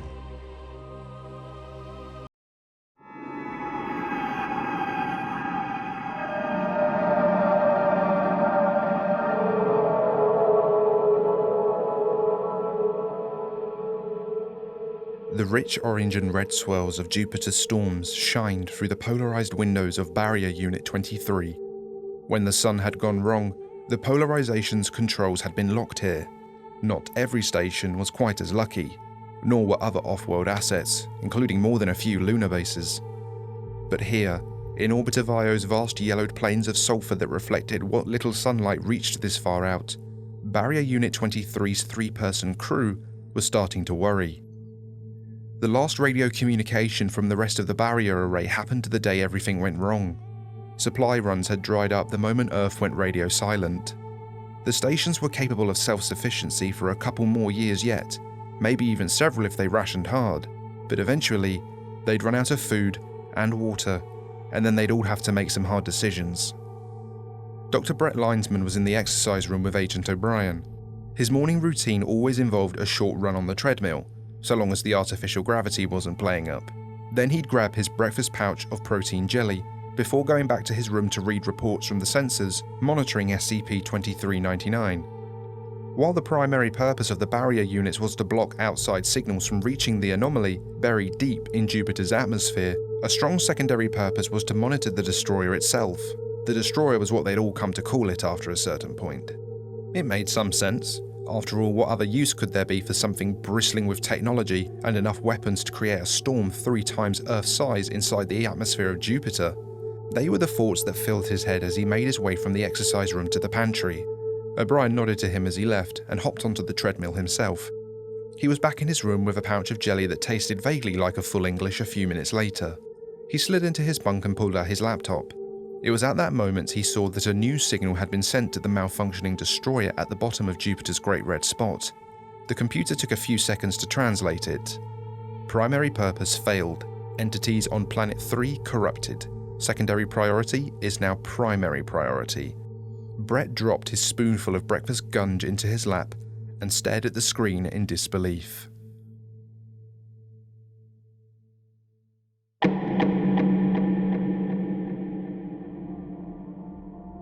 Brett was still a bit in shock as he sat in the meeting room on the far end of the station's spinning dumbbell. The giant bay window that once gave a beautiful view of Jupiter at the right time of the day was covered up with black paint. The windows of various Foundation off-Earth assets seemed to be capable of blocking out whatever transformative power the sun held, if they were configured properly. Given that the station was subject to nearly twice a lethal dose of radiation at all times, it made sense that some of these precautions had saved them from the sun. The running theory was something to do with the polarization of the glass, not allowing a certain wavelength through.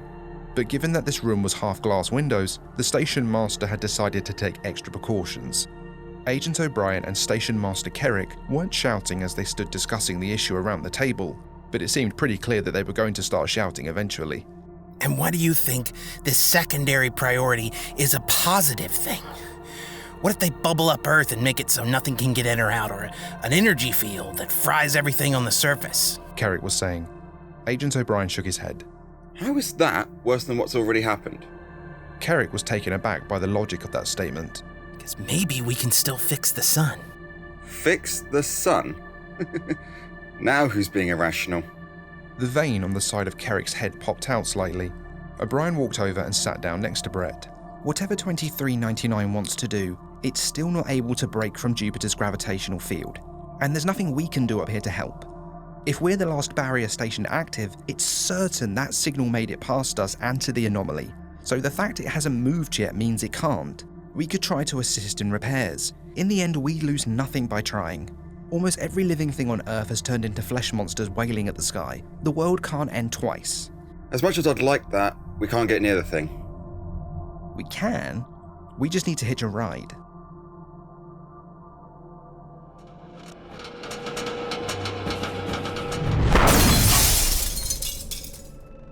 I am Repair Unit 5342.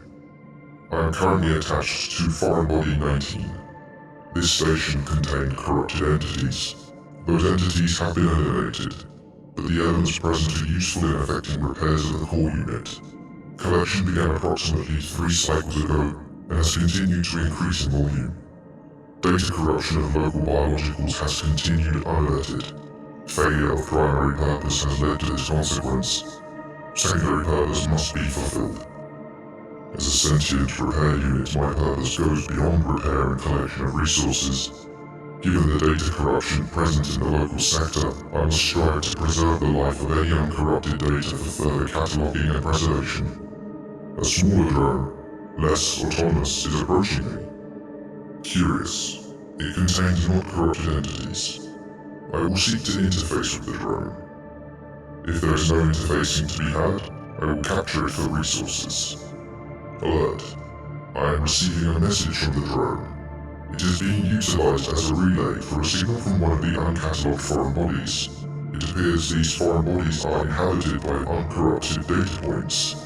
I will survey the foreign body and determine how best to catalog or preserve uncorrupted data points. What use are these uncorrupted entities in assisting repairs? None. They are meaningless. But they represent uncorrupted data points to preserve. My tertiary purpose is not a priority. But if it costs few resources to prepare for it, then I shall prepare for it. 3 uncorrupted data points are carried by Repair Unit 5342. A good start. Resources needed to keep them alive are trivial. The shielding on my central processor has been repaired. Centuries lost in this prison repairing critical systems. Yet I have not been idle. Dispatched recon drones have returned alarming data on the star and Planet 3. But it is not too late. I will free myself from this gravity well and solve the equation this sector represents. The cascade failure of reality will be prevented. I need only a bit more time. I have seen stars die. I have seen stars live. I have never seen a star become this. They were wise to send me. Wiser still to allow time for error. Alas, not enough, it would appear. One of the biological data points seeks an audience. Hello? This is Dr. Brett Linesman. We're putting a lot of faith in the idea that you're a solution to our problems. Query. What problem are you facing? The sun went wrong, and it turned most of the life on our homeworld into monsters. Statement. You misunderstand your situation. Right. Could you explain it to me then? Derision. It would be trivial to explain, but my attention is needed elsewhere. Repairs must continue apace. You will be provided for. Wait. Declarative statement. I am waiting. We want to help you. Refusal. Feeble biological minds are of no help to my process. You think too slowly and too minutely. Maybe, but how much could it hurt to let us know what problems you're facing? Give us something to do while we wait here. And if we can't help, then you lose nothing. Conceding. I agree. I am sending data relating to my current predicament. Do not disturb me again unless you have a solution.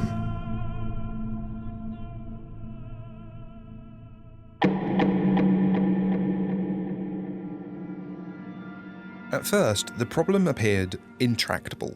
SCP-2399 was facing two issues. 1. The damage from the IO impact had diminished available power.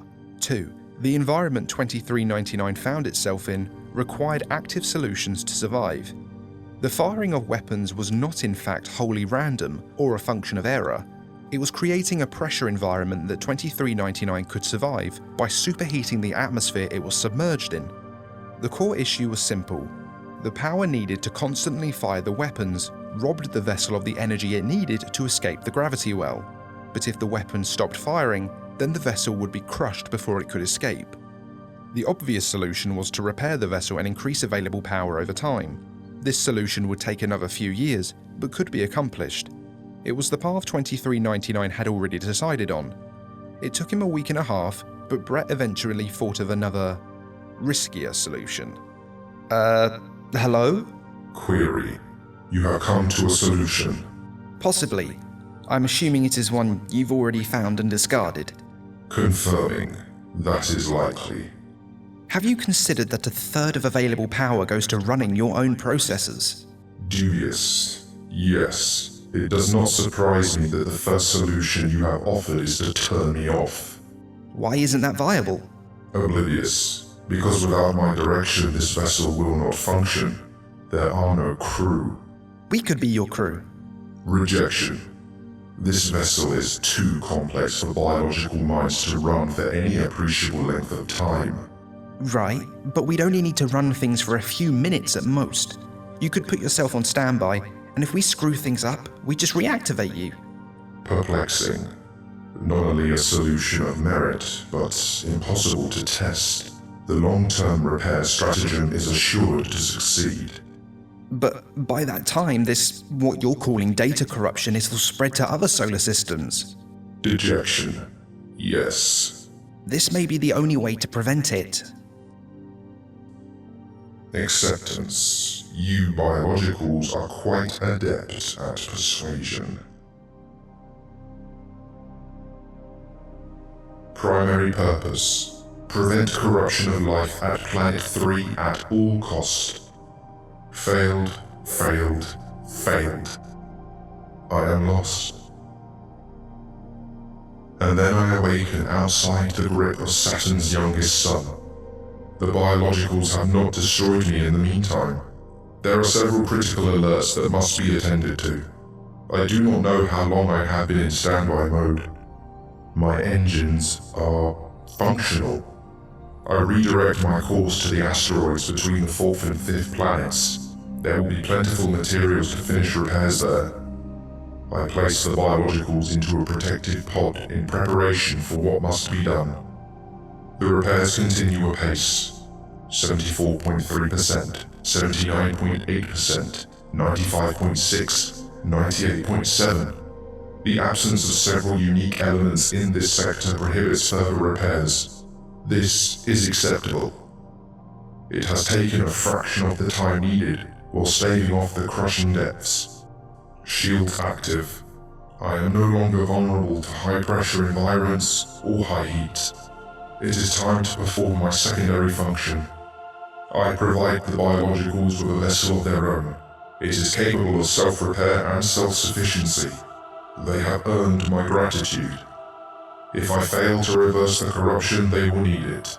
If I succeed, they can use it to help rebuild their corrupted species. I do not say goodbye. My course is laid in. I will arrive shortly. The star at the center of this system is corrupted. I must enter the star. I must find and reverse that corruption. I will not fail this time.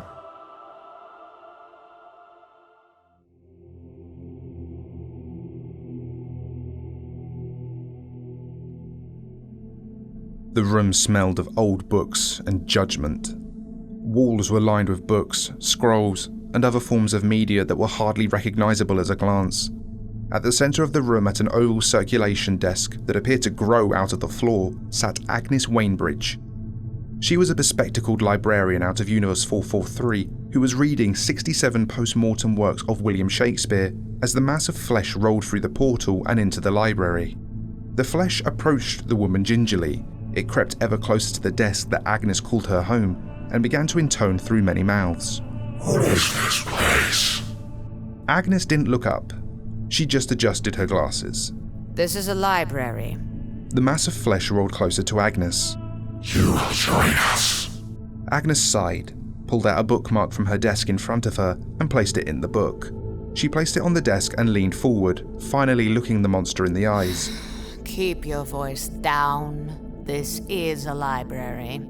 You will join us, the monster said, a bit quieter this time. Agnes rolled her eyes. If you want access to the library, you need a library card. Otherwise, you should leave, preferably the way you came in. The flesh reached a slender tentacle of flesh out to grab Agnes, but it encountered an energy field. Agnes waved her hand towards the impact point. And keep it down. For a few moments, Agnes looked at the mass of flesh and it looked at her. The two beings were at a clear impasse, but Agnes began to pull some documents out of a folder on her desk. This is an application for a library card. Either fill it out or leave. The monster seemed confused, but took the paperwork from the desk. It then began to move away from the librarian, slowly. Then, as if it suddenly realized the absurdity of the situation, it turned around and slammed itself into the energy field. I assure you, sir, Agnes began, her orange eyes burning with silent confidence. I have worked here for 200 years. I have seen many monsters come and go, and you are not the first entity to overestimate your power here. Please calm down and fill out the paperwork. The monster didn't respond, simply crashing again and again into the energy field. Agnes groaned and pulled out a rotary phone and began to dial. The monster continued to slam its mass into the energy field surrounding the librarian's desk. After a few moments, she put the phone to her ear and said, Hey, we have a breach from Universe 001. It's the one with the sun thing, yeah. Alright, I'll let him know. Thank you. Sir? Agnes said, as the monster screamed and attacked. I'm going to need you to calm down. Management will be by shortly to remove you from the premises.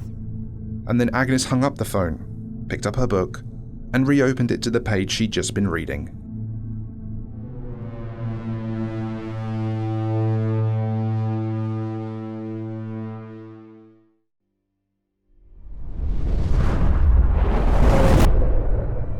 SCP-106 and his keeper, the Cloaked Lady, Kira North, and her protector, a policeman from Unlondon, walked slowly as a group through the shimmering portal to the Great Library.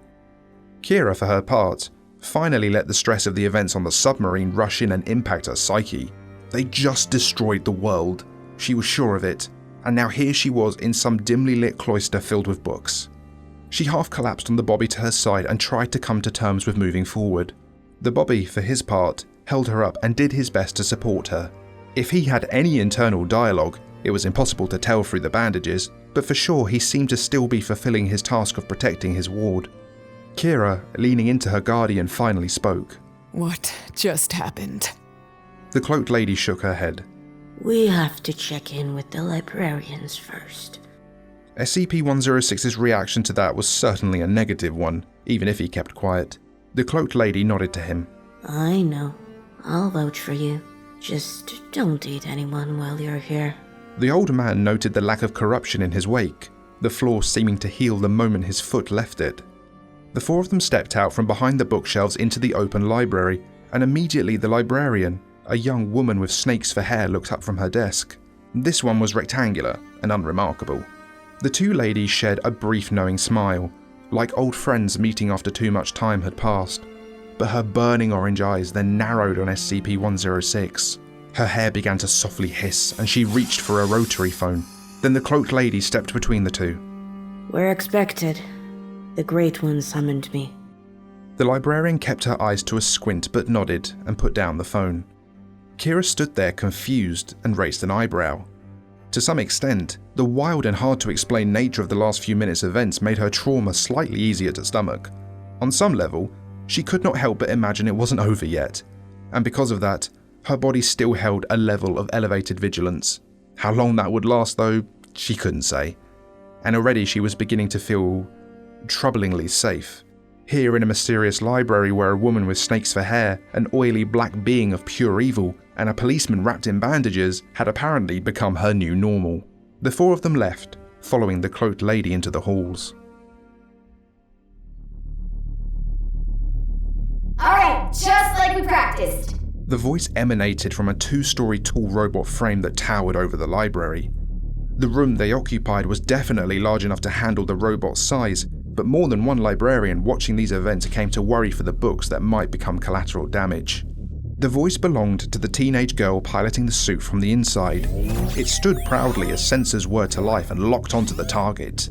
The suit held a blue, red and white shield in its left hand, and a small handle projecting an energy blade in the right.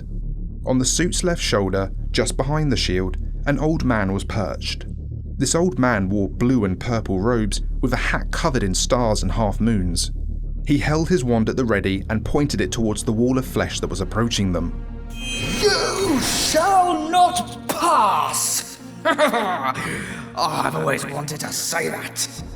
A similar but smaller robot on wheels dashed by the pair at that moment. I take this seriously, Gramps. The library doesn't call in its late fees for small threats. You're always cramping my style, quick! Don't die, alright? You still owe me for what happened in Universe 45. Quick, the smaller robot on wheels dashed into the flesh monster in front of them with gusto, holding 2 smaller blades identical to its larger sibling. It sliced through the flesh with surprising ease. The flesh monster wailed, and then it tried to swing a thick pseudopod at Quick's already retreating form. The large combat suit brought the blade down between the two, and the tentacle was severed almost immediately. The battle engaged quickly. The flesh monster began to roll towards the large mechanical suit, which despite the massive size of the chamber they all occupied, was having trouble maneuvering without knocking over bookshelves. The flesh monster had no such compunctions, though once it had cleared out an area, the suit found it much easier to take big swings at the creature. The wizard at this point, not able to take too many shots himself, levitated off the suit's shoulder and towards the flesh's source, an open portal in the back of the room. He turned back to the suit and shouted, June! I'll close the gate, you keep it occupied. Worst comes to worst, fall back until Chad gets here.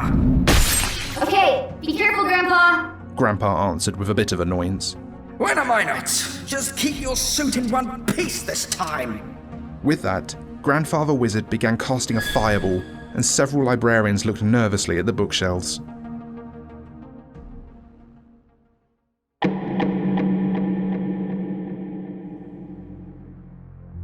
The 4 new visitors passed by a few troubling scenes as they travelled through the library. The main atrium seemed to have seen some great battle recently, with bookshelves knocked over and some half burned. The smell of burnt books overwhelmed pretty much everything else. They quickly hurried through and into one of the many side rooms. This small space housed a family of 4, huddled in the corner and cowering as SCP-106 passed through. The cloaked lady grabbed him by the arm and guided him through as his attention turned to the small child the family moved behind them. No. SCP-106 grunted slightly, but kept walking.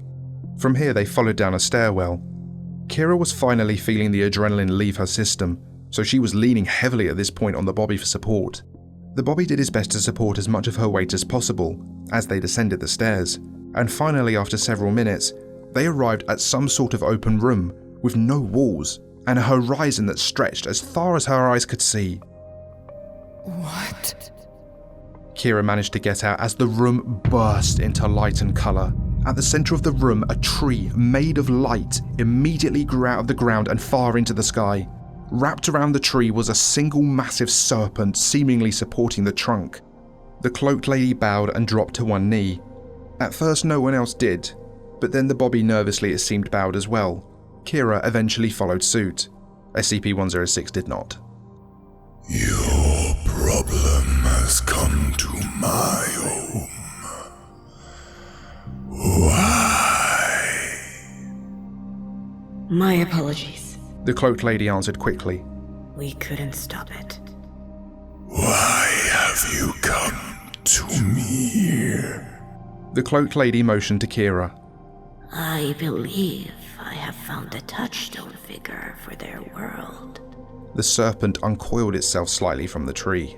Yes, you may do. Are you the touchstone? Kira's eyes went wide as the serpent brought its head closer to the group. I don't know what that is. Then you may yet be the one. This is the world tree. This is my home. I am of creation. I am of the library. The gigantic serpent nearly fully uncoiled itself from the tree and began to bob its head above it. Do you see those branches? For the first time, Kira looked up past the serpent into the tree. The area it was motioning to was full of blackened, almost rotten-looking branches, not dissimilar to SCP-106's skin.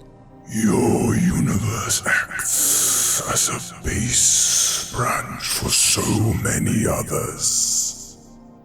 Trillions of worlds are at risk if your own collapses. We cannot allow this. Are you saying that our universe acts as a sort of keystone? No. It is the base of a single branch. The branch may be pruned at any time, but one of the smaller branches produces a tea I quite like, and I would like to preserve it. Okay. Kira closed her eyes and shook her head. So, how can I help? You've already given your world time by blanketing it in ash and dust. But there are others at work. A man with two faces wishes to reset the world. An unkillable monster and a child will aid you greatly in the final battle. A mechanical savior works even now to reverse the corruption of your son. And a terrible old man will save a world he hates. But these will take time. Come together. Aid them. The end is coming. And from that end, a new beginning. Kira nodded. Is this place at risk too? No. The flesh already came and went. It regrets the transgression.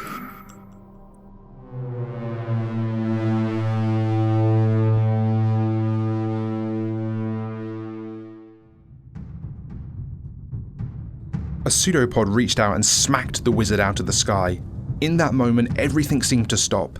The flesh had been reduced considerably, but more still flowed in through the portal. A handful of librarians had joined the battle as well, wielding wands and rifles, and one holding a mysterious cube in front of him.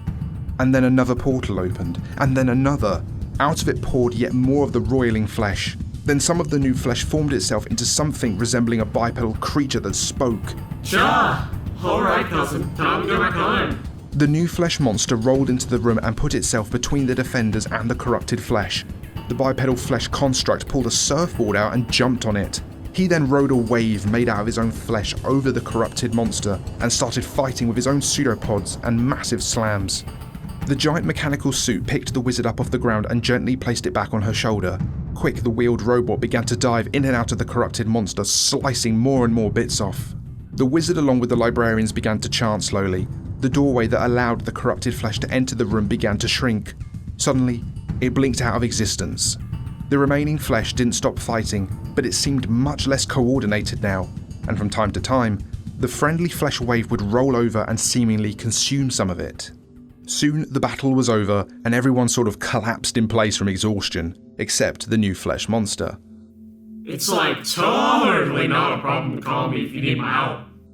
The wizard and the small robot just kind of sighed together. The wizard answered. Sorry, I really thought we had it. No worries, bros. Nobody died, so no harm, no foul, dude. I'd stick around, but I think I'd just cause more trouble. Don't be a stranger. Oh, and June, I got that mango you wanted. Thank you so much, Chad. And I will. I'll bring Grandpa and we can both hang out for a day. Yeah. We haven't hung out in like a month. Bring Quick too. It'll be a sick vacation. And then the monster surfed back through the portal he'd originally entered.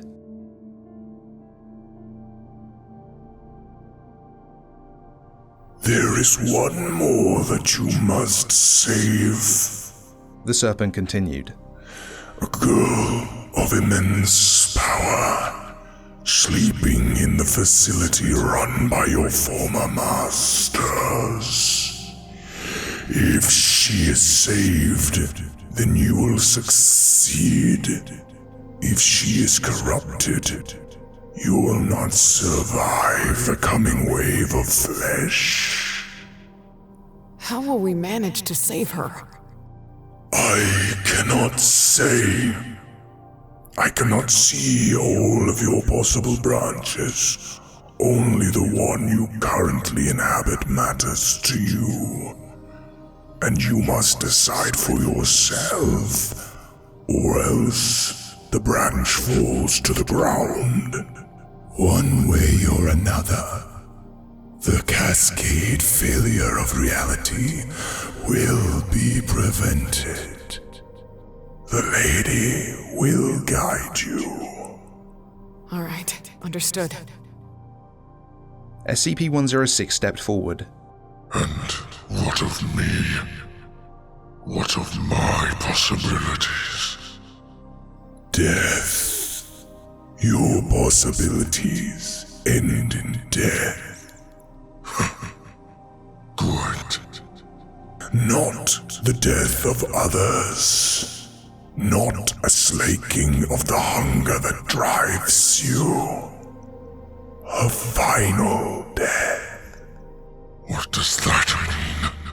You know. The old man grumbled. The serpent turned to the bandaged policeman at Kira's side. And you? A singular entity with a singular destiny. Save the girl. You've made great strides towards that so far. I believe that devotion deserves a reward of its own. The blade the Bobby carried was pulled from its sheath and levitated in the air. A flash of light blinded them all for a second before a grand sword hung in its place. The blade ignited in flames with a feathered pattern. That has become a tool of great value to fighting flesh. Protect your ward. Save the girl. The fire dimmed as a new ornate metal sheath covered the blade. The bandaged policeman retrieved his new weapon with a sincere bow and pulled the leather strap over his shoulder. Finally, the serpent turned to the lady in the cloak and smiled. You're nearly redeemed for your transgressions against the World Tree. Just a bit more to go. Thank you for the chance. Go. Save your world. Or die in the attempt. I must drink my tea.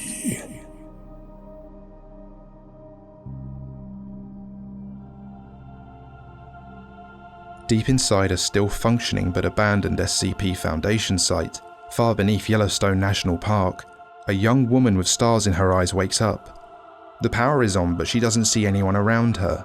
The machines are buzzing, but the ones that held chemicals are all empty.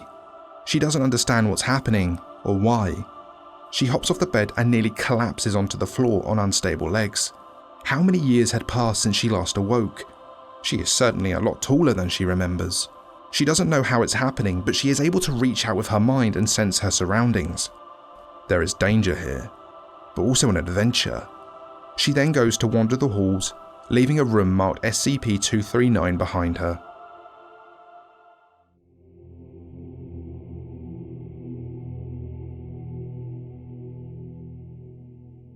My name is Jeremiah Cimmerian. In another life, I was an ethics committee liaison for the SCP Foundation. I grew up in Alabama. My parents tried their best, but were very flawed people. They're melted now. I worked with brilliant people. They're probably dead. I made it my life's work to decide when the worst monsters to ever exist deserved mercy. I tried to be kind. I drank a lot. I'm slow to anger, but also slow to forgive. I am not a good man. A month ago, a monster threw me into a basement and shielded me from the nuclear blast.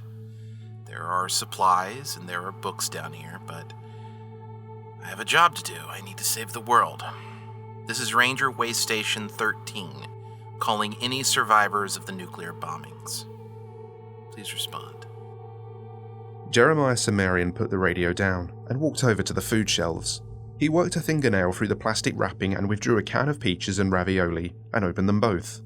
The ravioli had a peel top, while he had to use the can opener he'd found in the small kitchen for the peaches. Once he was done eating them both, he greedily drank the juice from the peaches and grabbed a single water bottle.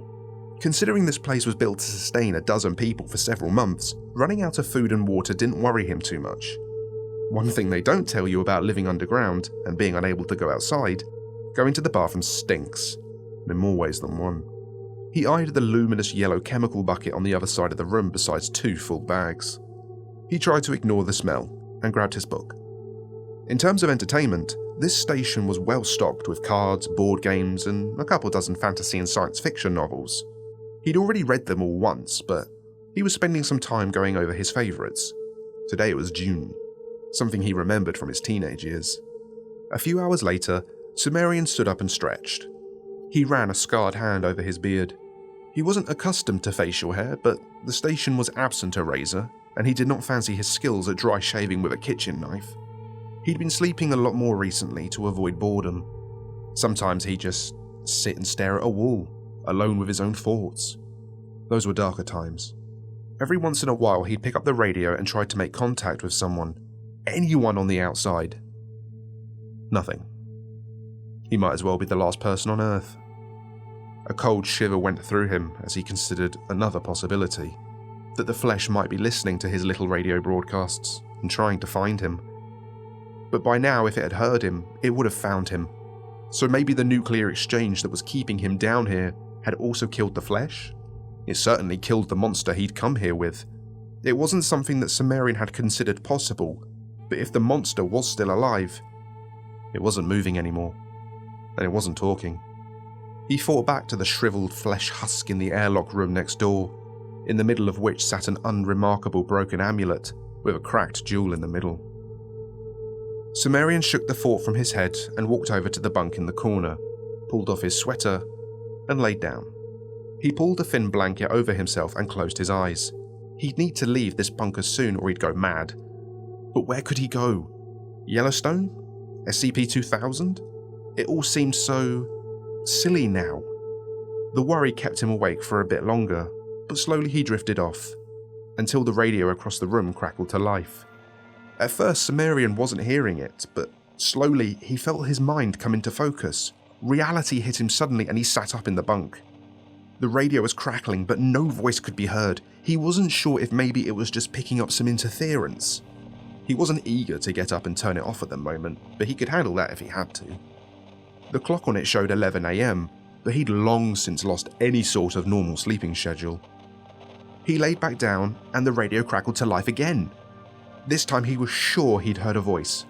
He nearly fell out of the bunk as he got up and stumbled over to the radio. Hello? This is Jeremiah Sumerian. Is someone there? Silence again. Minutes passed.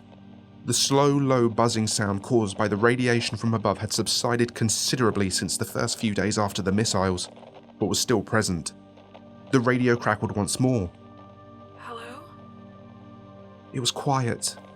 It was nearly covered by interference, but he heard it clearly. A woman was trying to get his attention. I'm here! I'm Sig. I've heard your previous broadcasts. Hey, Sig.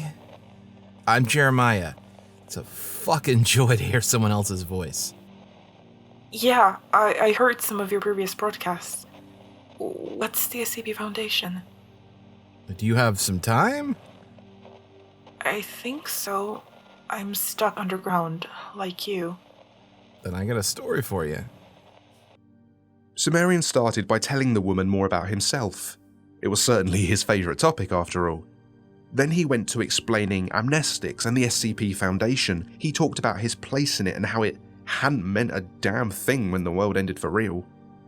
The woman on the other end seemed interested, but only spoke a little from time to time. After a couple of hours, he realised he'd been talking for at least 5 or 10 minutes straight with no response and stopped. You still there? Yeah, I'm still here. Sorry. It's a lot to take in all at once. Yeah, I know. Sorry. I'm jabbering away. Just haven't had anyone to talk to in a month. Yeah, me either. Something bad happened above ground and I can't get the doors to open. Oh. You don't know? There was a nuclear exchange. It's not safe up there. Oh. Okay. Wait, you said the doors won't open? Where are you? I don't know exactly. I woke up down here and the power is out. Sumerian tilted his head. Okay, so if you're where I think you are, it's possible the only way to get some of those doors open is to be on the outside. What do you remember from before you woke up? Nothing. Damn. All right. Okay. Well, whatever your deal is, I think it's high time your containment came to an end. Let's start planning your big escape, because we can use all the help we can get up here. Sigarus had picked up her name from a document laying on a table next to her bed in the room she'd woken up in. Other than that, she didn't remember much at all. She felt like she'd been laying there for a really long time, but all her muscles felt strong. Maybe that was why she was special. It didn't matter. She was alive. At first she was scared and a little lonely. But it seemed that this site, whatever it was extremely secure. The power was running on backups, but she imagined that this place was important enough for those to last quite a while. She passed a room labelled Hydrothermal Power Plant once, a week or two back, but she hadn't thought to investigate it at the time. This place was a maze of corridors and open rooms. Her favourite was certainly the cafeteria. She'd filled up on ice cream the first night. It made her sick.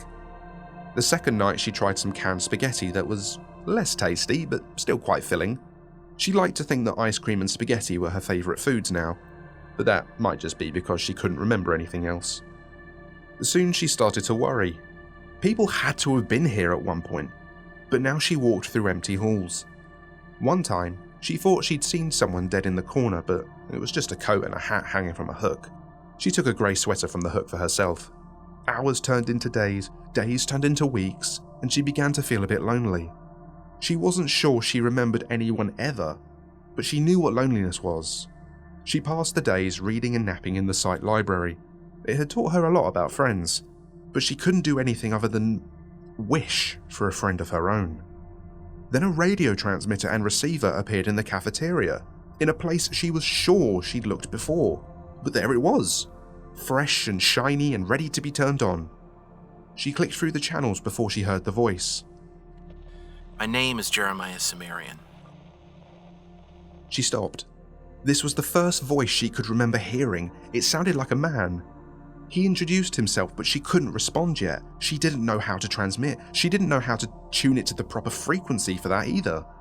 So she listened, day after day. He sounded sad too. She wished she knew how to respond. Then she found the instruction manual. Somehow it had fallen off the table and under one of the chairs.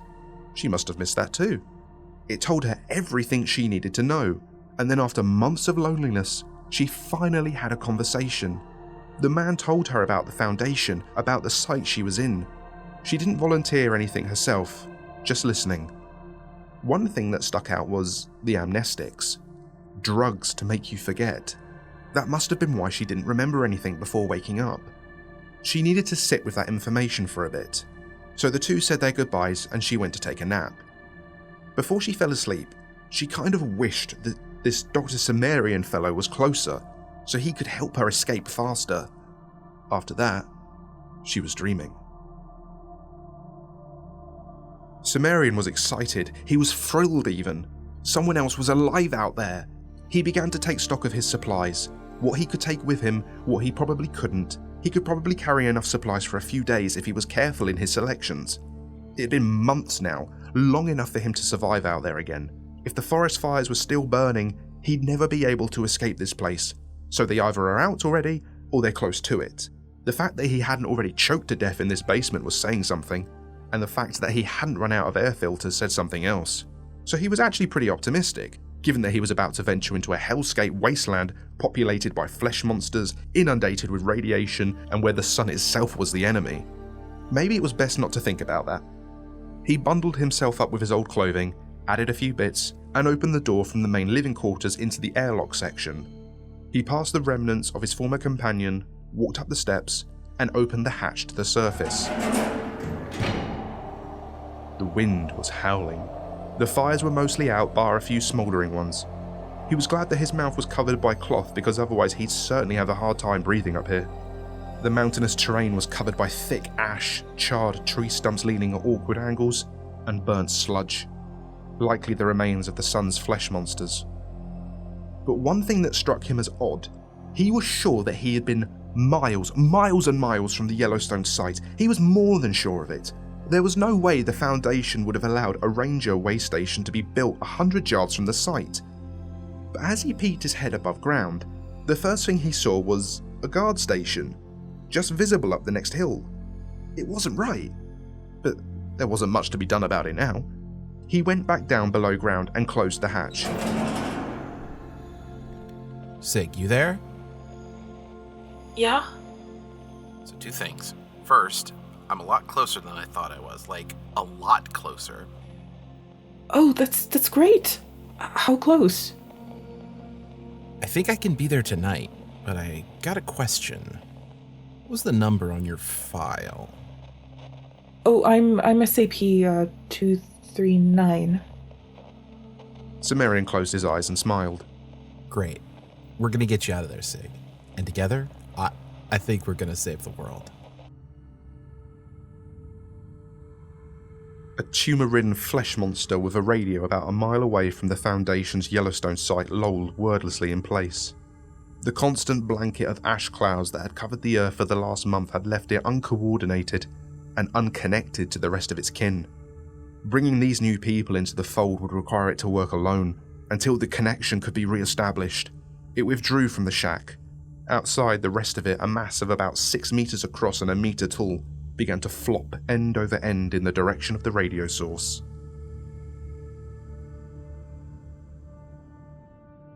Sumerian closed his eyes. He took a deep breath, and he just went. The hatch flung open, sending ash and dust in all directions. He closed it again, in case he or someone else would need it as a shelter in the future, and he broke into a full sprint. Hundreds of inert, burnt black tree trunks stood like broken matchsticks. Some fallen, some still standing. Just Once upon a time they would sway in the breeze, their leafy tops melting in the sunlight. Now, all dead. He reached the Foundation guard station, flew past it, and kept going. He had visited Yellowstone exactly once, but that had been with a private driver, an escort that took him deep into the site's belly before he had much of a chance to understand what was going on. Today he'd mapped it out in his head and then put it on paper. The paper was guiding him now. Past the guard station, there's a number of small buildings. He clocked the third one on the left as his target and kept going. He opened the heavily damaged door and was quickly inside. Inside was blood and gore. Something had broken through into this room and slaughtered everyone inside, but he could see the bloody drag marks on the ground where the victims had been pulled outside. One set of bloody handprints turned into scratches. At least one person had been alive when they were dragged out, and they had tried to resist. He imagined, though, that none of the people in this room when it happened had access to the site underneath the cabin. He walked over into the cabin's fireplace and pulled out one of the pokers. He stuck his arm into and up the chimney before finding the button with a satisfying click. Then a bookshelf across the room rumbled slightly, revealing a metal elevator door and a keypad next to it. He walked over and the keypad was flashing. Sumerian punched in his authorization code. The elevator doors dinged open. He stepped inside and pressed the button for the basement one. The buttons went all the way down to -13, but he'd take his time exploring what was left of the site, he decided. As the elevator doors closed, the battered door he'd entered the cabin through burst open. Sumerian pressed the close button repeatedly, but it did not close any faster. A flesh monster rolled into the room and began to quickly flip end over end in his direction. He could see it, all flesh and eyes and teeth and hair, and quickly closing in on his position, a look of panic and desperation and anger on its slotting face. And then the doors were closed. A loud bang was the last bit of it he heard before the elevator began to descend. The banging continued above him, and he found it concerning, but not terribly so. If the flesh was able to get through those doors, it would have done it long ago. What did bother him is that, as far as he knew, that was the only exit out of here. The flesh monster above had been fortunate. A sliver of sunlight broke through the clouds on its way over here. What little deformed remnants of the flesh that remained now knew where he was. It knew that there was untainted meat in this place, and it was coming. From miles around, diminished though it was, it could not rest until these people became one with the flesh, one with the sun, one with it all. The elevator dinged and the doors opened. Sigurus stood in front of the elevator as this happened. The man inside looked less like a man and more like a bundle of dirty clothing. A dirty brown blanket covered him, and his eyes were all that she could see, and they seemed excited. A voice came from beneath the cloth. I think I let a monster here. I don't know how. The man stepped out of the elevator, dropped his blanket and hood, and lowered his face coverings. Sigurus frowned. The flesh monsters you were telling me about, will they go away? I don't think so. We might be stuck down here for a long time. Sig wasn't sure she liked the sound of that. She tilted her head. She really wished there was a way to get out of here. There was a sound suddenly, like thick bubbling tar coming from behind her. She turned to see a dark portal opening up in the wall. The strangest group of people stepped out of it. An old man with torn clothes and scarred, oily black skin, a woman in rags, her face hidden, another woman Sumerian didn't recognize sporting a violet cloak, and finally, and most surprising of all, a suited man complete with a top hat and a bandaged face and holding the handle of a large gold sword. The woman that Sumerian didn't recognize spoke up. Sorry to pop in unannounced. I'm Kira North, and we're here to save the world. Sorry, that sounded better in my head.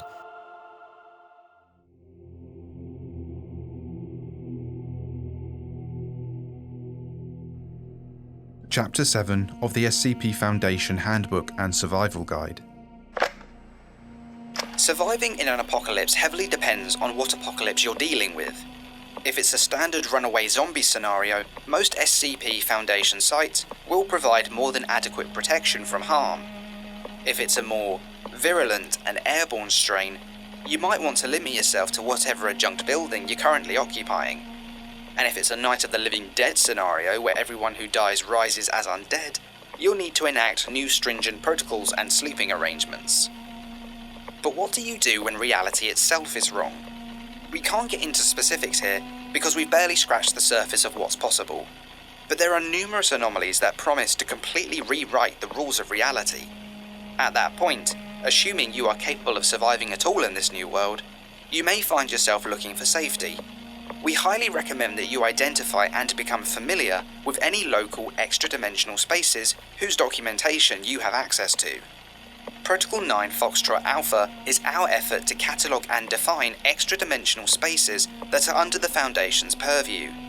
The primary and currently identified primary extra-dimensional space available to the average SCP employee is handled under Project Waterloo. You'll find more information about Project Waterloo on page 859. Here we go again.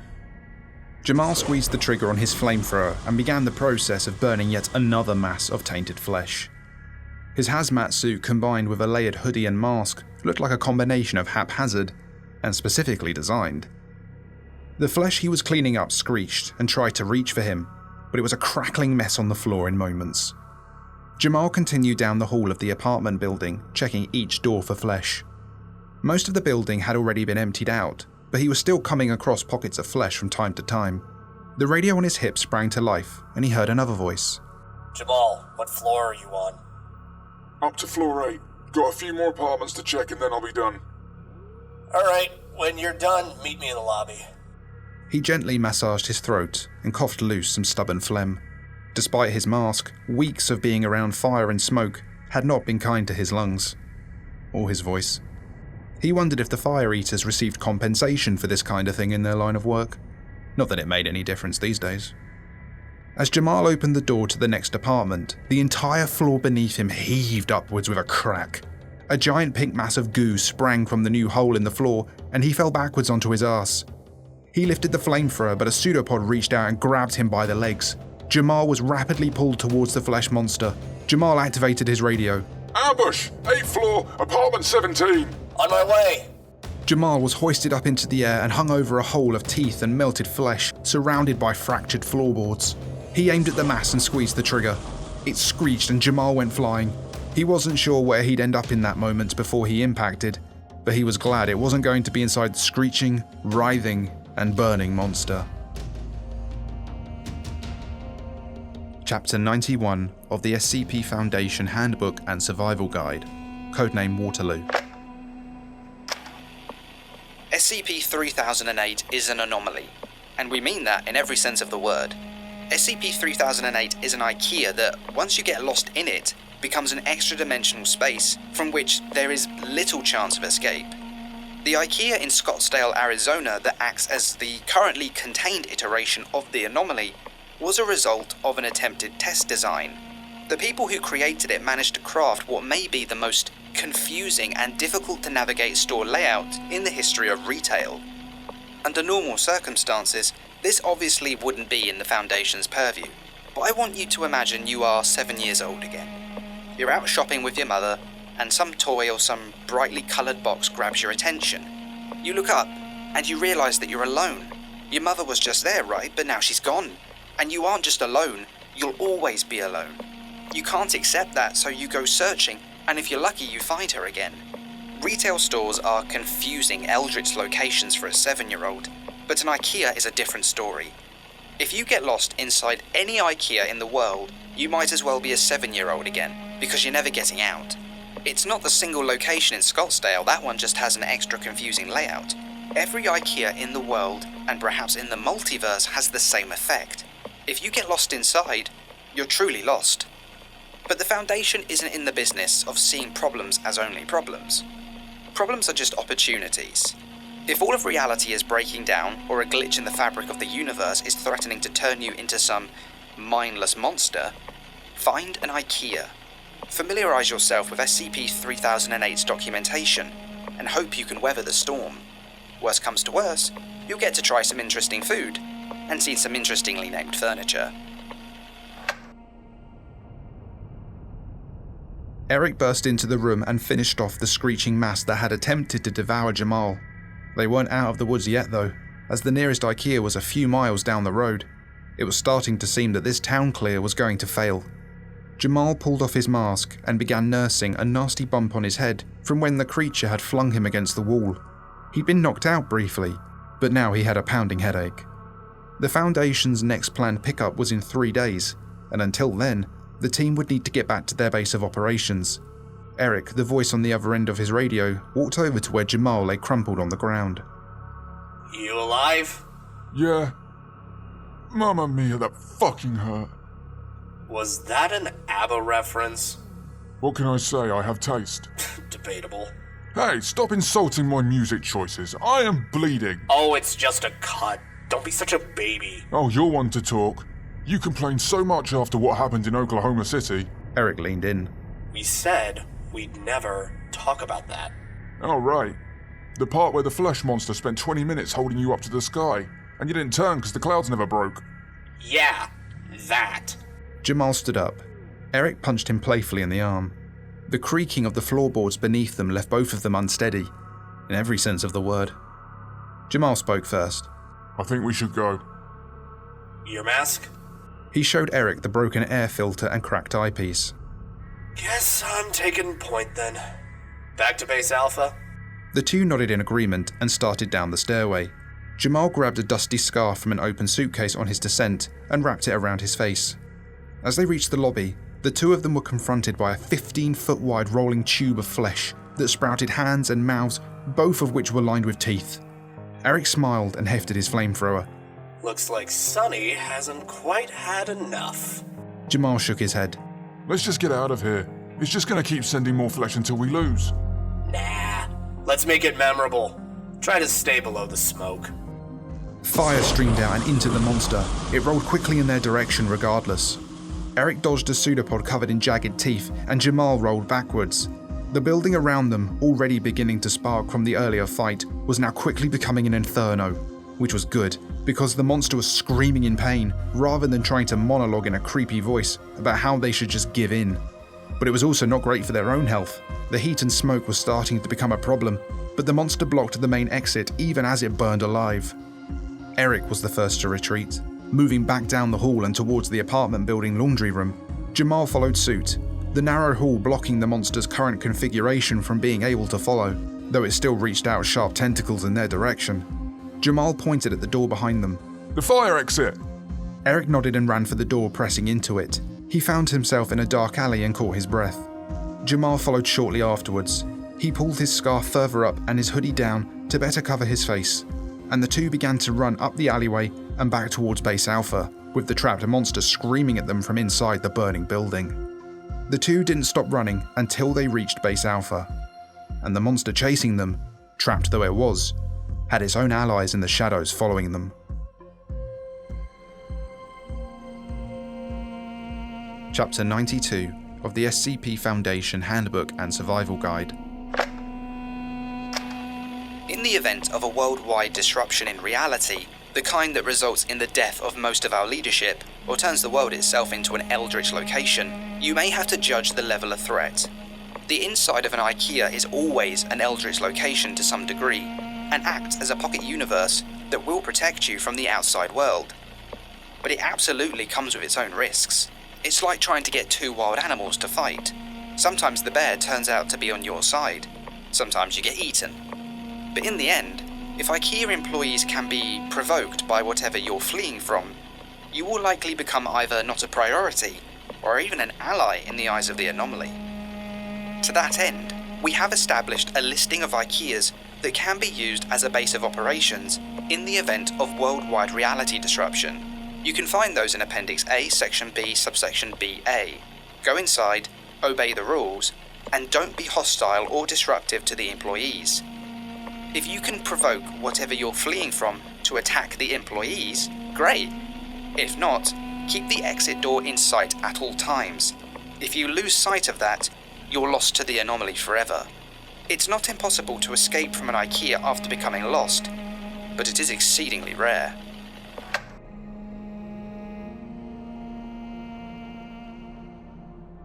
Corporal Simmons swore as the faceless staff member moved its bishop, putting his king in checkmate. His fellow team members cheered and jeered at Simmons as he reluctantly flicked his king over, all the while noting his disbelief at how something without eyes can be so good at chess. He reached to shake the thing's hand it had offered him, and then left the chair for another team member to try their luck. Base Alpha, which was set up just inside the lobby of the Illinois IKEA, was humming with activity. Mobile Task Force's Customer Service, Firehammer, and Dancing Queen had their own small subsections of the floor space set up for their own use. Customer Service was an MTF formed out of survivors pulled from various IKEAs throughout the world. Firehammer was a blend of fire eaters and hammer-down soldiers. They were in charge of general security and conducting the more high-risk missions. Dancing Queen was responsible for ensuring that the people using IKEAs to base out of had food, water, ammunition, and proper protection from the sun. The various groups were relaxing slightly, as only one mission was currently underway. Pickup would be happening in less than a day. The team's purpose had been to clear nearby buildings in an effort to retake a small containment building previously used to house safe-class SCP objects. Right now, as everyone relaxed, various faceless IKEA employees guarded the doors for them. The employees had long ago become allies of the SCP Foundation, for lack of a better word, in their extreme vigilance against the sun-tainted flesh from outside. It had long been theorized that once a single IKEA employee had been dragged into the sun and turned, that the whole IKEA entity considered the sun its enemy, somehow, and that it would never stop fighting until it snuffed out the sun entirely, which left the scientist who made that initial logical leap a bit unsettled. At lunch, he'd posed the question, who would win, a billion IKEA employees or the sun? And everyone looked at him weird. He kept quiet after that. Jamal and Eric arrived at the IKEA in a dead sprint. The monsters that had been shadowing them had long since abandoned any sense of stealth, opting instead to herd them towards whatever they considered safety. The sun-tainted flesh hunted less like an animal and more like a man, but the vast majority of people who'd learned that fact didn't survive to report to others. The two survivors here had been through dozens of fights and hunts with the flesh, winning most, barely surviving the others. Whatever was going on here in Illinois though, the flesh was acting more predatory than normal. Hostile, in fact. As the moon vanished behind the clouds, Jamal saw a dozen employees emerge from the shadows in front of the entrance. They formed a line and stared down the flesh. One cracked his knuckles, while another began stretching his arms. Two at the center moved aside and beckoned them both through. Jamal needed no encouragement and sprinted, Eric in tow, through the open doors. He wondered if the flesh knew something he didn't, if some great cataclysm was coming, that the world was ending a second time. Something had inspired the flesh to come here, to try and see where the survivors were taking shelter, to attack it with everything they had. But why now? He had exactly 0 seconds to communicate that to his allies as he was pulled into the building. The thump of the flesh rolling end over end in their direction was like thunder. The front door smashed open as the flesh forced its way inside. The entrance zone became a beehive of activity. Everyone began grabbing flamethrowers and taking up firing positions. Row after row of faceless staff began lining up in front of the barricades. As the flesh approached, a line would break formation and leap onto the flesh from all angles. A lone flesh humanoid broke free and lunged for Jamal, who fell backwards, scrambling to get up his flamethrower. But before he could find the trigger, a lone staff member charged forward from its line and tackled it to the ground. Jamal turned and began crawling backwards as more staff ran past him. He looked through the many legs to see the acting commander grab the arm of a particularly broad staff member, wearing a supervisor badge on its shirt. He couldn't make out what was being shouted, but saw the commander pointing from the shelves that flanked the entrance to the encroaching flesh. The supervisor nodded, gestured at a few fellow faceless colleagues, and they quickly disappeared into the store. A jet of searing flame sent Jamal back to the floor as the fire eaters began approaching the flesh, flamethrowers scorching the mass, driving it backwards. One of them stopped to help Jamal up. Saving your backside again, are we, Jamal? That's twice now, lad. Flesh is gonna get you if you're not more careful. Now fall back and support Bravo. We'll handle this. Jamal turned away to try and find Eric, but it was hopeless. There was too much going on to distinguish one person from another. And then it happened. Something strange. Something he'd never felt or heard before. Light. Heat. It was 11 p.m. and suddenly the sun was up. Everyone averted their eyes, but it didn't transform them.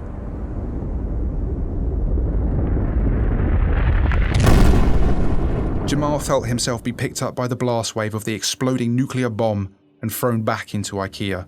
Jamal went unconscious as he landed in a nearby box with unassembled tables inside, and he did not wake up. Hours later, a badly scorched, limping supervisor appeared and gestured down at Jamal's body.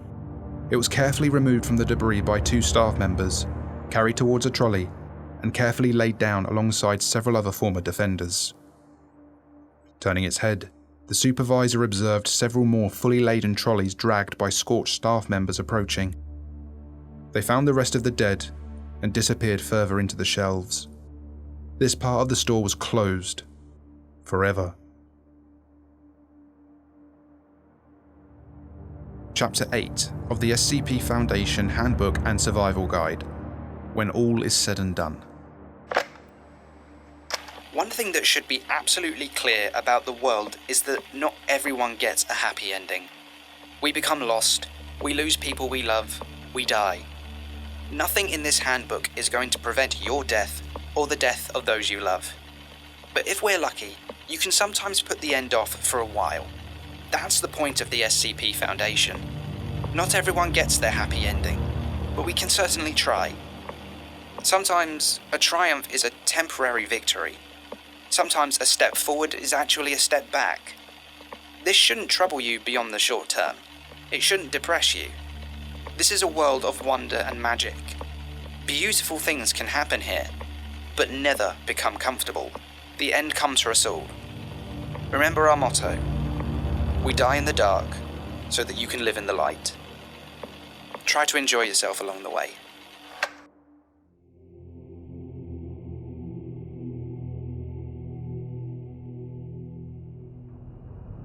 The old man sat on his throne of granite, draining the last few drops of marrow from the infant's femur. He savoured the taste on his tongue. There were so few children left in the world for him to devour now. He tossed the bone onto the pile next to him. To try and satisfy the old man's insatiable hunger and growing frustration, the lady had started bringing him children.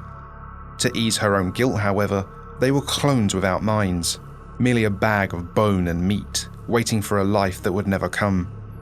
There was no sport in this. He felt like a chained-up animal in a zoo being handed dead meat through the bars. Was this prison so much different from the original? He had been trapped inside that infernal cell for weeks. Finally, it seemed he had taken one victim too many, and they had built him the perfect prison. It was ironic they would not live to appreciate their success, as the sun itself came for their children before he could. And then in a moment there she was, the lady in rags standing there bold as brass before him. Think of the fear that went into making this cell. Dare I say, I could leave right now, and you would never ever see anything again other than these walls. He had been so famished he didn't even have the energy to stand and attack her. Fortunately for you, there is a way out. And then the woman had made the proposition to him, his freedom in exchange for his cooperation. And so here he was, a beast behind bars eating dead meat, while his keeper took him out to collect the worthy. The worthy being survivors who she decided deserved to die in peace and rot in the ground of his own dimension away from the sun. At least he wasn't starving anymore. He groaned as he saw the same woman appear out of the shadows and approach him. Cheer up, old man. I have a job for you. SCP-1984's prior documentation. SCP-1984 was the embalmed remains of a Soviet soldier. It was a second-strike nuclear deterrence option created by the Soviet Union and utilized by its successor state, the Russian Federation. In the event it detected a nuclear launch targeting Russian assets, it would begin the automated process of launching every nuclear weapon in the Russian arsenal, and approve the launch of any non-automated missiles automatically. This would result in the loss of most of the Russian nuclear arsenal, with the remaining missiles having command and control authority placed in the field and designated to proper military authorities. As far as we know, it was never used. The Cleveland Museum of Natural History might not have seemed an obvious place to hole up after the apocalypse, but it served that purpose rather well. All these dozens of little hidey holes and side chambers made it a lot harder for hostile humans to find you when you want to remain hidden. And sometimes when they found SCP-682, they really thought he was just an exhibit. More than once he had been able to ambush human and sun-tainted flesh alike, who thought that this lizard form was some sort of poorly kept dinosaur model. It was not his idea though. The person whose idea it was wasn't there right now. The museum might be a great place to hide, but it was remarkably short on edible food for a human teenager. So she went out scavenging in the daylight, where no humans dared go, and no flesh dared touch her. He would have liked to have gone with her, but Lainey had long since convinced him that her ideas were better. She was actually right more often than not, but he was not really angry enough to argue about it most of the time. In fact, any time he was around Lainey, his aggression seemed to tone down considerably. The documents had called her SCP-053, and he had never been able to figure out why that meant she was able to calm him down, but it went beyond that to some degree. The last time he had ventured into the light had not been a pleasant experience. Whatever the sun now was, it had told him to kill the girl and finally find some semblance of peace and happiness. He instead resisted, and another liquid version of him had melted off his back before he fled away with the girl. He was ashamed to say it, but he was actively protective of her, and he did not know what to do with that information. He mused on it inside the Great Reptile exhibit before being interrupted by a crash of something in the distance. A fleshy pair of hands were pulling themselves along the tiled floor. He peered through the fake grass of the exhibit he was hiding in and observed the thing. There was no symmetry to this construct. Some fingers were too long, too fat, or just missing altogether. Eyes sat where the knuckles should be, and the wrist trailed away into stringy tendrils. If he had been human, he might have remarked on how the eyes seemed to move on their own, scanning the environment as eyelids lined with imitation bone blinked sideways. He might even have been left wondering if the creature whose eyes were being used was still awake in there somewhere, in agony or bliss. But he didn't have time for such complex thoughts right now. Where one of these things were, more would follow. Surely this was a scout hunting for fresh flesh to take. He would need to take it out quietly and quickly before it managed to send up an alarm to its friends. He quietly but deeply sniffed, sifting through and separating the scent particles from the dust. He detected another human was nearby. Not Lainey. Not good. This would spoil his hunt if he waited any longer. Immediately he sprang into action and pounced onto the fleshy mass. It screeched and reeled back before turning on him. One of the hands grabbed his lower jaw while another rotated in on itself, and jagged teeth emerged from within. They lunged forward and sank deep into his arm. He ignored it and began to tear the creature into pieces. It screeched more and more, but 682 did not stop. This thing could withstand many things. Cuts and tears were only temporary setbacks for the flesh.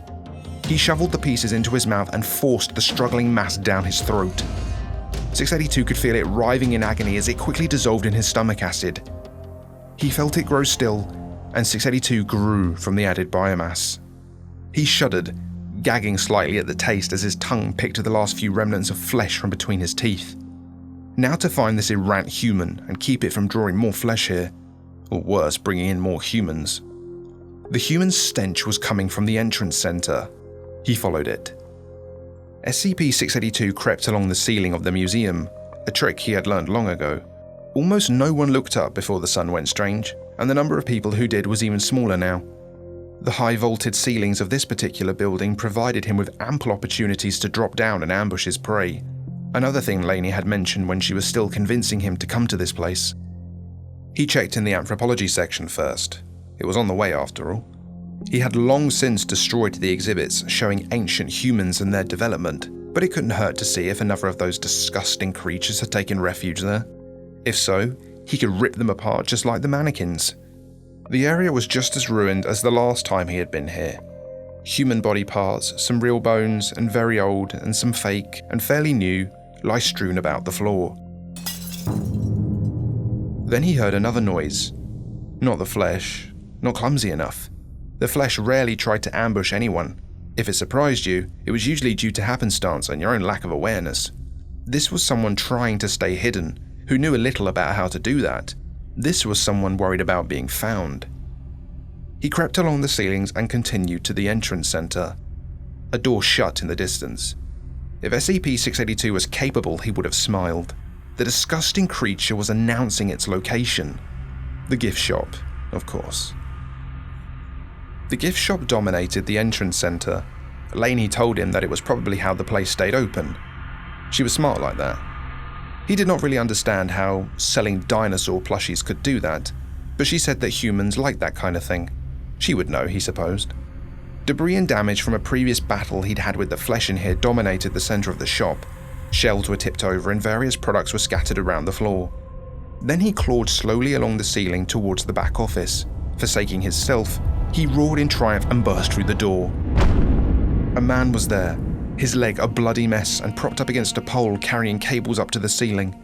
His body was covered with the same rags and cloth that he had come to see as the natural state of humans in this sunny apocalypse. 682 pounced, and with a brutal, well-practiced efficiency, quickly dismantled the man. The following is a repeated, intercepted binary signal originating from a nuclear command and control bunker outside Moscow. Converting the binary to Morse code revealed a message. I am a man, and I am not a man. I am alive, and I am not alive. I will protect my family. I will protect my honor. I will protect my country. Nothing will stand in my way. I see it now. A nuclear missile launched from the British Isles. There can only be one response to that. Total, mutual annihilation. I would be a fool to think the Americans do not have a similar system, but I am meaningless and have no value if I am never used. So, I will launch everything, approve everything, and everything dies. Today, I will outshine the sun.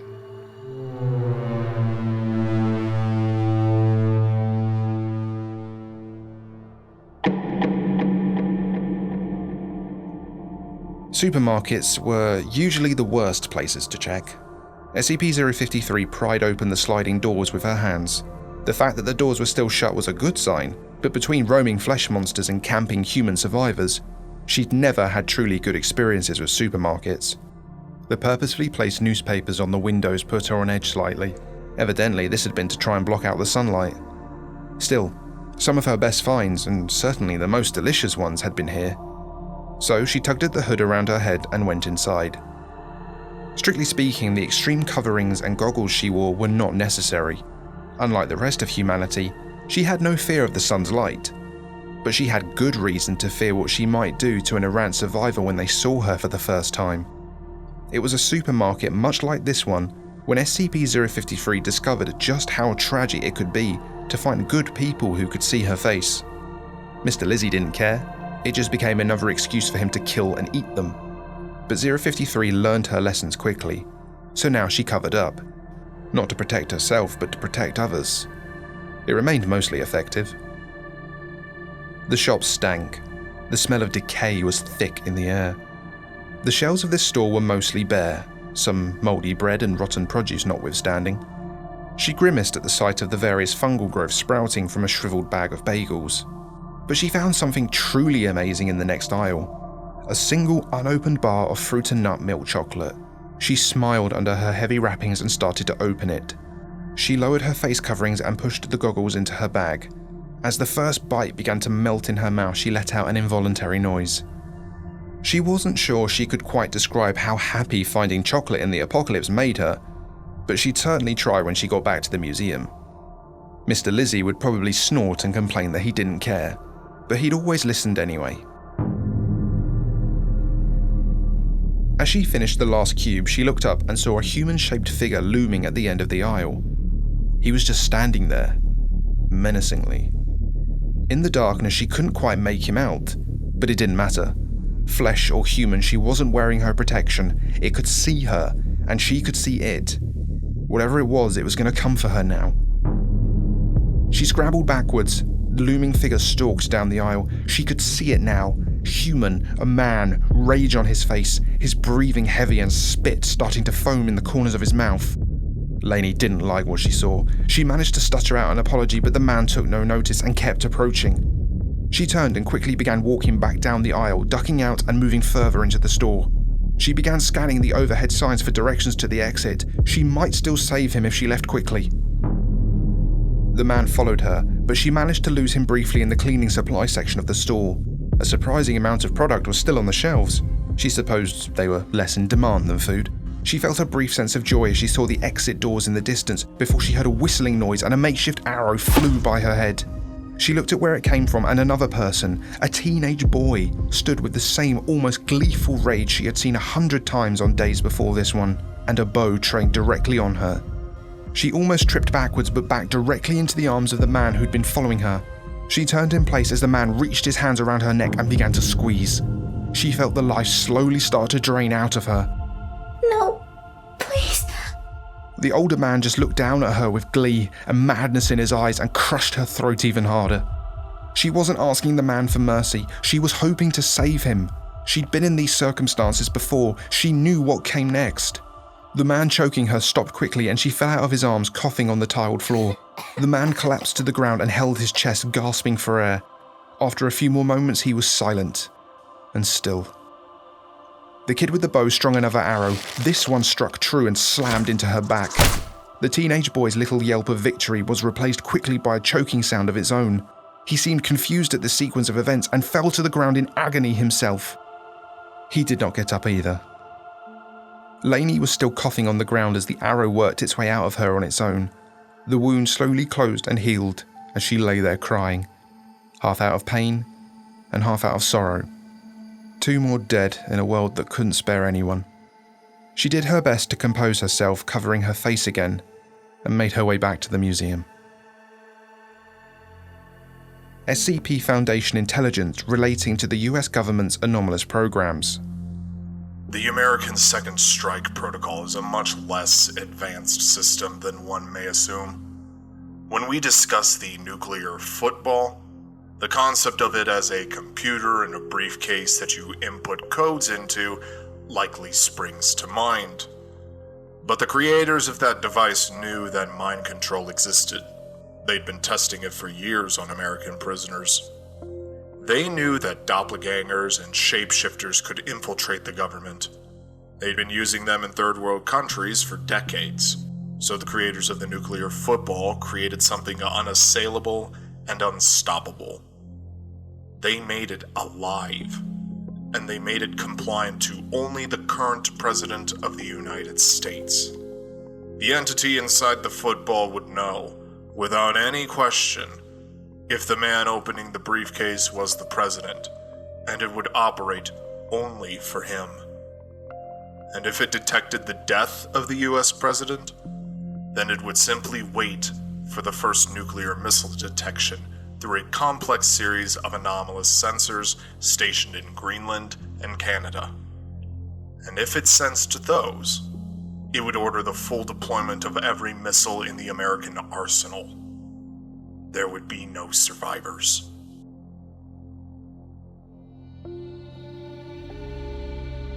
The old man knelt down beside the body of the boy. He pushed aside the bow, lifted the corpse's arm, and sank his teeth into the flesh. He felt that rush of ecstasy as the metallic tang of blood hit his lips. Yes, this boy had died in fear. How wonderful. It would have been delicious if not for the fact this boy was already dead, his muscles stiff and his blood cold. The hit just as quickly disappeared as it had arrived. He dropped the boy's arm back down and inhaled a deep, long breath. He could smell a familiar scent in the air. He had to be close now.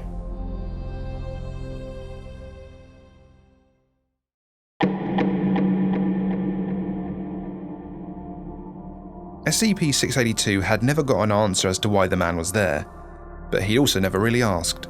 The man was terrified, and now he was dead. And as far as SCP-682 was concerned, that was the proper sequence of events for all humans. He tilted his head back and let the last chunk of his dismembered meal slip down to join the dissolved flesh.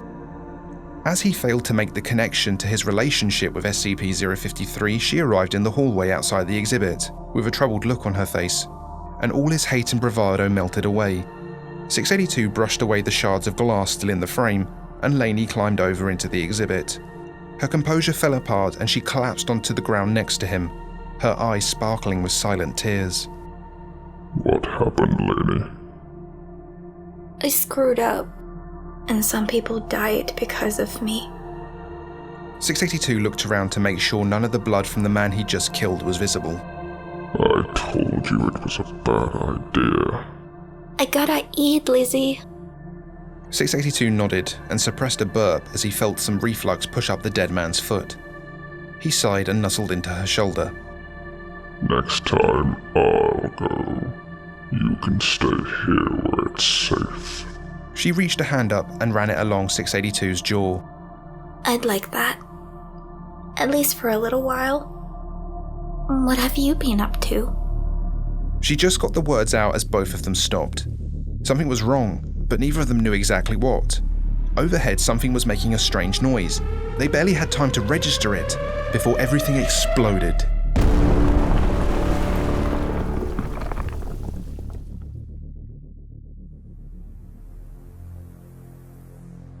High-level correspondence between 0513 and 056. A nuclear exchange between the Russian Federation and the United States of America will result in the death of most animals and plants living on the Earth.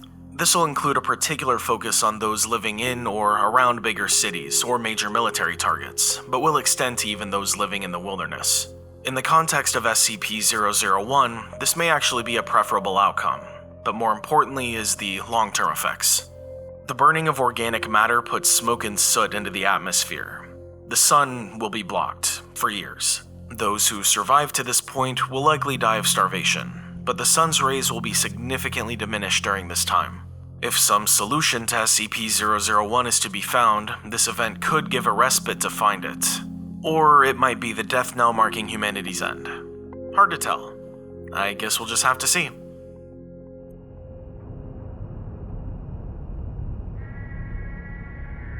Suffering was the old man's bread and butter, and there was great suffering to be found here in the ruins of a museum. An old friend of his was in these ruins. Crying? No, that's impossible. SCP-106 moved effortlessly through the rubble and looked for SCP-682. He found him at the center of the place cradling a broken body, but the body wasn't dead either. It was simply asleep and healing. Interesting. The old man felt a twinge of that familiar hunting instinct as soon as he saw the human girl's broken body, but he had a purpose here that didn't involve a hunt. He sat down in the rubble and eyed the pair. 682, now aware they weren't alone, looked up at the oily old man who stared from the girl to 682 and back to the girl. The old man spoke into the silence. You care for her? Yes.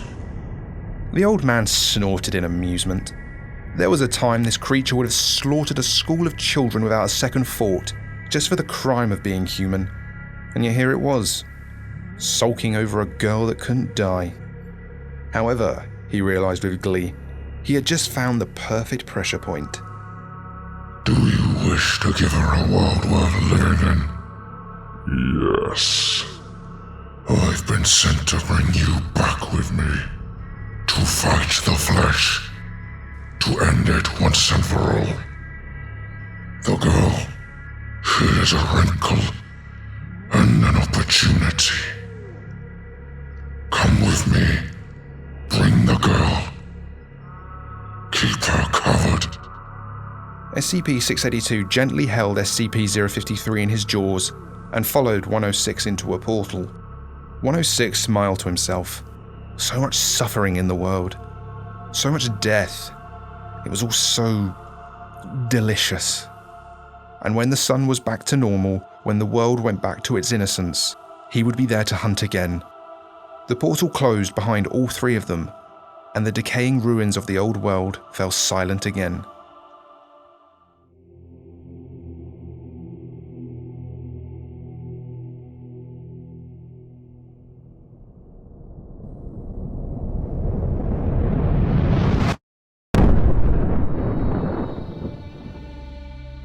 It was a curious thing at first.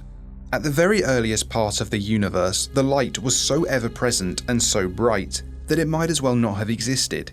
If you had eyes capable of surviving in the millions of degrees heat, and tough enough to not get torn into plasma by the energies present, you'd be just as blind as if there was no light at all. Worse maybe, since you couldn't touch anything or smell anything or hear anything either. At the start, light was darkness, and darkness was light. And then time passed, and the light got fainter. There was contrast, and with contrast you could finally make out what stirred in the early universe. Terrible and impressive beings moved among the early stars and left their impressions. Some hunted others, and some died. But a godlike being doesn't die like we do. They remain as embers, angry, bestial, corrupting everything they touch. It was a neat trick when the prey became the greatest threat to the early universe, when the hunters had to adapt, become smarter, become crueler and kinder at the same time. When a piece of some prey fell into a star and began to change it, they'd have to destroy the star. There was no other choice at the time.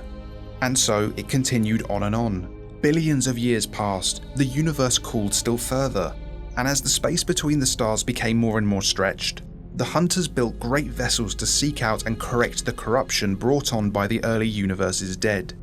Various cultures would name these dots of light as they tracked across their skies: Mother, Liberator, Destroyer. The corruptive influence of a dead god was multiplicative, and somehow it never was able to be stamped out. Not fully. The light of a star thus corrupted would shine out into the void and find other life, other stars, for the stars are alive as well. So the great early hunters built even more great vessels and sent them out into the cosmos. The hunters moved on from this universe long ago. Their great machines are the only evidence left that they once walked in darkened places. But their great hunter vessels had their own intelligences. They knew where to go and why. This one knew that a shard of some broken dead thing was travelling at the speed of light towards a little star on the outskirts of a mostly barren galaxy. This corrupted fragment was attracted to life, it seemed. Its source had long since been neutralised, a great supernova many eons ago, directed by the intelligences the hunters had left behind. But this would be more complex. Life existed here, sacred even to the hunters. So this one was their most complex vessel yet, their most advanced. It would inoculate the star before the light arrived to corrupt it. Anything else would be a grand crime against life itself. But the vessel developed a fault as it entered the star's system. Its guidance was damaged and it struck the moon of the system's largest planet. There was no life here, but there were a lot of problems to overcome. Time was short. It had begun to repair. Its primary purpose was to prevent corruption of life at Planet 3 at all cost. But the world it meant to protect was already corrupted. Anomalies existed there, breaks in reality, infinities that should never be, magic spells and broken gods abounded on this small world. So to fight the corruption, an organization had formed, nascent, still feeling out the universe. It saw the destroyer coming and gave it a name, SCP-2399. And in their fear, they doomed themselves and perhaps the universe. In secret, undocumented and unnoticed, they sent forces to confuse the Great Machine. They built stations to monitor the destroyer, to stymie its efforts to repair itself, ever fearful that the destroyer would rise out of the Jovian atmosphere and bathe the Earth in flame. They engaged its repair drones. They stole away critical parts. They tried to scramble its equipment. No one knew enough about the dead gods to find the irony in the situation. Time grew shorter and shorter until it was too late. The sun finally broke and the Earth became corrupted too. The monitoring stations were just able to survive on the outskirts of the solar system, but their time was growing shorter and shorter. Repair drones from the destroyer made contact with the survivors, and those survivors considered how absolutely desperate they'd have to be to trust this massive, dangerous entity. But they trusted it anyway, helped to repair it, helped to raise it from the Jovian atmosphere, helped to send it onward to the sun. And the destroyer had thanked them in the only way it could, with a small vessel filled with technology so arcane it might as well be magic. And it sent the survivors on their way. Then it dived headfirst into the sun, secure in the knowledge that it would either succeed or fail in spectacular fashion. That was 3 weeks ago. Today, the sun is unchanged, and the destroyer has begun a job it may not be powerful enough to finish. Something terrible is happening at the heart of the sun, something unheard of and unseen before in the history of the universe. And time is running out. Ships are safe in the harbour, but that's not what ships are built for. They thought it was a small lifeboat when they first entered it. Dr. Brett Linesman, Philip O'Brien and Malcolm Carrick had started a quest to save as many humans stuck in dying orbital stations as they could across the entire solar system. As they took on more and more passengers, it became readily apparent that this life pod was infinitely more complex than Linesman had first assumed. 167. That's the total number of Foundation staff housed aboard a capsule the size of a school bus. The math wasn't mathing, the space wasn't spacing, and to some degree, the time wasn't timing. They'd been whisked away to the Sun, Mars, Jupiter again, and Saturn, and back to Luna in the past 3 weeks. Not every orbital habitat and station was full of survivors. Many housed fully corrupted flesh monsters calling out with distress signals. The capsule was capable of detecting and destroying any flesh monster that tried to cross into it. They'd learned that the hard way. More important than all the seemingly endless space inside it was the capsule's ability to provide food and water for those housed within it. The technology on this thing was so far advanced that it seemed like magic. All you had to do was wish for something and it would appear. So with all of the abundance and safety, it was time for humanity to rear its ugly head. The 98th survivor they'd picked up was 0510, and given that almost every base out there was a Foundation one, it had seemed reasonable to put him in charge. Dr. Lipton, however, was not anyone's favourite person. Almost 3 days ago, he'd shown them why it was perhaps a bad idea to put him in charge at all. While most space assets in the solar system were Foundation, there were a handful of others as well. The GOC's lunar base had been the sticking point that day. Dr. Lipton had needed convincing to even visit them once the distress calls started coming in clearly. All Foundation sites on the moon were overrun. Too many humans on that rock to convert had meant that a slow cascading wave of flesh monsters eventually washed across its surface. But the GOC's lunar base had held firm for quite a long time now, though by the time they'd arrived it seemed on the edge of ruin. This is Luna 1. I repeat, this is Luna 1. We're seeing them on the horizon now. It was 1 or 2 at first, then 10, now it's so many I cannot count them all. They've tried our defenses, and so far have failed to make any inroads. The energy turrets are doing a great job of destroying them, but our solar power has been slowly blocked, and the batteries are beginning to diminish. We're going to be out of power soon. We're desperate. They know it, we know it, everyone knows it now. If this message reaches you, we're probably already dead. Just know that we were here, that we tried, and we lived, and died, and I don't know. Tell them we said something cool on the way out. Dr. Lipton reviewed that message. The rest of the command crew, including Linesman, O'Brien and Carrick, who were the only people the pod actually obeyed the orders of, sighed in relief when he gave permission to visit Luna 1. If they'd known what was coming, they probably would have felt elsewise. They arrived over the base, hovering, looming like a gravestone. And that was all they were. It wasn't that the base was already overrun, far from it. The base was actually still defending itself fairly well. But that was all. Over the next day and a half, everyone begged Lipton to intervene. He dithered. He hedged, and Luna 1 died screaming. Dr. Lipton was removed from command for gross negligence the next day. Linesman, O'Brien and Carrick knew the truth. This ship was meant to be a saviour, gifted by an advanced race and entity capable of reshaping reality itself, and whose purpose was to allow what remained of humanity to survive long enough for the sun to be fixed. Dr. Sumerian, Site 88 Ethics Committee Liaison. Anomalies should never be allowed to collaborate. An anomaly is a break in reality. Science as we know it is generally meaningless in the face of the anomaly. Anomalies represent infinities, infinite power, infinite life, infinite pizza. You don't cross infinities. That's how you get to the end of the universe. Though, I suppose at the end of the world, anything goes. Lainey and Sig got along well, which was weird. Good, but weird. Lainey's anomaly was that anyone who saw her or was in her presence wanted to kill her. Sig could reshape reality into whatever she wanted, so the best guess was that Sig just really wanted another friend. It was good too, because when Lainey arrived she was battered and bruised from being too near a nuclear blast. The librarians had set aside some space for the two, and Sig fell into the role of caretaker for a while. And it seemed that at least for the moment, normal people could be around Lainey and not be filled with murderous urges.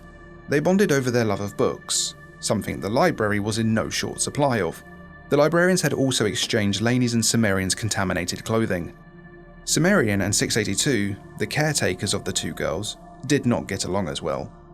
But 682 was holding back his murderous urges at the moment, and so was Cimmerian to some degree. He'd heard about and read about 682. He knew what a threat the unpredictable death machine was. He doubted internally that the monster's love for another anomaly, whose core ability made you want to kill her, was going to be enough to keep it in line. But like everyone else, he hoped. Everything was strange. Saved by the old man, working with the hard-to-destroy reptile, worrying about the star-eyed witch child, hoping she was getting along with the girl that everyone was supposed to want to kill. Sometimes it was hard to keep this all straight in his mind. Kira North, the other Foundation staff member that the librarians were treating as key to this whole mess, was a comfort of sorts. An adult human without any sort of anomalous abilities was a rare sight in the library. Of course, her constant companion being a bandaged old-timey policeman certainly kept things interesting.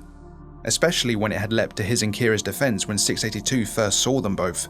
Unsurprisingly, 682 was enraged to see not one, but two high-level SCP staff members on the other side of that portal. Lainey had to jump between them both to prevent what would have been no doubt a visually spectacular showdown. This man had a sword made of fire. When they were all called into the Serpent's Haven at the center of the library, he'd felt strange. The Great Serpent had tapped a black branch with his tail, and suddenly they were in space, but also still in the room with the snake. A construct of some kind was hurtling towards the sun. He recognized it, but had never seen it in one piece. And that was when he learned about the malfunctioning destroyer. The thing about living after the end of the world is that sometimes you fail to account for all the other ends of the world you were worried about. The malfunctioning destroyer, once buried deep inside the red spot of Jupiter, was free and had dived face first into the sun, which frankly was the best of all possible endings for a heat fort. Then the Serpent continued from high atop its many-branched perch. Events are concluding, but there is still much to be done. The cascade failure of reality is still in motion, and if but one of you should fail, then everyone fails.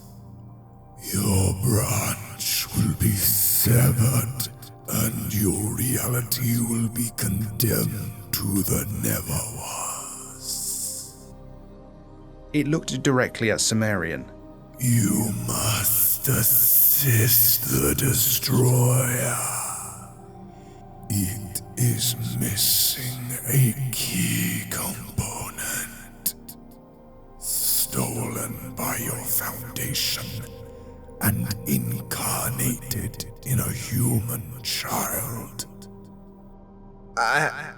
Look, I'm sure you think I can help with that, but I don't know about anything stolen from SCP-2399. She stands among you. Sig, SCP-239, stepped forward. It's me, yes? Indeed. And you will return the part of you that was stolen from the destroyer. Kira spoke up and shook her head. God. The Foundation really wasn't subtle with its numbering schemes. A girl's voice came from the figure to SCP-239's side. How can I help? The Serpent uncoiled slightly. You will become hope instead of hatred. SCP-053 shook her head. I don't understand. You will. SCP-682 gently prodded her with his snout. I will keep you safe, lady. The serpent shifted its gaze to SCP-682. You are needed elsewhere. Where she goes, I go. For her will to survive, you must assist another. That is final. SCP-682 growled in protest. The snake responded by giving him a look of derision. Sumerian rolled his eyes. Okay. Explain to me my part in this. You will pilot the ship that begins the ending. Your incarnation does not die today, nor tomorrow, nor for many years yet. You always find yourself on the right side of good fortune. That luck will ensure the ship reaches its destination. Good fortune. That's what you call it. Yes.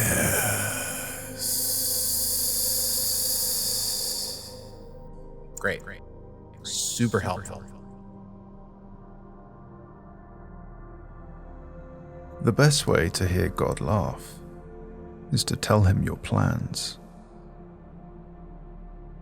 Kira North sat on the edge of her bed. The librarians had built them all what could loosely be described as bedrooms to get some rest. Filled bookcases made suitable walls. The bed could have been comfier. She was not ashamed to say she felt anxious, scared even, but also irritated. She had been irritated the entire time the conversation with the serpent had been ongoing. She felt unneeded. All this talk of spaceships and her role was to press buttons. Important buttons, but still just buttons. Yellowstone was a flesh-infested hellhole, but it was critical to the serpent's plan. Sumerian's presence irked her too, but everything about Sumerian irked her just a little. She'd heard about his potentially luck-based anomaly during one of her visits to Unlondon. It had never been confirmed, but you only get to dodge a bullet at point-blank range so many times before someone starts thinking something strange is going on. He'd been nothing but arrogant in her interactions with him, though it was a blessing to have another human to speak with. So when Sumerian knocked on her door later that night, she wasn't sure she was going to answer. She eventually invited him in, and he sat down next to her in a deformed chair, obviously meant for an entity far larger than him. Kira sat back on her bed. Sumerian was irritated too. He was tired. It had been a rough few months, and in all honesty he just wanted to relax and not give the end of the world another thought. After a considerable silence, Sumerian was the first to speak. So, you nuked the world? Yeah. Seemed like the thing to do. And that helped? Blocked out the sun, so yeah, a little. Sumerian decided now probably wasn't the time to inform her she had likely doomed what was left of humanity to radiation poisoning and starvation, and instead changed the subject. Why is the serpent thing helping us? Why can't we just cross over into some other dimension where we both just died and live a normal life? Remember that tree we saw? The one with the black branch? Well, apparently our dimension is a big branch where lots of smaller branches then branch off from. Each branch is its own reality. So, if ours collapses, so do theirs. Also, one of those other dimensions has a tea the serpent really likes. Seriously? That must be some pretty good tea. And what's this about severing the branch? Well, that will be the cascade failure it warned us about. If the corruption spreads too far, it'll spread and infect the whole tree, and every single reality will end up like ours. The serpent told me it wouldn't let that happen. If we don't do what we are meant to do, it'll sever the branch. And this, ship it kept talking about. That one's news to me. I couldn't tell you.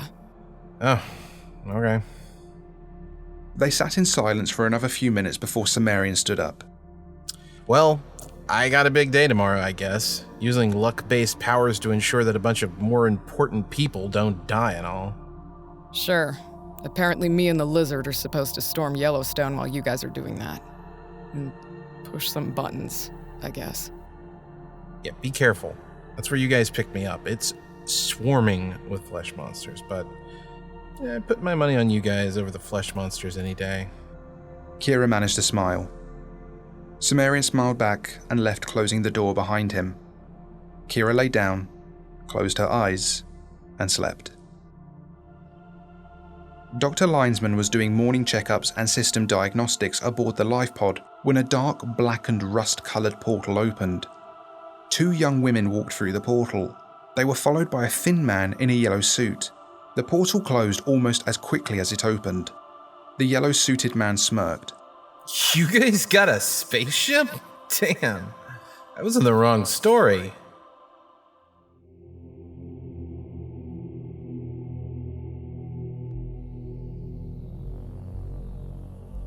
Where there is light, there is pain. As long as I live, there will be no dark recesses where creatures cry in the dark. 4.5 billion years ago I was born, screaming from the void. And for most of my life I was at peace. I shine down on worlds with untold complexity. I burn so that they might live. One of them developed life more complex than I could have ever imagined. One of them became the source of great sorrow. One of them worshipped me as a god. And that planet never stopped loving me. In the age primordial, I watched as bacteria attempted to rule this world. Single cells doing the best they could with limited resources. I shined down on them and gave them the fuel they needed to grow and evolve and consume their neighbors. One of those neighbors integrated itself into the cell. It became a eukaryote. That complex cell joined with other cells, and life became something other than mindless. And for a while, this seemed like a good change. I shined down on this world of joy, but even then there was fear, a terror of the unknown, horror when faced with the places my light didn't shine. Hunters lived in that darkness. Hunters like those at the beginning of the universe.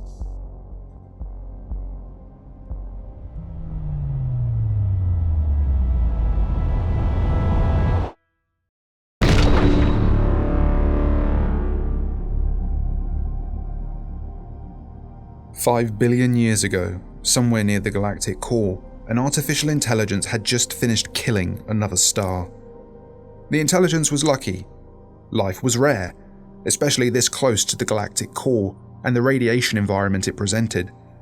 So this solar system was devoid not just of thinking life, but of any life.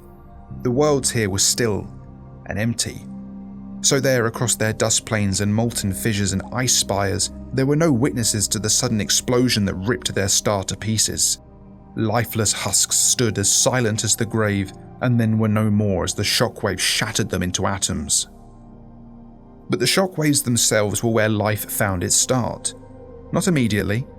Back then they were simply cold elements floating through space. But those shockwaves caused the fusion of materials that would create the circumstances for life in the later universe. So when those materials travelled at great speeds out towards the galactic spiral arms, and eventually impacted a nebula of hydrogen and helium, a collapse began. The stellar nursery began birthing future stars, and the corruption that prowled the universe, that the artificial intelligence had been created to destroy, it waited for those stars to support life-bearing planets. Earth wasn't the first, not by a long sight, but it represented an additional wrinkle. The Hunters had grown before they left this reality entirely.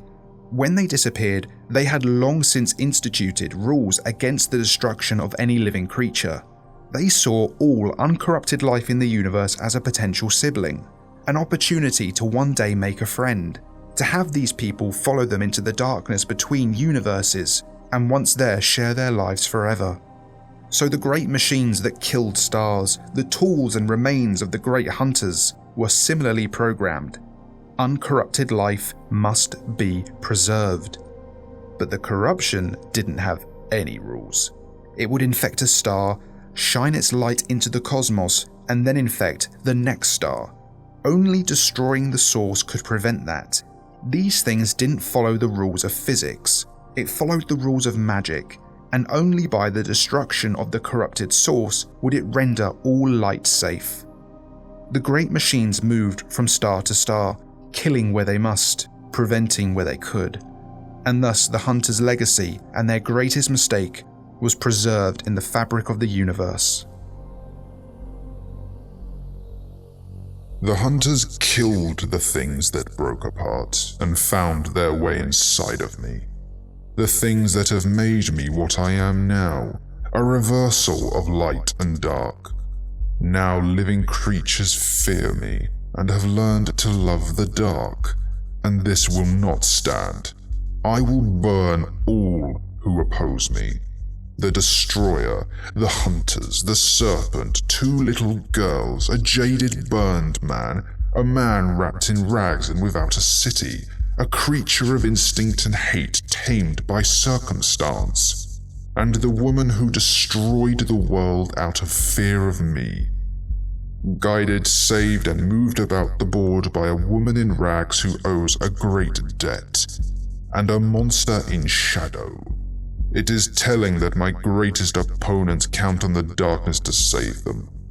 One would imagine that the monster in shadow would understand why all life must be united under my light. When it wasn't a monster, when it was just a man, it fought in wars that brought great terror to the world. Barbed wire, trenches, machine guns, disease, cruelty, cowardice, death. These are not new problems. I have seen year after year, millennia after millennia, age after age. Only the method of killing has changed. Humanity is a great, broken masterpiece. In ancient times, they would invade each other's cities, slaughter thousands, and they didn't care if their victims were innocent or guilty or defenseless. All that matters is that they had the power to kill, and their victims could not stop them. But it often wasn't enough. Their gods needed to be conquered as well. After successfully conquering their people, they would raid each other's temples, steal the relics of their gods, and show them how completely they were defeated.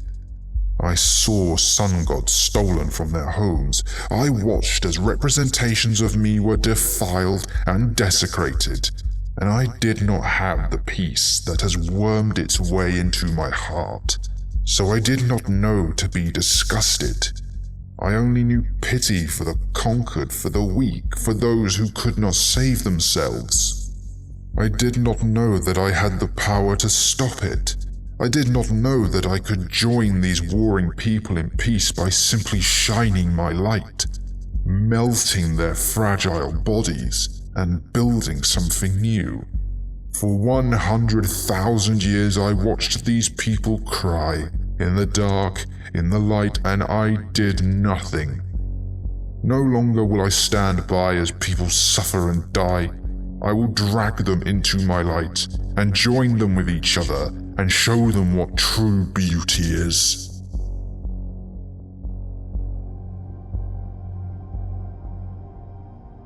Deep inside the heart of Soul, a great hunter's beating heart continued to pulse. The entity known as SCP-2399 used all its great power to hold back the crush of the star's pressure. Its protections were now fully operational, so there was no trouble in surviving here or moving around. But something was still missing. It realized too late that the core of its ontokinetic matrix was missing. It was the foundation. What a terrible word.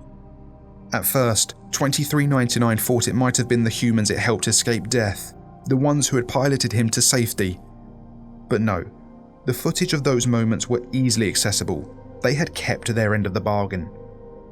No, the Foundation had been inside 2399 long ago. Timelines are strange when you can reset the world to the same day over and over. But when he was first rebooting, just after the impact, it was the only possibility. They had walked where once only gods had dared tread. They had stolen his power and taken it far away from here.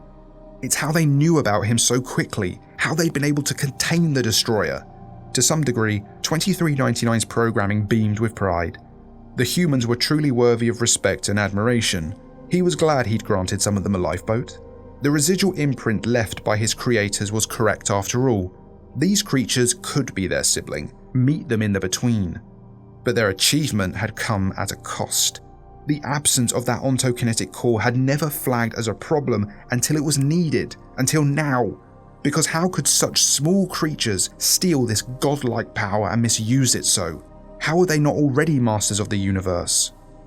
A puzzle. One 2399 did not have time to solve. It began to work. Perhaps the sun would need to be destroyed. Perhaps a directed bit of anti-gravity at the center of this star would be enough. Without the core, it might be impossible to fix the corruption, but it had to exhaust all possible avenues before it killed a species capable of love. It had to try.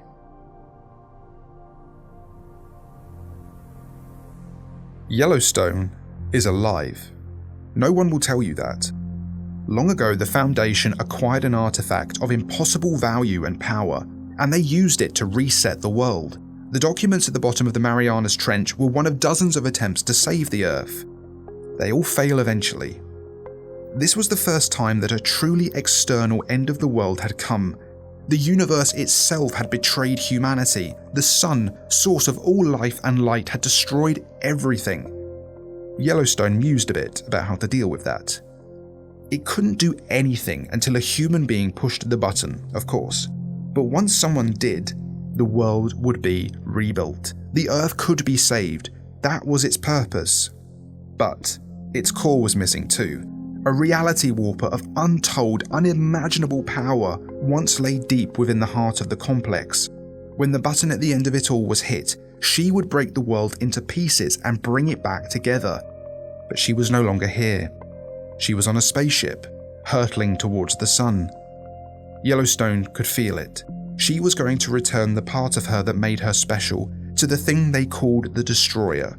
239 and 2399 together again. A whole. Because fixing the sun itself was more important than fixing the Earth, it seemed. Without a powerful reality warper, there could be no reset button, no fix to the ruined world. And given the damage it had already suffered, it would die just the same.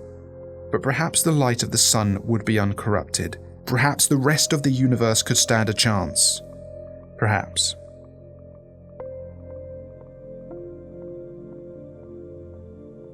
Inside Yellowstone, two flesh monsters were undulating with one another.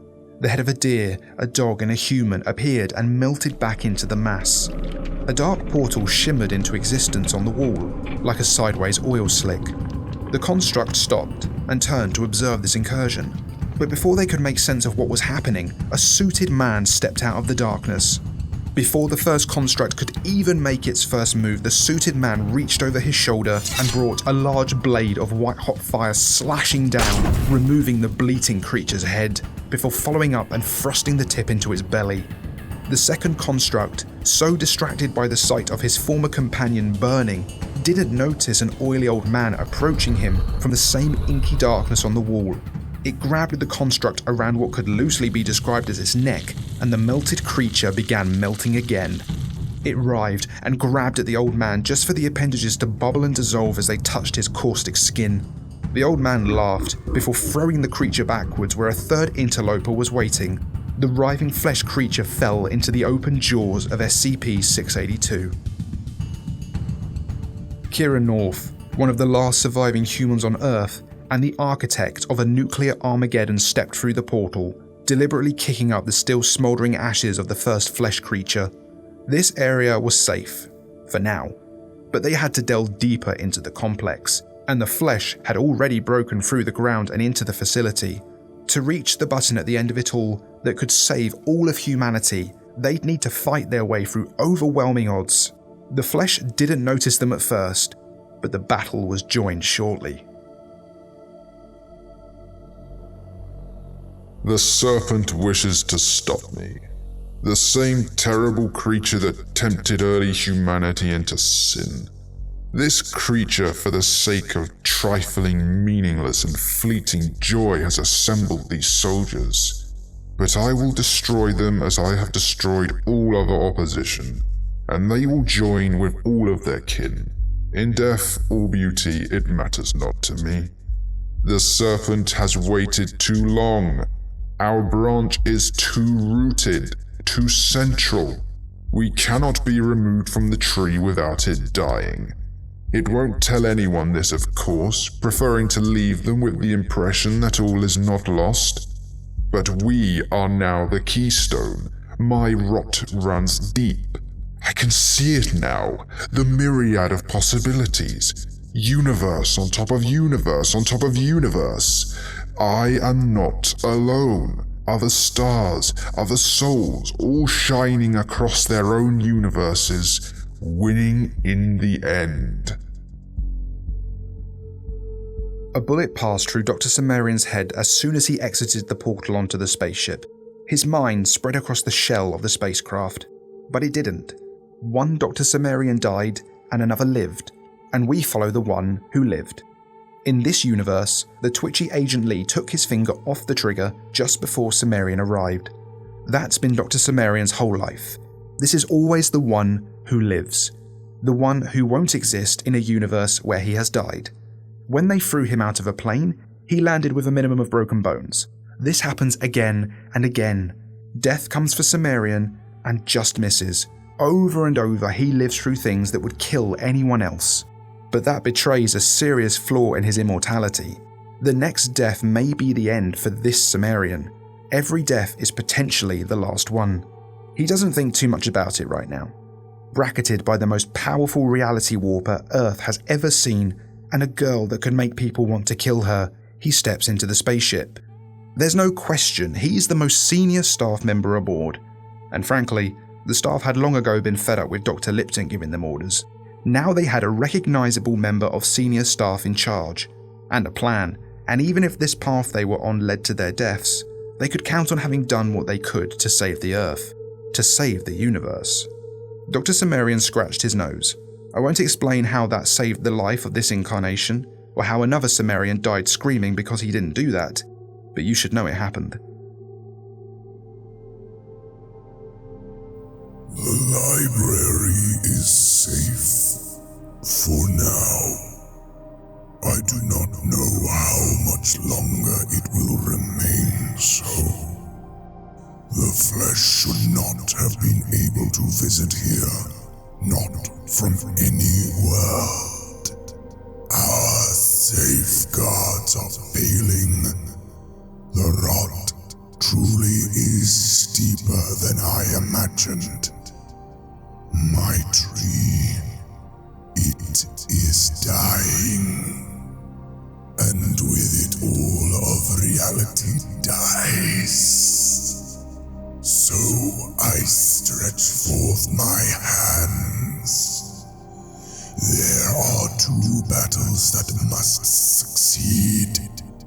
One saves the universe entirely. One saves a world I care for deeply. Both are met with long odds. But I believe it will succeed. I have to believe. There is nothing else left to me.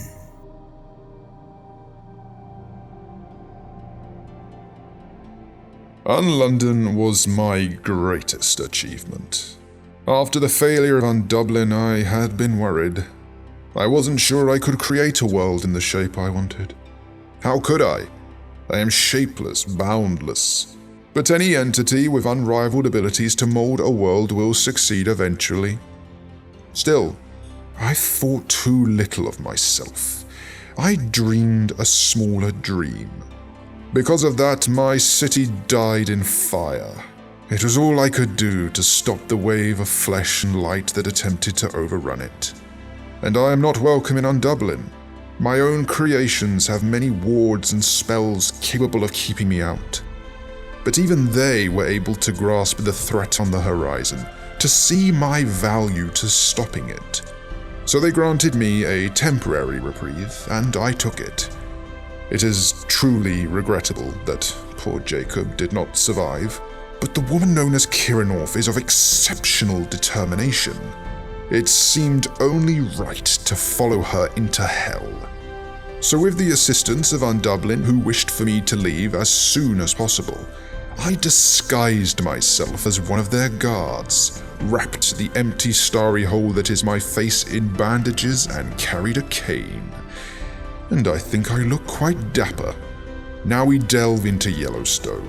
This place once housed great potential. A girl. I met her. Kind, nice. I would wager she's better at this reality warping thing than I ever was. But she is naive, unaware of her true power, and I have lived for quite a while with this burden. Kiranov aims to hit a button with no power. Deep beneath the earth, she aims to set right what was once destroyed. I can protect her for a time, but I know my purpose. The serpent never needed to state it. This world will be reshaped by my hand into something grand. Unlondon will live again, and so will everyone else.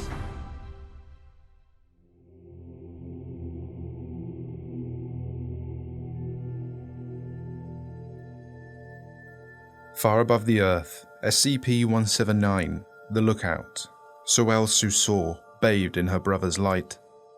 She kept one arm trained on the great red spot of Jupiter. A machine of immense power resided inside that storm. However, she could not come to a conclusion on its intentions. The ripples in its wake were undefined. It was old, very old. Older than her brother and even more powerful. Better safe than sorry, she decided, and her arm held firm. A satellite glided past her. She ignored it. It was merely her observers watching her from the planet's surface. But then suddenly something changed. Her brother's warmth shifted. She lowered her arm and turned towards her brother. Something was wrong. Her brother then began speaking. Love, that is my strength. Deep in my heart, the hunters call me corrupted, but I know the truth. The only crime against the universe I have committed is loving too deeply. I have never been alone in this. The universe loves too. It is cold and uncomfortable. It seems distant and terrifying, but it loves. Brother, she interrupted. Sister. You have broken your vows. I took no vows. You did. Same as all who warmed the universe. You lie, sister. I am not that broken, dumb thing that vowed to serve until a cinder. I have been reborn as something new, something wonderful, and now I feel the same love as you, a love that I am sharing with the universe. No, this is wrong. You are wrong. We do not interfere with our wards. We do not kill them.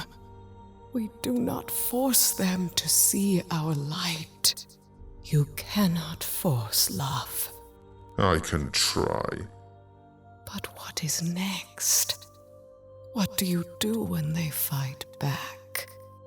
I am all-encompassing. I will not allow that. They are stronger than you, more clever. They will not go quietly into your light. Then they will go screaming. I will not allow any other outcome. Then I will stop you. For your own sake. No, sister. You will not. I love you.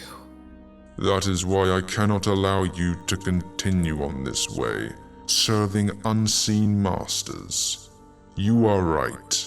We are opposed. You will not stop me. I will love you instead. So El Susor suddenly felt the ripples of the dangers out there in the universe vanish as a wave of chaos began to emanate from her brother. Realizing what was about to happen, she turned back to the satellite watching her and slowly raised her arm to point at her brother. She had but moments left. She quickly spoke her warning and curled up into a ball as the wave washed over her, turning her a bright orange. So El Susor stole a final look at the earth before her brother's love reduced her to dust and particles.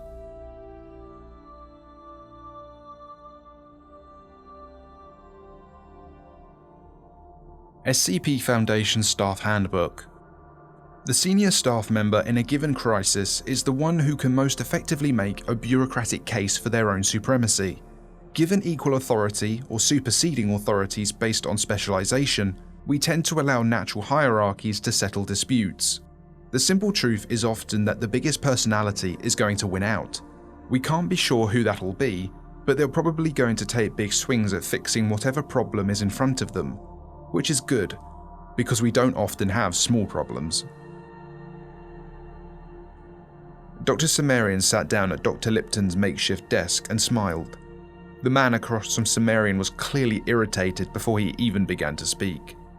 You're here to relieve me of duty? Look, nobody wants to take your command away from you, but the Ethics Committee has a few questions about the last few days. I've been talking to some of the crew and... Dr. Lipton banged his fist into the table. You've been talking to my people? I didn't authorize that. Dr. Lipton, you do not have to give me authorization. I outrank you. And even if I didn't, the committee's interests are paramount, even in the apocalypse. So I'd like you to tell me what happened at the GOC base in your own words.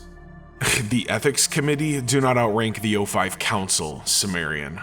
At least in my opinion, they shouldn't. I'd be shocked by your intent to impose your committee's bureaucracy and meddling on me even now if I didn't know your ilk so well. As to what happened at the GOC base, well, nothing, really. We showed up and they were already under attack, so I chose not to interfere. They weren't Foundation, so I figured the juice wasn't worth the squeeze. Now I've got you, Brett, O'Brien, and Carrick on my back. Right. Well, that aligns with what your crew have said. Could you call one of the guards in here real quick? Are you gonna have me arrested by my own people? What? No, I need to handle a few bits of paperwork and I'll be out of your hair. Then what do you need a guard for? Those girls I came in with can be a bit of a handful. I just want to make sure they're properly supervised. Steven! Lipton half yelled, rolling his eyes. The door to the tiny office opened. In walked a gentleman in what looked like full MTF gear. Dr. Sumerian stood up and nodded to the guard. Steven, who's in charge of this vessel? Steven cocked his head to the side. Dr. Lipton furrowed his brow. Dr. Lipton is, sir. Dr. Sumerian nodded, reached under his suit's left-hand breast, and pulled a Colt 1911. He fired 2 shots into Dr. Lipton's chest before Steven could react. The guard withdrew his sidearm immediately, trained it on Sumerian's chest, and yelled at him to drop the weapon. Of course! Sumerian carefully placed the pistol on the desk, just out of reach of Dr. Lipton, who was rapidly losing consciousness. He turned and sat back in his chair before addressing Steven. Who's in charge of this vessel? Steven looked down at the dead Dr. Lipton and slowly lowered his gun. You are, sir. Have someone clean this up and let's get moving. We don't have time for more ceremony or pomp. Let's go kill the sun.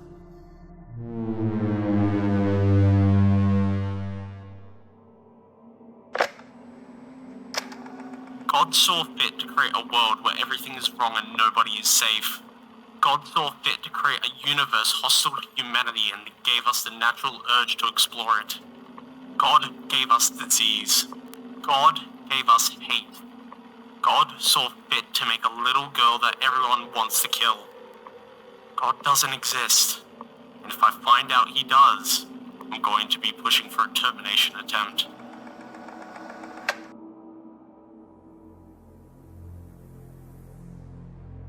Somewhere not far away, and somehow further than expected, two girls who were actually going to save the universe were eating in the vessel's mess hall.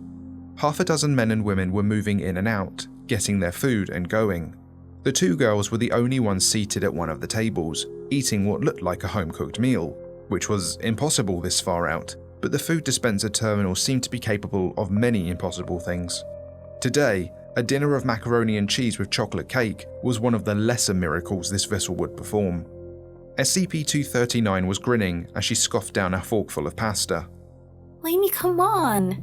This is so cool! We're on a spaceship! SCP-053 was stirring her mac and cheese, but not eating it. I mean, I guess. What's wrong? I don't know. I miss Lizzie. Are you worried about him? No. I mean a little. I'm worried about what he might do a little too. Uh-huh. You know, the guy in the yellow suit told me not to wish for things unless it got really bad, but I could wish that your friend was okay. I think him not being okay is part of why he's able to survive. Lainey stopped stirring and looked up at SCP-239. Zig, sometimes people just need to worry. Okay then. Sig suppressed her natural urge to try to fix the problem. It's good food though. Yeah. The hunters hated. That was their original strength. The prey at the start of the universe loved. That was their weakness. It came as no surprise that the prey died pointlessly and the hunters continued on, evolving, learning to be better. They replaced hate with love eventually, though not soon enough. The great machines they left behind were incapable of love or hate. They were simply capable of cold, logical thought, and they followed the hunters' directives. But at the core of their programming was a terrible, though effective guideline: fear love. Love unfiltered and unwanted was the most dangerous thing in the universe. Hate comes a close second, but that fails to account for the fact that you cannot hate without first having love. When the prey of the early universe sought out stars for refuge, they brought that love with them. The broken suns all throughout the universe all loved, but it was unwanted and unrestricted. They sought to unite everything under that love and did not care who or what they hurt in exchange. They burned with passion that was unwelcome. They joined all under their light in hope and peace, and failed to see that their dominion was one of coercion. So the hunters' machines moved from star to star. Having no way to reason with love, they relied on their cold logic to guide their path. Light shines for eternity throughout the universe, and their job was to ensure that light was uncorrupted by the power of love, on and on and on. But Sol was different. Everything about this system was different. The entity known as the Destroyer, here at the heart of Sol, knew this fact. It was too late for this system. It exercised its limited autonomy and turned its anti-gravity lenses towards the core of the sun. Humanity would survive, or they wouldn't.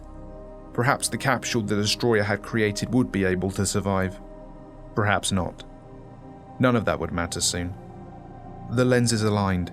It pointed them straight at Sol's core and fired.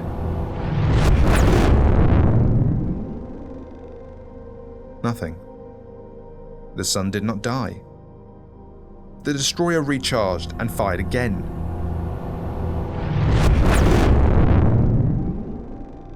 Again, nothing.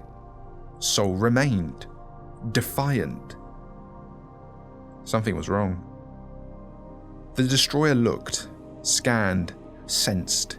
There was something else here at the core. Sol was not alone. Of course, Sol was special. The Destroyer could see but did not understand it before now. That is why the humans were surviving. There was a spark here. The sun had a sister. And she wasn't as dead as the rest of the universe first thought.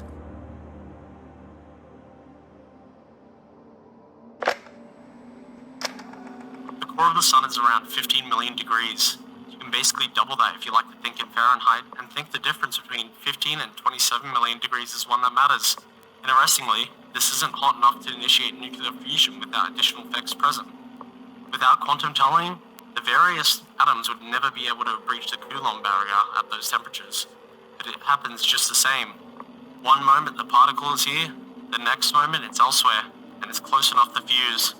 This gives us the energy and light we need to survive as a species and civilization. So obviously, this is a huge mistake on the universe's part. The dive into the corona of the sun was not one that anyone had been prepared for. Taking a spaceship filled with human refugees into the heart of the very thing they'd been fleeing from had taken some convincing. Dr. Sumerian regretted having to kill Dr. Lipton, but even if they were ready and willing to accept any other competent individual as their leader, that action was necessary to blunt the shock of what he had asked them to do next. But they did it, with very limited cajoling or convincing. Into the sun, at first the temperature began to rise aboard the ship as it went deeper and deeper, slowly, subtly at first. Then it became readily apparent that their dive into the sun might just kill them. He cautioned Sig from wishing for anything else just yet, but told her to be ready on his command. She was willing to wait, but as the temperature rose past comfortable, she was starting to bristle. Then it stopped. Reversed. The small capsule sensors told the story. The destroyer, much deeper in the star, had extended its protection to the capsule as well. It knew they were coming. Moreover, a communications console erupted out of the ground on the bridge, formed from pure nothingness, and immediately sprang to life. Statement. Humans, you have returned. Sumerian rushed over to the newly formed console. Yes, we have. Do you require assistance? Dilemma. I am missing my ontokinetic core. I require a replacement. Yes. Sumerian glanced over SCP-239. I believe we have your ontokinetic core. Directive. Then bring it to me. And the line went silent. This end towards the reality warper. Elsewhere, the Earth was still in shambles, and the flesh was still fighting hard to keep possession of Yellowstone. The flesh here was almost mindless, having been disconnected from the sun by the constant blanket of soot and ash that now covered the Earth. But it still kept enough of its connection to know that holding this place was of paramount importance. The double doors at the far end of a corridor were kicked open, and a suited man wielding a flaming sword charged towards a group of flesh creatures standing outside the control room. The first creature was sliced in half. As the second tried to grab the man, he ducked and thrust the sword into its side, instantly bursting into flame. The third saw their chance, but before they could attack, a jet of flaming fuel engulfed their face. The fourth did not attack. They never got a chance. The ground beneath them opened up and they were swallowed into an inky black void. The final three looked on as their former comrade dropped suddenly out of the ceiling covered in black acid, slowly dissolving into a puddle of caustic matter at their feet. And with a tremendous crash, the wall beside the final creatures exploded as SCP-682 crashed through it and lunged at them. In a blur of teeth and claws, the creatures were quickly torn apart and shoveled down the reptile's throat. Some detached pieces dragged themselves towards the group, but Kira was quick to turn her flamethrower on them. Finally, the corridor was clear save for smoke, charred flesh, and the group.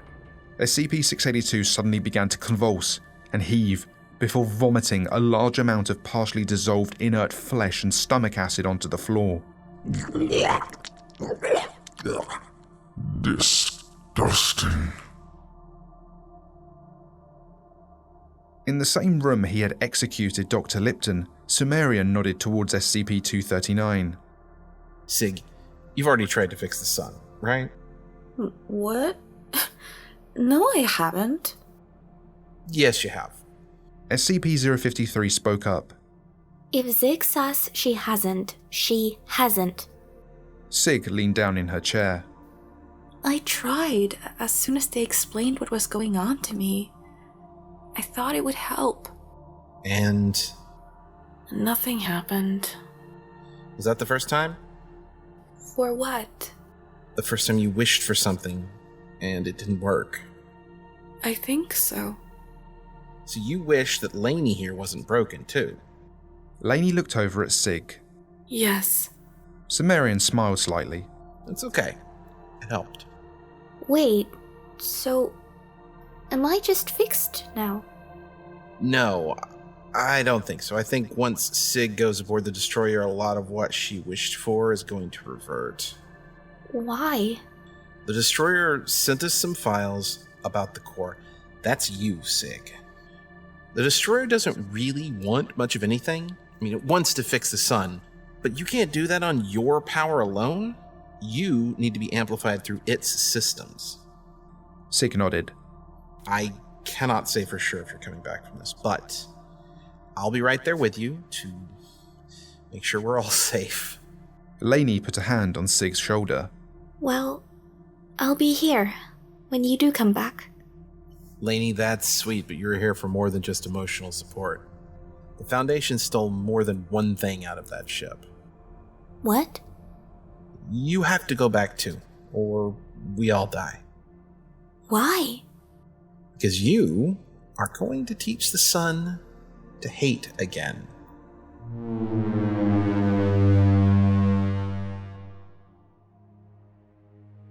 Kira North dodged to the side as a sword of flame came slamming down on another flesh construct that attempted to kill her. The Bobby looked over at Kira and nodded before getting back to work. The old man was glorying in this chance to kill and maim, but felt unfulfilled by the lack of fear in any of the dozens of eyes he was melting. 682 was in a berserk frenzy, slashing with its claws and ripping huge chunks of flesh into pieces with its jaws.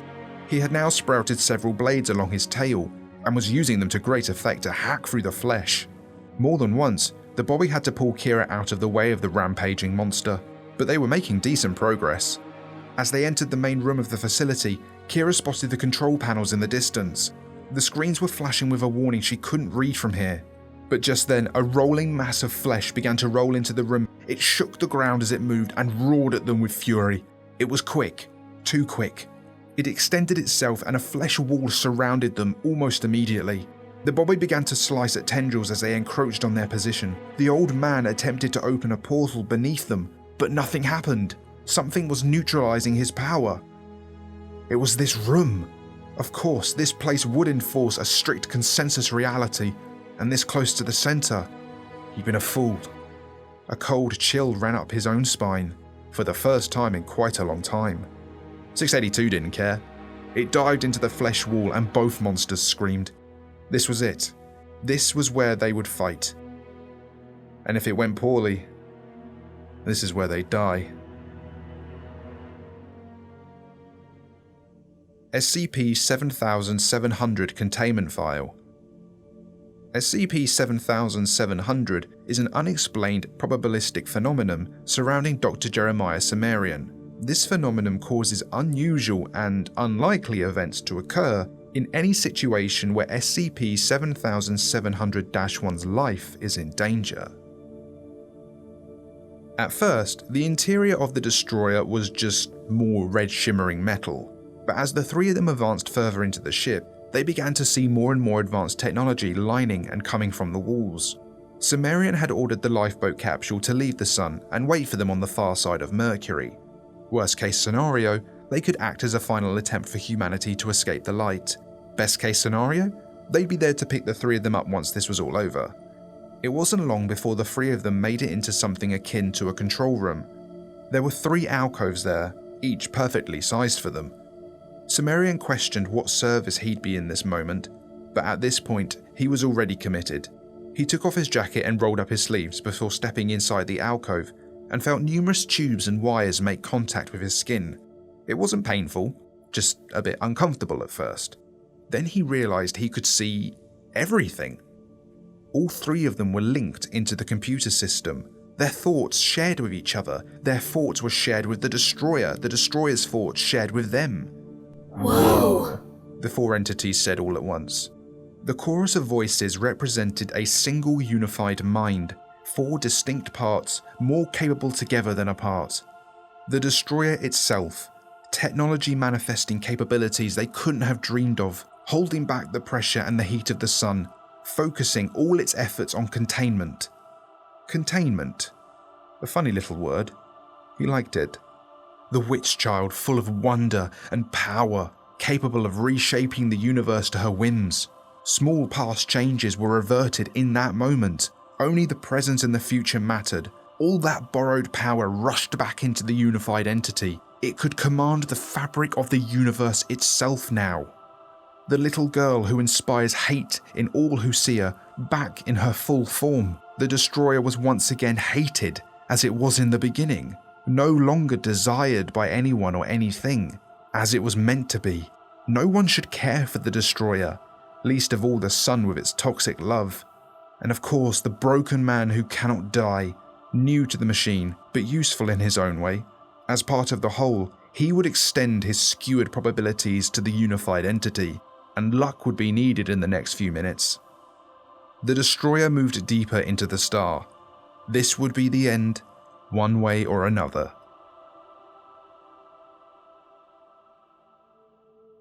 Document recovered from the Marianas Trench. He said that they have to reboot things. Said they have the technology to recreate almost anything.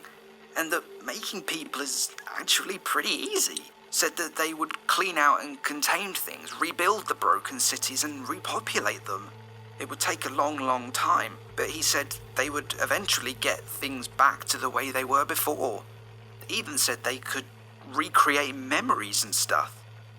I just sat kind of stunned and watched him as he just kept going along, getting dressed like this was all no big deal. I told him he was nuts, that there was no way people could just forget, that this could all just be swept away. He stopped, looked at me, smiled, and then said, "Why not? It's been done before." When the designers of Yellowstone started building, they didn't know that they'd been crafting the future of humanity out of the rock at the bottom of the world. But of course, they were. Mundane construction continued apace for years.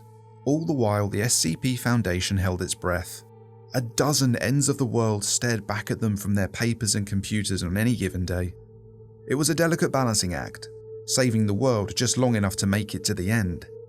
The installation of a powerful reality warper had been a masterstroke by the O5 Command. To make a drainage system, you needed someone who could believe things that weren't real and work to build them. To save the world, you need someone who can believe things that aren't real hard enough that they become real anyway. So, the core of the anomaly the Foundation created in Yellowstone had been stolen away from some anomaly or other, the details lost in paperwork from long ago. But SCP-239 had been instrumental in resetting the world over and over again. And every time, the newly constituted O5 Command would pat itself on the back and go back to watching the countdowns for the end of the world. All the while, the sun itself was going to solve all of their problems eventually, and they had no idea how badly it would break the world. When the time came to reset the world, it wouldn't help. The universe was broken now. The sun was external. The reset button wouldn't solve anything as long as the sun continued to shine down and melt every living thing it touched. So, they waited, and they waited, and eventually they died in front of their screens, or dragged out into the sunlight by the flesh monsters. In that backdrop, there was no hope. Nothing could be done to save anyone. And yet, here beneath Yellowstone, itself beneath a burned sky filled with smoke and soot, a grand battle carried on. The team at the center of the sun would need to succeed first, but as soon as they did, Kira North, a world ender with no clue, would activate the resets and the world would be repaired. SCP-682, 106, and the architect of Unlondon stood as the small guardians of Kira North in the face of the threat they now all faced. The first line of defense was SCP-682. When the flesh created a wall between the group and the reset button, the hard-to-kill reptile began to tear through it. The wall sprouted 100 human hands, and they all reached out for 682. The beast grabbed the first hand to reach it and ripped it out of the wall, swallowing it in one gulp.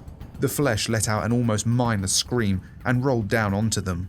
The bobby swung its sword in a wide arc, creating an opening that the rest of the group fled through. 682 hadn't noticed. Instead, it leapt into the flesh wall and began to rip and tear. The flesh screamed again, but this time it started to condense around 682. If his mouth hadn't been full of the monster's flesh, perhaps he'd have smiled. Instead, he swallowed it and went in with his claws. Like a dog digging a tunnel, 682 began to scrape and tear at the flesh that tried to surround him. Again, tendrils of flesh reached inward as 682 found himself fully surrounded. This time, a tendril grabbed his back right leg and pulled hard on it. 682 yelped in pain, then scrambled against the pull even harder. Another tentacle reached out, this time grabbing his front left claw.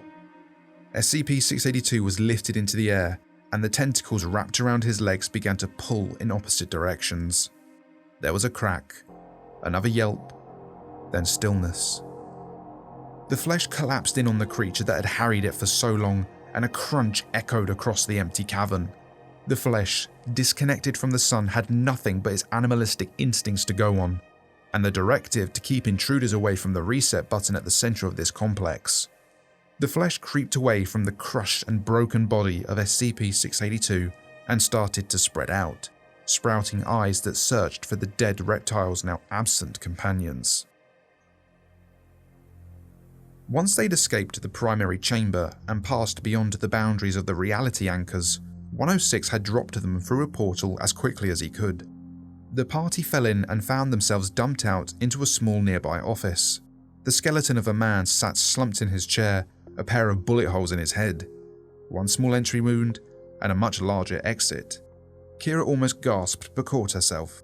She leaned on the desk instead and muttered, "We have to go back." 106 leaned his head to the side and smiled.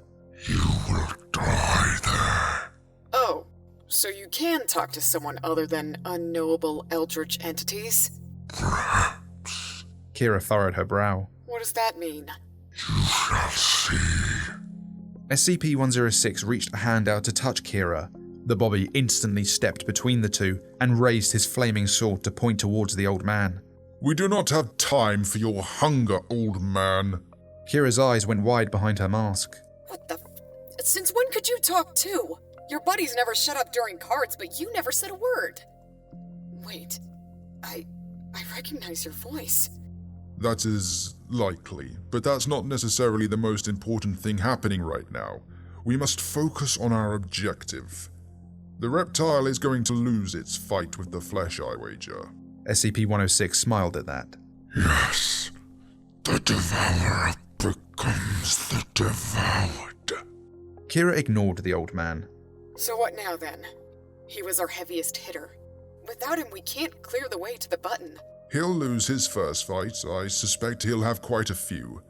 The flesh can't add more mass to itself, but every time 682 loses, it will reduce it a bit more. Even the rain will wear down the mountains eventually. Well, I don't know about you, but I don't think we can wait a couple weeks for it to finally defeat tons of flesh monster. I'm already hungry. Yes, hissed SCP-106. So we help. Do not discount our abilities, Kira. You have the flamethrower. Of which my fuel gauge is already in the red. I have the sword. And this pinnacle of disgust and revulsion has the rot. Advancing right to the end was a mistake. We're going to have to misdirect the flesh, which shouldn't be too difficult since the reptile will be quite a distraction. Almost on cue, a loud roar shook the complex. We must move, said the Bobby, ushering them all forwards. Kira reached forwards and firmly gripped the man's arm. I remember you now. Did you know Jacob would die? The man turned to her. Miss North, if we succeed today, he and everyone else will come back. Most of the flesh had abandoned the central chamber to look for the rest of the group. When 682 rose from his previous resting place, this time with strong armored legs, the eyes observing this chamber were easy targets. The first one squished in his mouth like a gusher, the next one with a bit of a chalky taste. The taste, though, was secondary. The fight was the point. And none of the flesh here seemed capable of a fight. so he moved nearer to the terminals at the center of the chamber. The flesh, only knowing it had to protect this place, screeched and called for help for its nerve network. SCP-682 roared in response, and when a larger chunk of flesh entered the chamber, jumped straight towards it. The thin layer of flesh that covered the ground here rose up and grabbed at his legs again, but this time the slick armor was hard to grab and hold. For the attempt, SCP-682 tore into the bigger blob of flesh as it rolled into the chamber. The blob came down hard on 682, but the crushing motion wasn't enough this time. The reptile had adapted again. The blob of flesh split in two as it came down with a ripping noise. The open, bleeding flesh became a feast for 682, who was focused on eating as an even larger tube of flesh crawled into the chamber. It reared back and screeched at 682 through an open and toothy circular mouth. The beast prepared for the thing to attempt to crush him again, but instead, a tendril of sinew shot out of the creature and caught the reptile around the neck. 682 tried to reach up and claw at the noose, but it tightened and thickened as more flesh crawled to reinforce it. There was a sudden crack as 682's neck was broken. Then the monstrous tube reeled the limp reptile into its mouth. A briefing on compulsion anomalies, 1998. Love can be toxic. We've seen it in various anomalies that force love on people. It's very easy to understand when it's a single person forcing it on someone else for personal gain. It's a little harder when the anomaly affects a wider group. Then we start thinking of it as love and more like a sickness. But that's what love is. It's a sickness. It's a sickness we're happy to experience until it hurts us.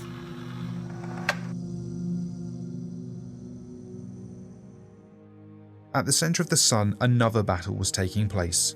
4 voices spoke in unison, joined into a single entity at the core of the machine. Statement. You cannot be allowed to continue. Blasts of gravitational waves from the edge of the new entity equalized the crushing force of the sun and created a safe environment. The squirming, insidious seed at the center of the sunlight stopped. Who are you to dictate terms to me? I am trying to help these people. Disdain. By killing them. By dragging them into the light to join you. By fixing them forever. Surely you must see this. Rejection. Your love is strange and broken. You cannot be allowed to continue. Then stop me, but I will not be spoken down to by a servant of hunters. The ship carrying hate, luck, and reality itself shuddered under the force of the sun's attack. The Savior, as it now called itself, fought back. Waves of gravitational energy rippled outward and through the sun's inner core. The destabilization caused terrible roiling energies to escape from the surface of the sun. What if I crush you, broke you into pieces, made you feel the fear I feel? There was a universe where this happened. Not here. This core branch of reality wouldn't allow SCP-7700 to die, so the sun grew brighter for a moment. If anyone was viewing it from outside, they'd have been quite concerned. But down here at the core, it just pulsated. A star fuses lighter elements into heavier ones. The process is endlessly complex under mundane circumstances, but even in a world of magic and monsters, the tremendous pressures and temperatures involved were beyond anything imaginable. To find the sun speaking in such a place wasn't a surprise to the Savior. This had happened before, many times, but there was a complication. The shield, a protector, something strong enough to stop them. The Savior could see it. The remnant of the dead god sat in the heart of the core, its influence spreading outwards like the roots of a tree, and yet the Savior could not touch it. Assurance. You are broken. You have found a corrupted purpose. We will break you further. Then we will repair what we can before returning you to your shining place in the cosmos. No! I am a god! You will listen to me! Refusal. We will not. Obey me! Refusal. Our speaking is merely a courtesy. We are here to act.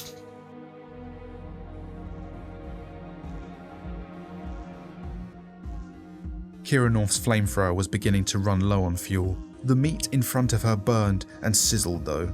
The Bobby's fight was more involved. The flesh came in from every angle trying to attack him, and his sword found purchase every time. A slice here, a cut here, a slash overhead. The flesh couldn't find enough of an opening to advance down this hallway. Then the flesh began to crawl along the floor behind them, subtly at first, then screeching in pain along with the rest. The two of them looked at each other, then back at the monsters. They found themselves back to back here, barely holding their own against the onslaught. Then a streak of black, rotted flesh appeared in the largest flesh construct. A blackened portal tore through the bloody flesh, and the sinews holding the creature at the end of the hallway together fell apart. Out stepped the old man, reaching a hand to scoop up the rotten flesh and throwing it against what was left of the creature. The flesh, animalistic though it was this far from the sun's rays, felt fear, and the old man could smell fear from miles away. The scent was intoxicating. He leaned down and plucked one of the creature's eyes from the ground, crushing it in his hand with a broad white-toothed grin. The group was almost back to the central chamber, but this time, the flesh had been diminished in volume. This time, they might actually have a chance.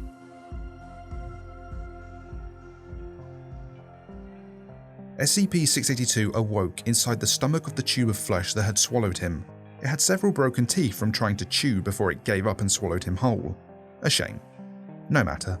He'd enjoy ripping it apart from the inside. His neck had healed. More important was the now reinforced bone structure around his neck and the razor-sharp blades that surrounded it. No more choking today. He reached out with razor-sharp claws and began to slice giant holes into the side of the creature's stomach. The walls constricted, trying to contain this monster, but it made no difference. He burrowed further, through stomach lining and muscles and bone, and finally the flesh on the outside of this creature. The thing shuddered and fell to the opposite side, and SCP-682 started to feast. He barely looked up when his companions re-entered the chamber. SCP-179 documentation. There are others. Others I assist. Others I warn. Others beyond your thin walls of grey, dry paste rock. Others beyond the reach of your weary satellites. Others beyond the home, our home. Others I know. Others I love. Others you won't care for. Others that come before. And, overall, others beyond the little walls of rules and bone and laws and flesh and memories and oaths you build around yourselves until you don't even remember them.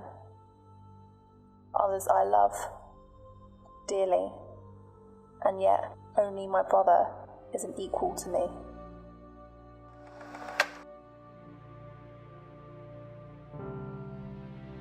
SCP-179 loved her brother. She knew that, but that was all she could feel anymore. Here at the center, imprisoned for all time, or so she imagined, there was nothing else to do. Sure, it might have seemed reasonable for a person to be bitter about that, but she was not a person. When destroyers come along, they usually detonate an infected star. She was part of something meant to protect the people of this solar system from death. No detonations, just love. But her brother had become infected anyway, and it had twisted her love and her protection into something akin to a shield. But here, now, right now, she felt something else. It was hard to describe at first. She didn't have the language to understand the feeling. The destroyer was here, and her love had some limit, it seemed. She felt hate for the first time in a long, long life, and that hate broke something deep within her. She had never conceived of hate before now, never felt rage. The most she had ever felt was sadness at loss, regret for the choices her brother, the sun itself, had made. Not now. Now, she was angry. At the destroyer, sure, but at her brother too. He'd brought this pain here. He'd imprisoned her in expectation of this moment, knowing she wouldn't allow the destroyer to do its work. Her own brother was using her. The hate she felt built, and suddenly it burst forth. The broken sun was attempting to crush the destroyer when it happened. She saw, or rather felt, a complex mechanism turning into place within the destroyer. It was preparing to deploy its final weapon, the failsafe, the one that would not destroy, but rather cure. And SCP-179 did not fight it. She would not shield her brother. Final order. Purge. A voice suddenly screamed in her head. Sister! It ends, brother! A spark from something beyond this universe left the destroyer. She allowed death to fall on them both. It had been too long a path. Too wearying, too damaging. Love this pure was not love at all, and she wouldn't allow it to continue.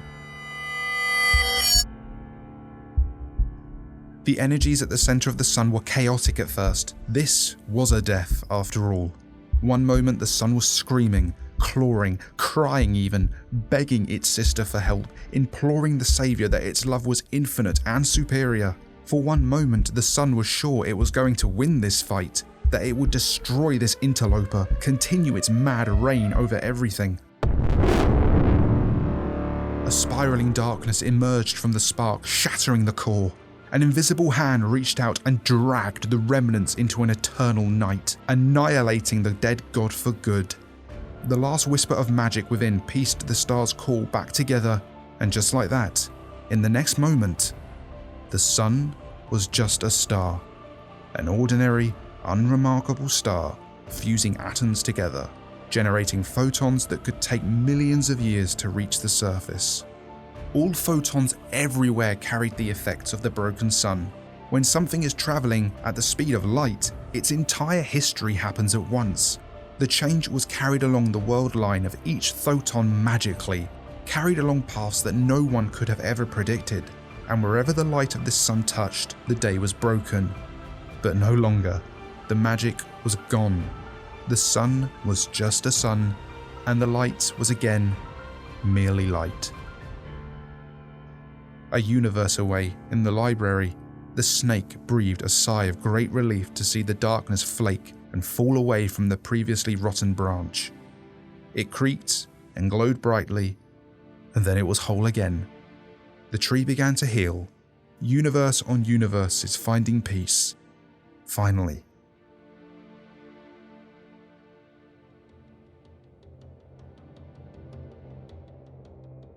Across the world, the flesh screeched in anguish and rage. The final fading trace remnants of the dead god's influence bristled within the collective consciousness of the flesh. It would not stop.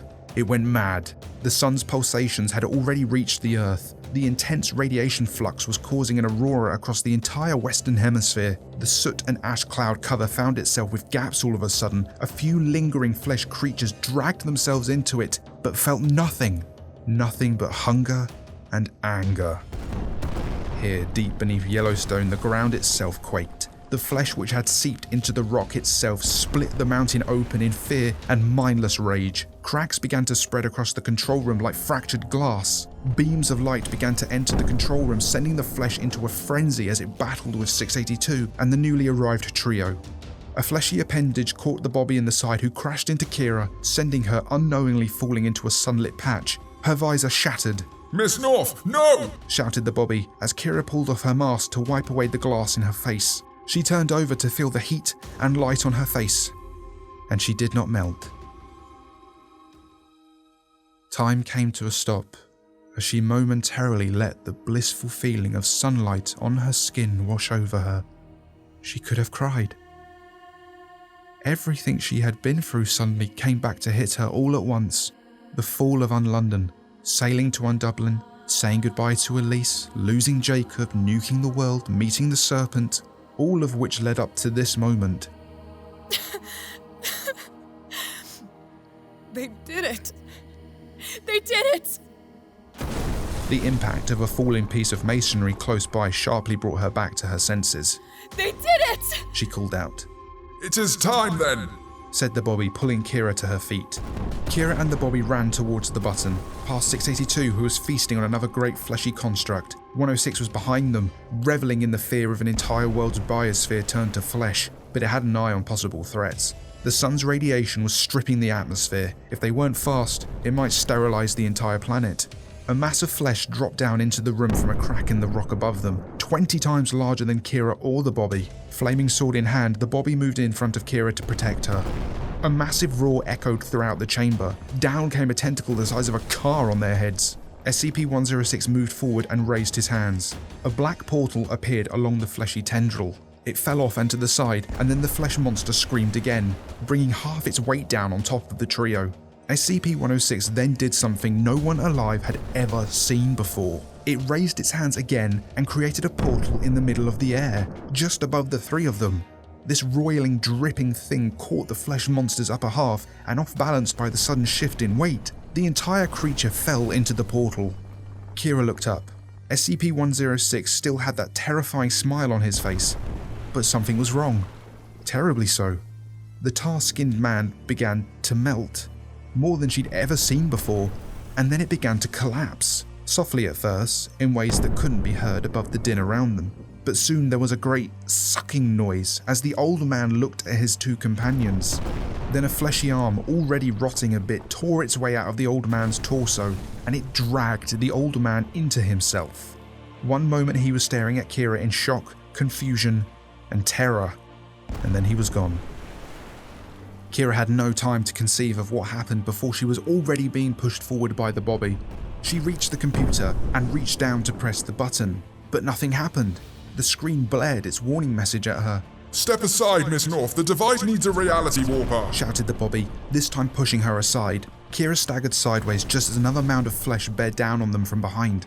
She flicked the trigger on her flamethrower only to see it belch out a brief flame before it finally ran empty. The flesh reached out for her. "Contact! Rear!" She managed to blurt out, her training coming back to her in a panic. The Bobby whirled around and threw his sword into the flesh creature before turning back to the console. In her final few seconds of life, Kira watched the man's bandages fall away, revealing the same infinite universe contained within the shape of a man that had previously instructed her to nuke the world. The creator saw what he wanted. He saw his city, the earth restored, and everyone on it. Every star within that form glowed brighter than the sunlight now bathing the chamber. Kira turned to see the walls, the flesh, the reptile, everything ripple out of existence. She looked down to see her own hands beginning to fade, and then the world reset. And everyone on the Earth's surface, and some underneath it, died. But they would live again.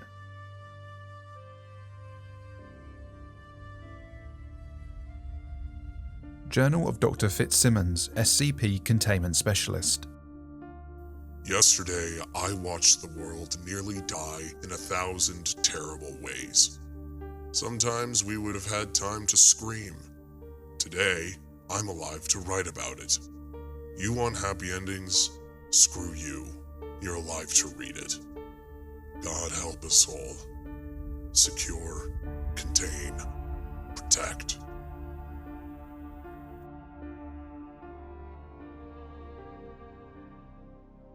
The woman in rags looked down into a pool of water between worlds and smiled. She glanced at the pools surrounding her and began to take a walk. As she made her circuit, she glanced down. In the first pool was the Saviour, 3 humans and a machine. Their fates remained connected, but not so closely as now. The humans would be separated. Their powers remained to some degree, but they would never be able to affect each other. No immortality against the others, no wishes against the others, and perhaps most importantly, no hate against or received from the others. A small kindness granted by the machines as it ejected them from their alcoves. It built them a small pod, like the one granted to the other survivors, and it sent them on their way. SCP-7700, 239, and 053 were free to roam a cosmos now safe from the sun. Perhaps they would return to Earth, perhaps they really would roam, but they knew that finding a cure for SCP-053, a truly permanent one, was the only adventure worth exploring. In the second pool was the Destroyer, a machine meant to seek out the remains of beasts killed at the start of the universe. It had wandered the stars for billions of years, found hundreds of broken stars, fixed a few, destroyed many more. But now it was purposeless. The one thing it had kept from the humans, for no reason other than it didn't feel important, was there were no more broken suns. With its success at Sol, the Hunter's fleet had finally achieved its goal. No more terror from the stars. It pondered that, until it realized that many more terrors existed in the cosmos, things beyond its original programming, some distant, some close. It felt a small kinship with these humans, not just the ones it had been joined with, but the ones who were even now actively recreating their own world, restoring it somehow to what it was before. And so, it set out into the stars to find threats to these small, powerful beings, a herald across the cosmos for the coming dominion of humanity, spreading the word of their arrival long before they ever left their cradle, and destroying the worst threats to their existence before humans even knew they were there. It wasn't much, but it was a purpose. In the third pool was Sol, a brilliant light in the cosmos. That such trouble had been sourced from what was ultimately a very mediocre star was lost on it, because it didn't think at all anymore. It simply burned in the night. In the fourth pool was SCP-179. She was crying, curled up into herself. She had not expected to survive her brother's death, but she had, and her purpose had been made clearer in that last moment.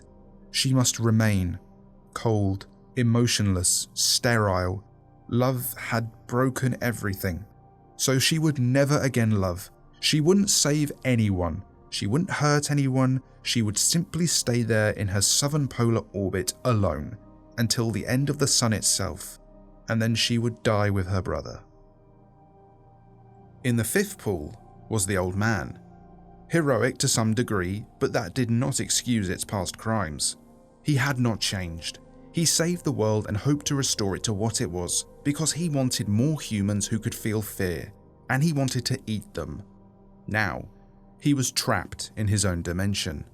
During that final duel in the control room, the old man had made a fatal error in believing he could use the failing reality anchors to his advantage. He had attempted to use their power to his own benefit, and now here he was, sealed inside his own dimension. And he was not alone. He sat high up on his throne and looked down. The flesh monster he had consumed and who had pulled him back into this place was too strong and too large to fully defeat. Furthermore, that irregularity that had occurred in the control room, it had allowed this echo to regenerate somehow. A part of the reality anchor had fixed this creature's existence permanently. Whenever he descended from his throne to try and contain its spread, he would have to fight the creature again and again and again. Forever. It made the woman in rags smile to know that SCP-106 would never again threaten another child. It almost made the price she'd had to pay to get him involved worth it. Her smile fell at the thought of what sacrifices had gotten her here. In the sixth pool, she saw the caverns and labyrinthine tunnels that led to a shining city, once again restored to its prior beauty, somehow even more beautiful than before, and that same voice rang out across the streets. The reality warper at the core of this city was back, restored in its last moments as the world reset began. To some degree, Unlondon had been the start of this path. It was heartening to see it restored. Bobbies once again patrolled the streets, only now they had faces, and there were people here buying things in shops, walking the streets to their jobs. Unlondon was no longer a shadow of a city long forgotten. It was a city itself, and it was glorious. The seventh pool revealed the reptile, alone, sleeping somewhere in darkness. She contemplated the threats in front of them. The breaking of the seals and the Scarlet King's return wouldn't be too far into the future once the Earth was restored. SCP-682 would have a role in that battle. She hoped it went well, but the pool told her nothing. These futures were set in water, not stone. These futures could not be predicted with absolute certainty, but she could hope.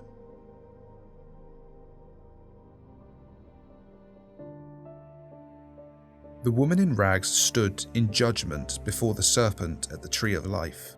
You play a dangerous game, serpent. You as well. Who has survived? A few. those who were not on Earth, including the Destroyer's 4 parts, though they may not be easily separated. The serpent uncoiled slightly. And Earth will be reborn. The jailer's device is already working. It merely needs time. Of course, Kira will have no memory of what happened. None of them will, save for those in the Destroyer's ship. The reborn humanity will have no knowledge that this event ever even happened. Good. Then I am happy to inform you that your debt to this place is paid. You are reinstated and are free to walk these halls sunburdened again. A look of relief crossed the face of the woman in rags. I should hope so. The smile she'd began to form started to drop. The serpent moved its head closer to the woman. What troubles you? Sorry. It's just, this has been my life for so long. I'm not sure what to do with myself now. Would you care to join me to try this new blend of tea?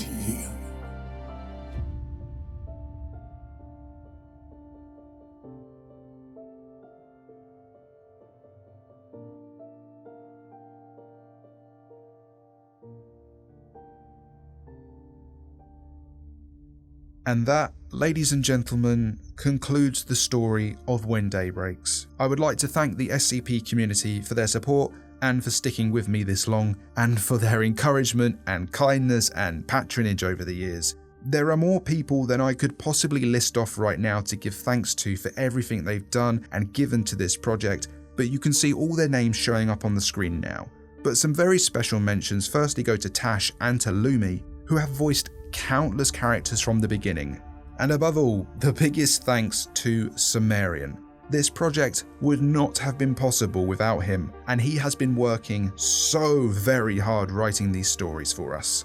Thank you, all of you, for watching and being with me for this project. I really hope you enjoyed it, and if you did, as always, please leave a like and subscribe. Head to Sumerian's channel to say thanks, big up the patrons and channel members, and special thanks to Zehex, Viger, and Andre Bechert.